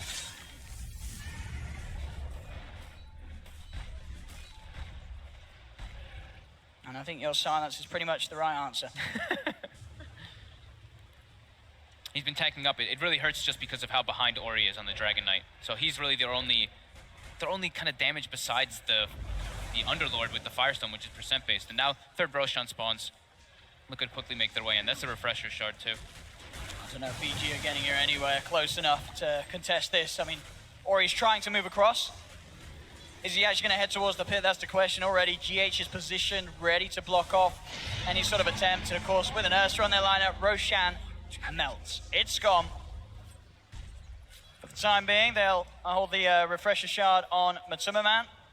Double Enrage. With that Aghanim's especially, and with the BKB, makes this target very hard to bring down. I think you give that one to GH. Yeah, he just passed it off. Oh, GH especially the double slam. Just getting double fissures, double slams, all that control for his team to do the damage in the lineup.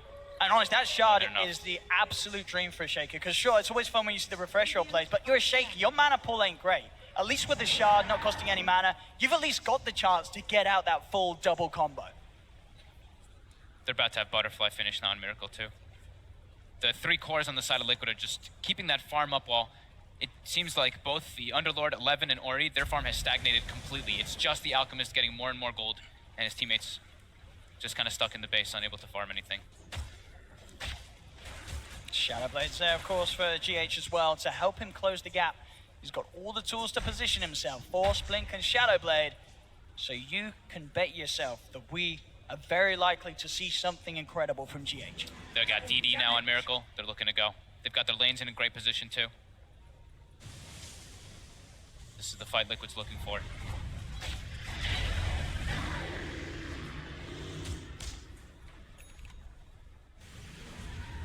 This bear, pretty much invincible, as we said. Low cooldown on the array. Jump forward from Ori. Will go for the stun, but there's double damage on the PL. They do have to lock down with the second stun. Have they got anything further? Vici comes out onto Paparazzi. There's the jump. Comes in with the first Echo Slam. But the Meteor Hammer's down. The Concoction as well. Paparazzi, they have been able to take down this Earthshaker. The Death Ward as well, beating into Liquid, forcing them back. Matuma Man, he swallows the Gorgonzola, but there's trouble for the PL. Miracle's falling low. He's going to go down. They pop the Aegis. Vici, they're somehow doing it. They've got the stun onto Matuma Man. He pops the Enrage with the cars. Bouncing between himself and Kuro, holds him down. Matuma Man will fall. Another Concoction onto Kuroki. Vici Gaming, they're holding against this Aegis Cheese push.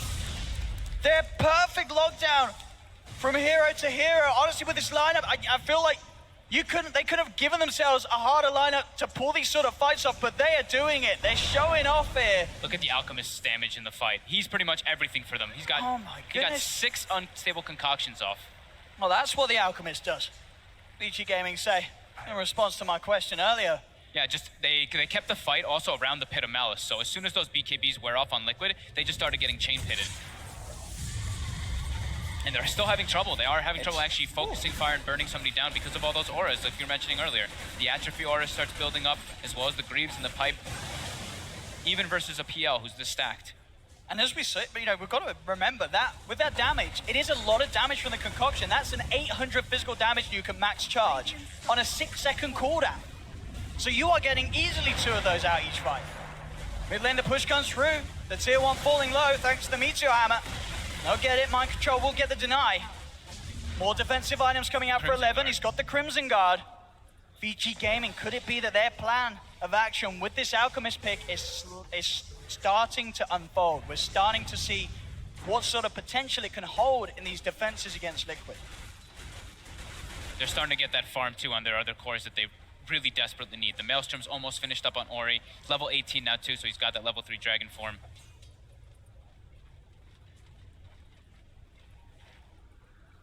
That right click, sorely needed. And it's getting there. That Dragon Knight.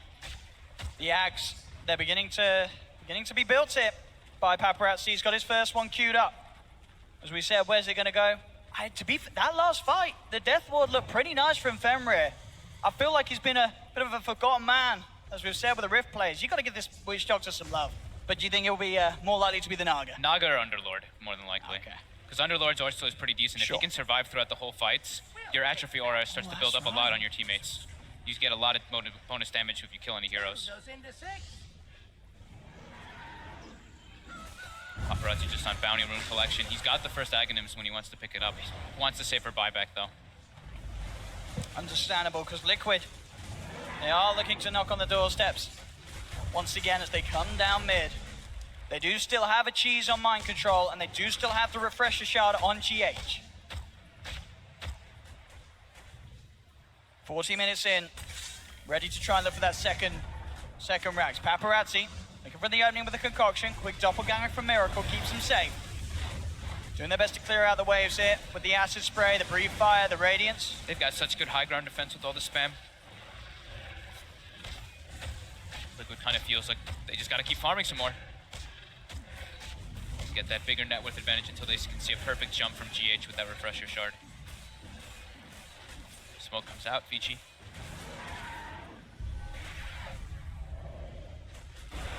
They're looking for the opening. Miracle quick with the doppelganger. Ori coming in. They have managed to find the real one, and he's got the lockdown. Jumps in with the Dragon Tail. GH is there with the Fisher, but the BKB is already out from Ori. Miracle pops his own BKB, keeps the distance. Matuma Man with his BKB tries to prioritize Ori, but the Glimmer Cape comes out, keeping Ori safe. Now he turns Dragon Tail onto Miracle. Miracle's gone. They've got him. They've taken down the PL. They're jumping, trying to chase for Matuma Man. Matuma Man, can he keep the distance here? Paparazzi's got the Concoction, throws it out. That range, but the blink is there. Matuma Man jumps up, but he can't be disjointed.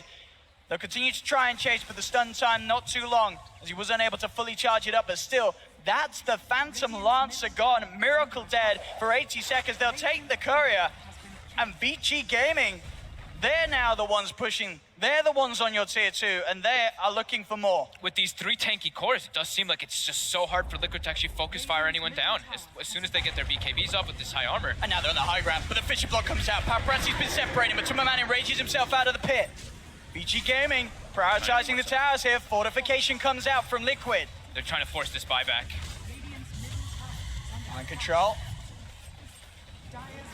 Has to be a little careful if they get the grab, and they do. Ori jumps in with the Dragon Tail. First Fisher comes out for GH. Jump forward from a man. Looking towards Ori, but the BKB comes out. They're trying to move themselves out of this one. The route through the BKB, holding back mind control. He can't chase, but Tumberman's trying. The Rift is going to be out of there. They get everyone out. So they'll back up. They'll retreat Vici Gaming. As soon as their BKBs go down, they start being very careful, because that's where GH was sitting in the back lines waiting to find the Echo Slam. I think there as well, we saw GH try for the force play on Paparazzi. He was trying to get Paparazzi out of range of the Rift, but couldn't quite force him far enough. And here's that axe. Let's see where it goes then, Fog. Who is he going to go and give that one to? Keep it on himself for now. We'll see who gets a bit of the old Paparazzi love. As he is also closing in on that 25, so we'll see what he takes there. Paparazzi's done 40% of his team's damage. That's crazy. As does the power, just constantly having these Radiance Illusions split up. It is to Fenrir. It is. Right. Oh, some love for the Witch Doctor. I'm happy with that one. Fenrir, he's been having a bit of a rough one. A lot of hate going his way, but now he finally feels the warm, acidic love of the Alchemist. Works really well, too, versus the Phantom Lancer, because it gives True Strike, so he can clear out those illusions pretty nicely, even if they have the Butterfly. Okay. Ori, the Shadow Blade, he's looking for Miracle. He's trying to find the real one. Is he going to get the call right? No, Doppelganger's out. Miracle will be able to back up. Jump forward, though. No, he still found him. He gets in, but Tumberman's there, though. The Fisher from GH disrupting the follow-up from Vici. They'll try with the concoction. But already, Tumberman getting out of there. Miracle does get sent home. That concoction will still be delivered straight to his head. But they do manage to get out of there. Making the space, though, around the pit. Roshan will be up in a couple of minutes. It just seems so hard for Liquid to bring down any of these tanky cores, especially when they've got their BKBs on.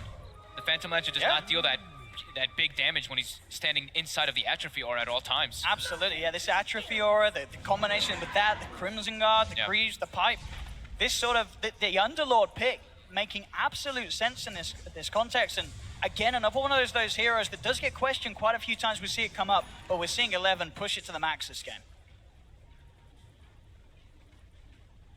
Looks like Paparazzi back to a bit of shopping for himself before the next axe comes through. Gets himself a nice new pair of shoes as he upgrades to the bots too. Found himself an Arcane Rune during all that too, so he's going to be able to keep that Chemical Rage active during the next 2 fights. And now, speaking of tanky cores, they just became even tankier. 37 armor on the Dragon Knight. As we're seeing with that Maelstrom, he's doing damage in these fights, sorry, as you mentioned. That Elder Dragon form level 3, the Maelstrom, once he has the Mjolnir, this PL is going to have a very tough time in these fights. Miracle's illusions will get quickly farmed through. But as we can see, definitely still worth to know how well Miracle is farming. I mean, he's 3k behind an Alchemist. He's on 30k net worth for 45 minutes. Like, that is, again, some pretty insane farm on this PL. We'll see what he goes for next with his itemization. He does have 6k saved up at the moment, Miracle. I'm wondering if we're going to see Nullifier plays come into play. Now, Paparazzi, let's queue back up to the Aghanim's. See who gets a bit of the love next. Roche is up very soon, 14 seconds. This game certainly padding out to be the game 3 that we hope for, as at this stage still 46 minutes in, very hard to call. But if anything, this sort of slow swing around back in favor of Vici Gaming has to be incredibly worrying for Liquid. We're into the pit, Liquid. Vici Gaming fully aware. Can they go in and try for the disrupt? Can they try for the steel play? Paparazzi TPing over. He's ready to join the gang. See, they've got the Fisher coming out. 11 just heading straight into the pit, and because of how big and tanky these heroes are, Liquid is sort of heading out to the side. The The mana of 11 getting burnt down by these illusions. He's down to only 140. He's got Soul Ring. Ori, he found much of mana on the side, but immediately the enrage there to remove the stun. Paparazzi coming in for the side, has the concoction, second stun, holds back this Ursa. They'll move forward, trying to focus Miracle. Miracle's trying to finish off Ori. The cast bounce down. There's the death for Fenrir, doing so much damage here onto Miracle, but the Echo Snap goes out for GH. They're trying for the turn. There'll be a buyback from Ori. Can they return this one around? Liquid moving forward. Paparazzi being surrounded, mind control, healing up Miracle there with the life drain. They've got the concoction. Paparazzi, can he find this setup? Miracle with the doppelganger up to the high ground, will get away. They'll turn for mind control. Mind control also buying back into this one. Paparazzi, he can still see Miracle moving off to the side. He'll turn for the easy kill, look for Kuroki, but Matuma Man jumps in. Paparazzi pops the man to start, trying to keep the distance. Kuroki being kept alive by the defensive death grab fight, but the stun comes in. Unstable concoction from Paparazzi finishes off the job. Miracle falling very low. Mind control's got to be careful. He brought back for this fight. Tries for the man to start dodge, but he's not there. Miracle gets stunned up by the concoction. Liquid, they've lost 2. There'll be a buyback now coming through from Lanham. Vici wanting to maintain control around this pit. As these fights getting thicker and faster, these buybacks coming through. Miracle as well knows that they have to make sure that they get this Roshan. The ongoing fights, the Chemical Rage just comes back online, and there's just so much sustain coming out on the side of Vici. They're unable to actually bring these heroes down easily. Absolutely. I mean, they have to commit so much to just bring down a Dragon Knight. We saw him hit that 25. He does indeed take that extra regeneration on the Chemical Rage. So he is a huge issue on the front lines of these fights, Paparazzi. And he's got another Aghanims now. Who's he going to? But this one I'd imagine is Lana. Just going toward the Underlord though. So that Atrophy Aura bonus is going to come out here. All they right. take the fights. So if he's able to survive throughout most of those engagements and they take out a few heroes, that bonus damage can be quite nice. Yeah, that's certainly going to solve any sort of damage issues that Vici Gaming once had. I mean, as we're seeing now, they don't have those problems. I've never gotten to witness that Aghanims. I've never seen this Ag. So of course, as you were saying, if anyone's unaware, so grants the bonus damage, half of the bonus damage, but to all your allies. And as we've seen here, it racks up pretty high. So sort of in the hundreds sometimes. 100 and such for 11. So having a plus 50 on every hero in the fight, it really is quite something. Mid lane, they do. They get the instant stun. Miracle needs backup and he needs it straight away. Has the doppelganger down to the low ground. Meteor Hammer won't quite be able to catch him. There's still these fights where both teams a little too scared to enter into the pit. Roshan still stands there for the taking. GH goes for the jump in, Matuma Man there as well. They're focusing this Underlord. Can they kill him in time? He has the Crimson Guard. He has the backup. Fenrir there with the Death Fort as well. BKBs are out for Liquid. Can they kill 11? He's falling solo. Miracle jumps forward with the doppelganger, but they've lost Matuma Man. 11 just walking it off. Echo Slap for GH, but it's not enough. The pipe's out. The damage resistance from Vici is too high. Nobody is dying on Vici Gaming. They're just too damn tanky. 2 buybacks coming out from Liquid. They're going to go for a second round in this one. On the backlines, Miracle bringing the mana at least very long. Vici Gaming started, but the stun comes through from Paparazzi. He's found the real one. Vici comes through, stopping the concoction coming out straight away. Paparazzi will still throw it, but the sandbag's there.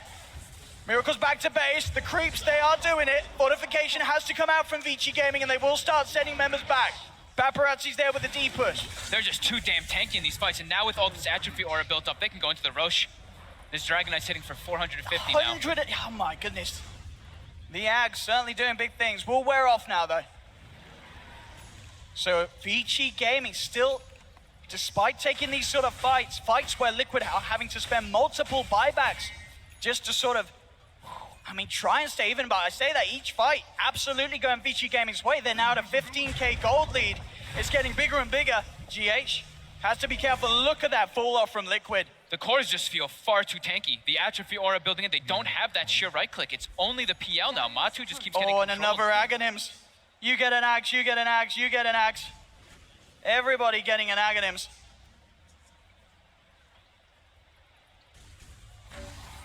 Well, actually, did he sell it? Because he was giving it to. Did it die in the courier? Oh, I think it died in the courier. It died in the courier. All right, he'll get it soon. By then, in a couple of minutes. Vici Gaming now, they themselves go in towards the pit. But look at this actually towards mid. Liquid are seeing if they could try and find someone coming out. I don't think they're aware that Vici Gaming are fully committing for this Roche. And Vici Gaming, they're going to fully get away with it. Aegis, G's, and Refresher Shards into the hands of Vici Gaming. It almost feels like Liquid has to kill the Underlord in these fights, but they just can't. He's far too tanky.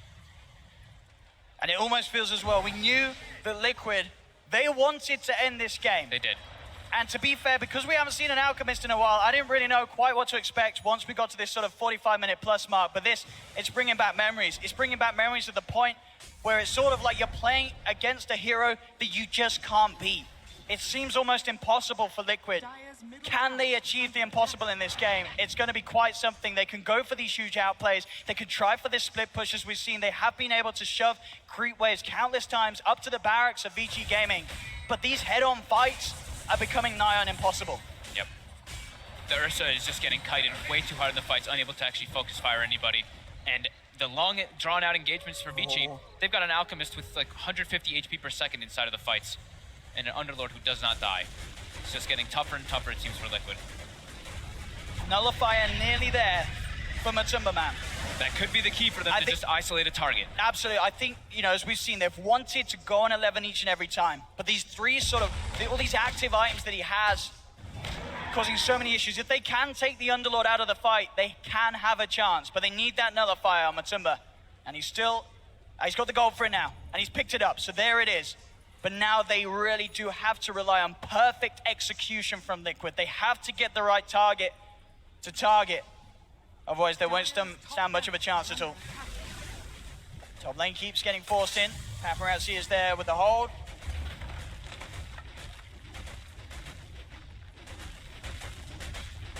Illusion versus illusion battle.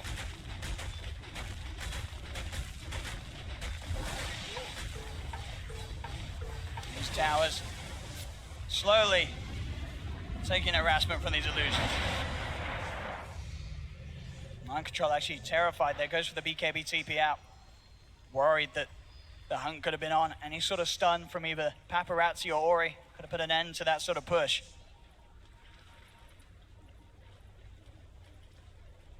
Two seconds till the courier respawns, then that Aghanim's will be able to get delivered. And I like this as well. Look at 11. He's ready for the fights. He's bringing the mangoes out. Yeah. What did he just sell them? Oh, he sold them. No, they're in stash. Oh, no, they're in stash. Okay, he's stashing them up. Those sort of crucial mangoes, as we've seen. In these fights, the illusions from the PL certainly do cause issues. So those mangoes will be the cure for that. Paparazzi can start even giving moonshards. Oh, they know Mind Control's there. He's revealed his position there as he goes for the blast onto the wave. They've got vision on him. Paparazzi gets brought in as well. Mind Control's surrounded. He does not have buyback. Down seconds. For 2 minutes. Yeah, 50 seconds, no buyback. And instantly Miracle just starts pushing out the waves. We see the lines even drawn by Mind Control to push out the other two side waves.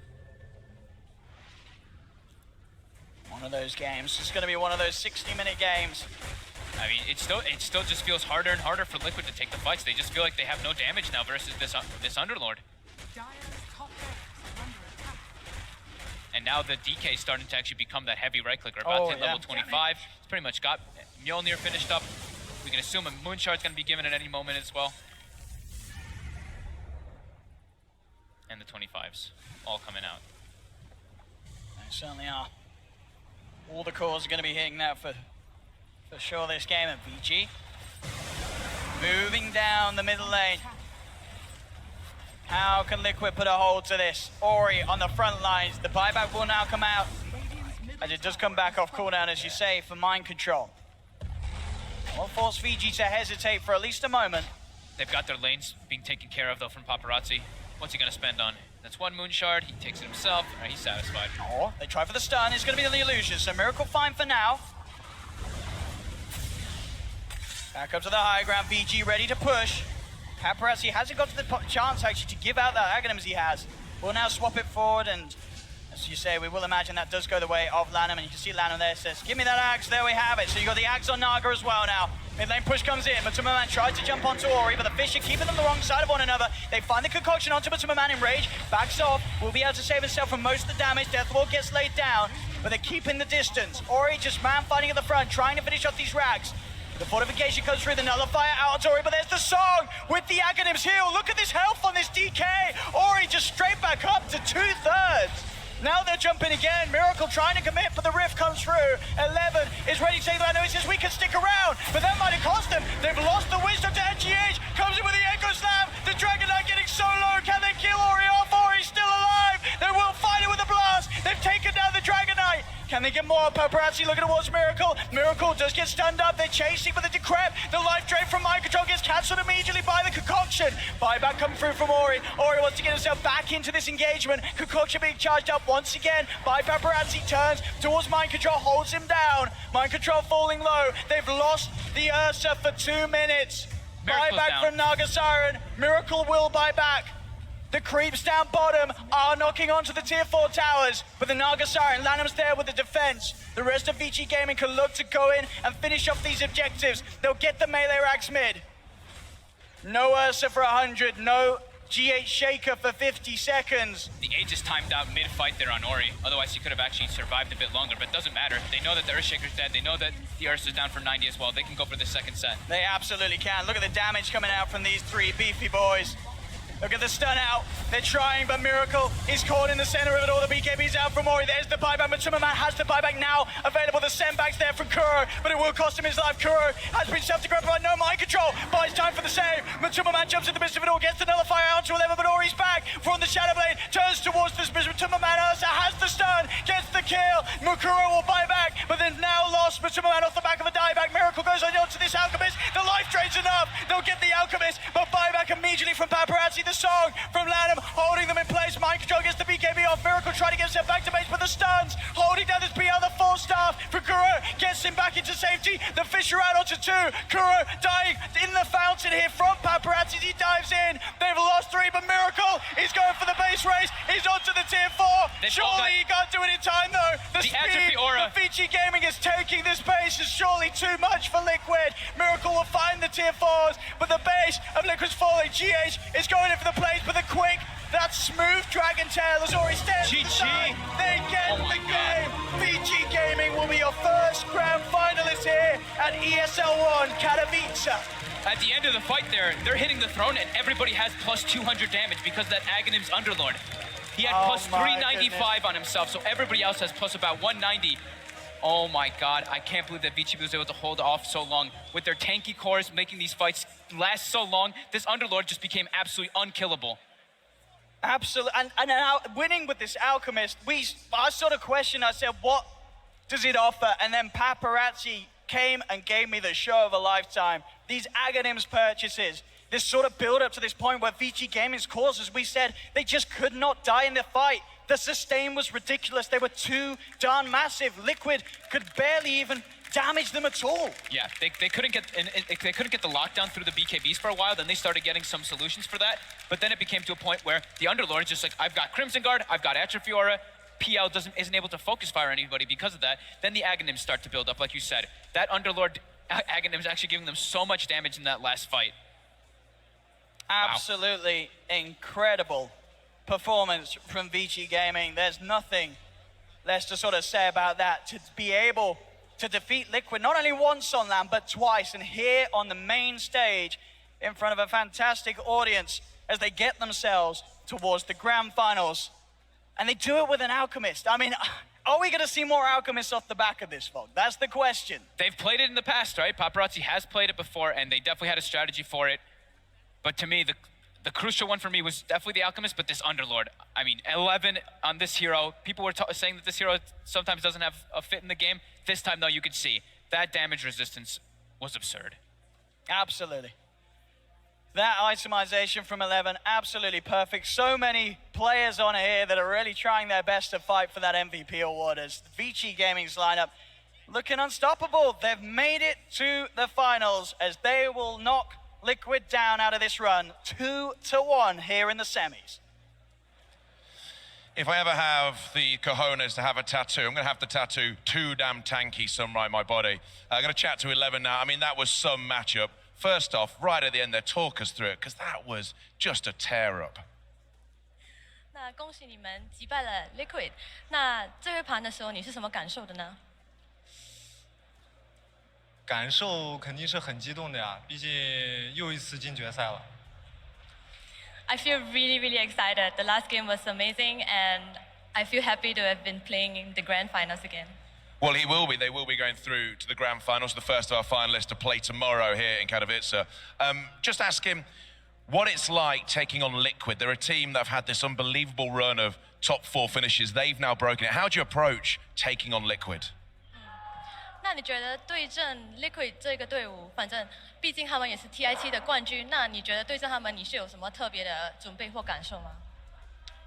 我没有什么特别的感觉，只是确实李逵作为 TI7 冠军，一直到现在状态实力都很强，很想战胜他们，战胜他们来证明自己。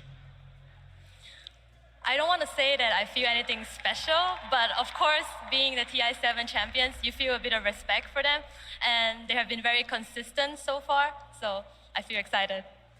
Okay, final question here, and that is, who does he think they'll be playing tomorrow in the grand final? 那你预料明天会对阵哪一队伍呢？我觉得。 不出大的意外的话，应该是 VP 战队吧。I think it's VP. He thinks it's going to be VP. Thank you, 11. Bonnie, thank you so much. How do I say GG in Mandarin? GG. Oh, GG. Congratulations. Fabulous win there. They go through to the grand final. They take out Liquid as well, which means we just got one more matchup today. That is our second semi-finalist to find out who are playing Vici game. And we'll get into that. We'll look back at this game and look forward to the next after this short break. Just throw lances on the Naga to burn the mana down so they can't do the disengage with the Song of the Siren. And now they'll look straight towards the Alchemist. They've got the magical damage. Echo Slam comes in for GH, but Paparazzi's still alive. The pipe buying him time to turn. Turns, looks towards Matuma Man. They've taken down the Ursa once. The root's out onto GH, Maledix as well. Miracle chasing down Ori in the sidelines, but the Song comes through. Lanham holding back the side of Liquid, giving VG chance to disengage, get themselves out of there after taking the Aegis out. But Matuma Man wants the fight still going. GH finds the 2-man push for a Fisher. They've got the slow onto Ori, but they turn. Matuma Man stuck underneath the tower.